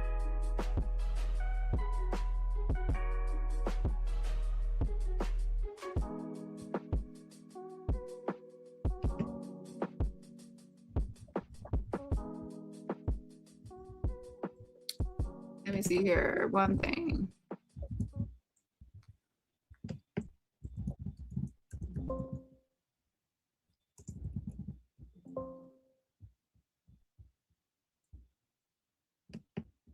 So we already know we live in an age of social media. And since we live in an age of social media, things spread and sometimes they go viral. And I don't feel like Tyler wants, he doesn't come across as someone that's like open and likes to be the spotlight or center of attention. He comes across as an introvert and kind of like shyish or timid. So I don't think he really wants to be all over the public eye, and this also isn't a good look for his, at all. So I believe that he really just doesn't want to be all over social media and put it everywhere, and he's trying to control this narrative. And of course, they're trying to use this whole thing about the media is going to, taint the jurors and lead to an unfair trial. And the other thing they're fighting over, of course, is what should be sealed and what should be open to the public and things like that. And I think it's ridiculous because it's like, you say you don't want, this is what's stupid to me. You say you don't want transcripts besides redacted transcripts, but then we actually have people like, we actually hear the whole, like even in this video I just showed y'all, we're hearing the actual trial. Yeah, he embarrassed his family. But even in this video, we're actually hearing the whole court hearing. So what's the point of redacting court footage, like the transcript, if you're actually going to release the whole video, like people can video, audio, and not like show him in the footage, but you can still hear every word in the video audio releases. So it's like, what's the point of redacting the document when the audio and video ain't redacted of everything? So it's like, it doesn't make any sense. So in essence, they're wasting their time on that.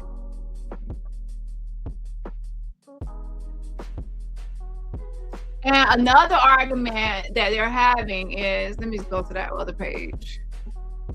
The Attorney General argument.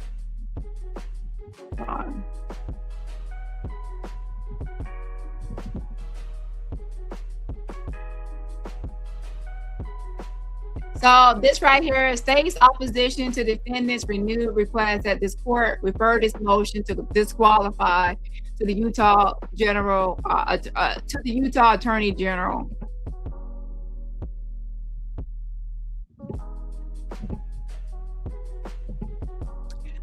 This court should deny defendant's motion for any of three reasons.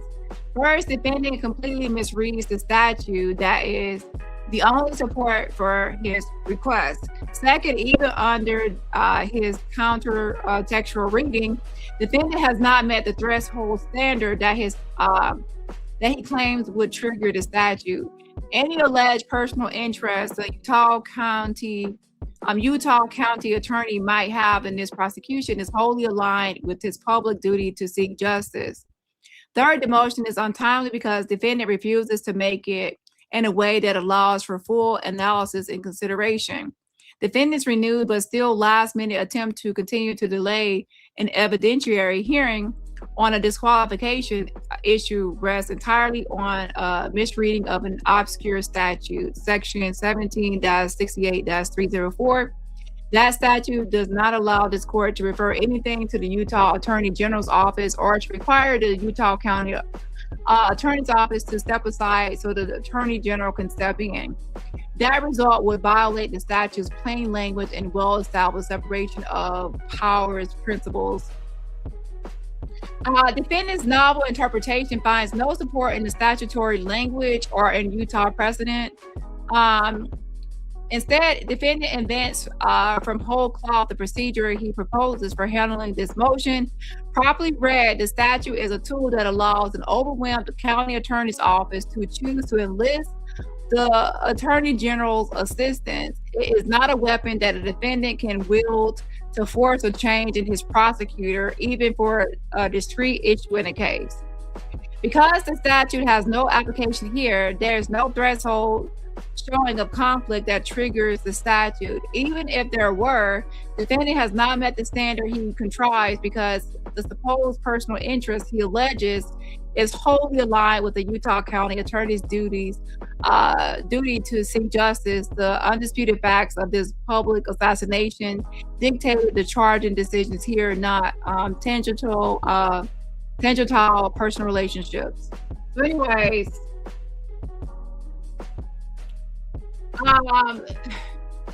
in summation, they're really trying to say that he's like misinterpreting the law and misreading it,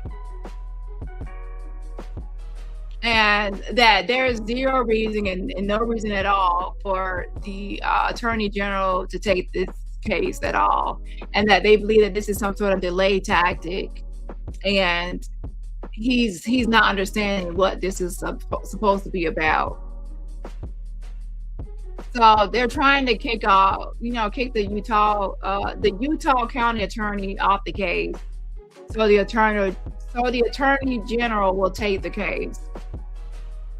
And the state is really saying that this is not right and should not happen. And it's nonsense. But they're also saying that there's other things happening to where there's a prejudice within the case because there's some sort of connection that prejudiced the case, and that connection makes it unfair for this to be still in place. Okay, hold on. Let me find that other posting real quick.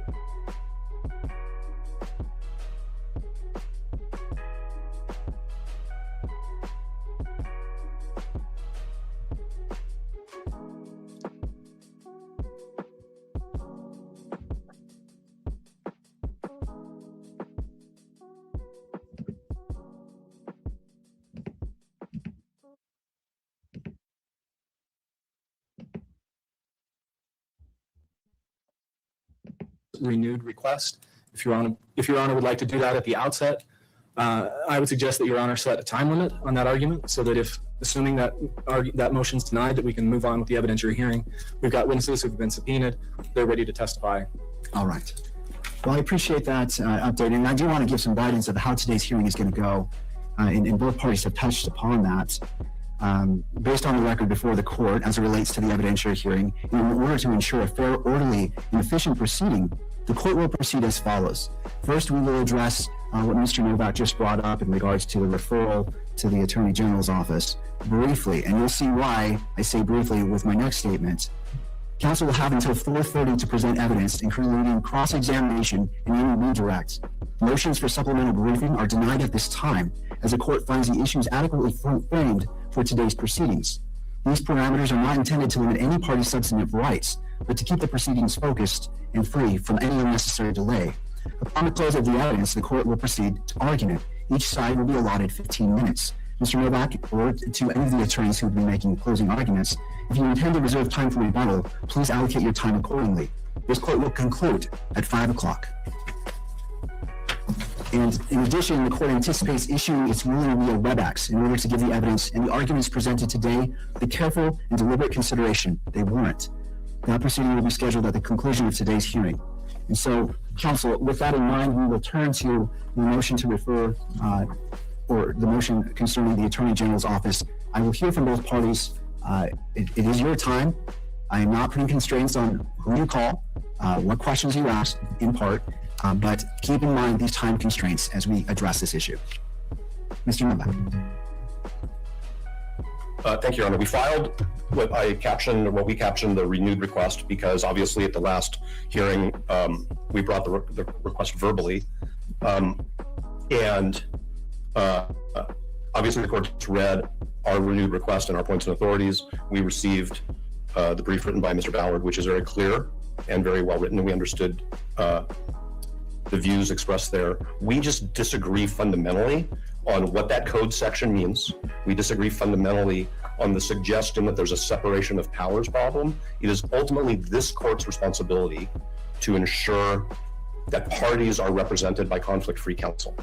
Obviously, in the legal profession, there is an initial expectation that counsel will avoid conflicts. But there are always situations where a party needs to bring a conflict on the other side to the court's attention, and the court has both the statutory authority and the inherent authority under the common law to do something about it.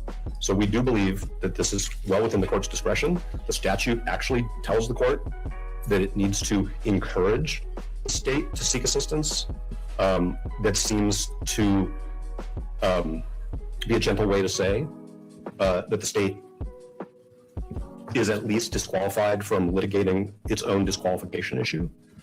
And then I'm going to reserve the rest of my time for our evidentiary hearing and closing arguments. Thank you, Mr. Novak. Turning to the state, Mr. Ballard. Okay, hold on a second. I'm going to play a different video really quickly to talk about this conflict of interest they just mentioned. And then I'm going to get into Erica Kirk and how she's really requesting a speedy trial. And then we will come back another day to finish some more of this, okay? Hold on.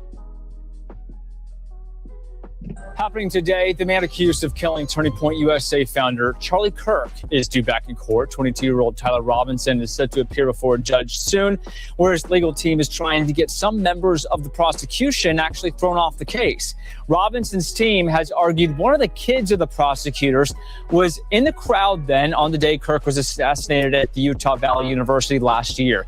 They say that presents a conflict of interest in the case, and the prosecution argues that member of their team can stay on because their child did not see Kirk get shot or anyone else in the rally with a gun. More testimony is expected at today's hearing. We'll track that for you right here at the live desk and our website, thenationaldesk.com. So pretty much trying to say that because a prosecutor's relative was at the place, at the incident, at the scene, that should disqualify them because there's a conflict of interest. And they said that that's not really the case because that person did not see Charlie Kirk get shot. I mean, yeah, okay. Okay, so let's listen to one thing about Erica Kirk wanting a speedy trial, and then we're going to just end the live for today, okay? Hold on, because it's already late. And again, like I said, there's hundreds of pages of documents and things going on, but I pretty much summed it up that it's a fight over what the media should be able to view or not see. You know, as far as the public, what should be sealed or not, redacted or not, how he should be presented and depicted, his right to a fair trial, and making sure he gets that, and trying to, you know, have the Attorney General take over the case, claiming there's a conflict of interest and things. So that's really what's going on so far, and it was like a heavy fight over these topics. Obviously, I think more people will be talking about this once it's an actual trial, and they actually are to the part where they're going over evidence and having witnesses on the stand. That's where people usually get interested. People are not really interested in the part where, in these pre-arguments, this pre-trial kind of stage. But I'm keeping track of what I can, so I won't, you know, so I can stay abreast of these certain issues. Okay, hold on. And we haven't had an opportunity to look at it or to have our own experts review those types of materials. Thank you, Mr. Novak. All right, before the Mr. Commander. We'll make a point to follow up on that with the law enforcement agencies. We'll communicate with defense counsel on that, Judge. I appreciate the cooperation between the parties. Before the court proceeds further, it's appropriate to address the record. The court notes the recent filing by victim representative Erica Kirk involving the statutory right to a speedy disposition of the charges under Utah Code Section 77. So here we go, talking about Erica Kirk, where I'm going to end. We already know about Erica Kirk, victim representative. She's a victim, see, I'm tired. Victim representative for her husband, late husband, Charlie Kirk. And as a victim representative, she wants to enforce the right to a speedy trial. Okay? And so let's listen to what they have to say. -38-7 sub 2. This court raises this issue solely to ensure that the record accurately reflects the statutory obligations governing the matters presently before it, and not to suggest any view regarding the merits or outcome of these proceedings. Under the statute, the crime victim has a right to a speedy disposition of charges free from unwarranted delay. When considering a defendant's request to continue a previously scheduled trial or other significant criminal proceeding, the court must inquire into the circumstances asserted as the basis for delay and must consider the victim's interests in timely resolution together with the defendant's constitutional and statutory rights. The court emphasizes that the defendant's rights to due process, to present evidence, and to receive full and impartial consideration of all arguments remain paramount and undiminished. The court's responsibility to balance these interests faithfully and without preference to any party. As previously stated on the record at the September 29th hearing, justice demanded that both of these principles, the rights of the accused and the rights of the victims, be honored without compromise. With that framework established, the court will hear briefly from counsel concerning how they propose proceeding today.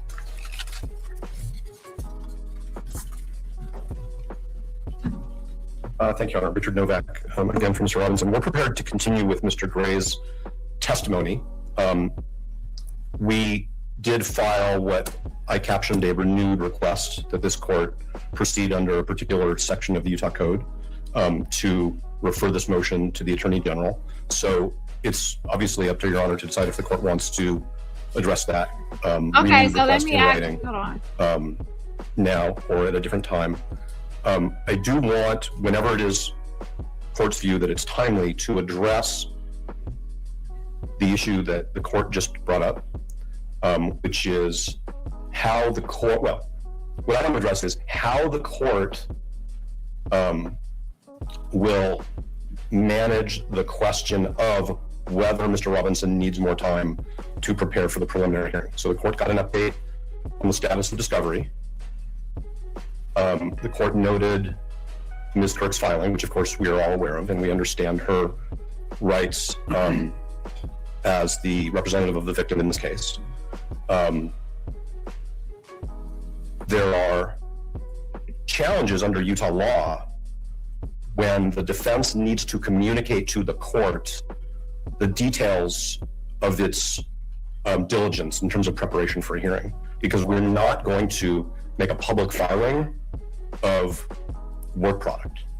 And I'm sure the court understands exactly what I mean. Yes. So what I'm saying is the court brought up the filing and the significance of that for future proceedings. We're going to need to have, if I may, what I would call sort of a case management conference at some point about how the court will manage our need to be able to share with the court the status of our work, which we believe is confidential and privileged, in light of the fact that every time we file something and ask the court to designate it as private, we have counsel for the media trying to unseal it. And we also don't intend to disclose to the state the status of our diligence. And so I'm not asking the court to address it now. I guess I'm just trying to put a Post-it note on somebody's list. It's certainly on our list. And we didn't really intend to bring that up at the outset of today's proceeding. But since the court mentioned Ms. Kirk's filing, it just seems like the right time to mention that. So we're prepared to proceed with further testimony from Mr. Gray and keep going with the evidentiary hearing unless the court wants to address what I captioned our renewed request. Thank you, Mr. Novak. Thank you. To the state. And Your Honor, the state. So essentially, Erica Kirk wants her right to a speedy trial as a representative for her late husband, Charlie Kirk. And pretty much the defense is saying they have a lot of evidence to go through. And they also keep on dealing with pushback from the state and from the media, because every time they file something, it seems like people want it to be sealed and they don't want it to be disclosed to the public. And it looks like an opposition is had because people want it unsealed, which is, there is a fight. So then they are like, it's time consuming to be fighting this. It's like they can't really get to a certain point if they keep on fighting over what should be sealed or unsealed and things like that. So obviously the judge has to try to find a balance in this whole situation, obviously, right? And the balance is, considering the victim's rights as representative for Charlie Kirk, which is Erica, also the fair trial of the actual defendant, and considering and weighing that in. So now the judge is in the middle of this, trying to figure out what to do next. And to be honest, just this sheer fact, or the fact that they have all this evidence, a mountain of evidence that they have to share and things like that, it's going to be a while before they get to trial. So she can say speedy trial, but I don't think it's really going to be speedy. It's just too much evidence to go over, and things to do. So it's not going to be as speedy as she probably wants it to be. I'm sure she wants some sort of quick resolve and resolution to this, but I don't really see it happening. And it looks like the defense themselves don't really see it happening either. Okay. Hold on. Yes. All right. And you see what I'll refer to as general standard 1.30 conflict avoidance. Okay, so we're going to end right here. Again, there's like hundreds of pages, and there's still more hours of this video, so we will pick back up again. But I pretty much told you what's really happening right now as a summary, and we can get into more like a detailed breakdown in another live. Anyways, I appreciate you for being here. Smash that like button on your way out, and smash that like button on replay, and I will see you in the next live. Bye.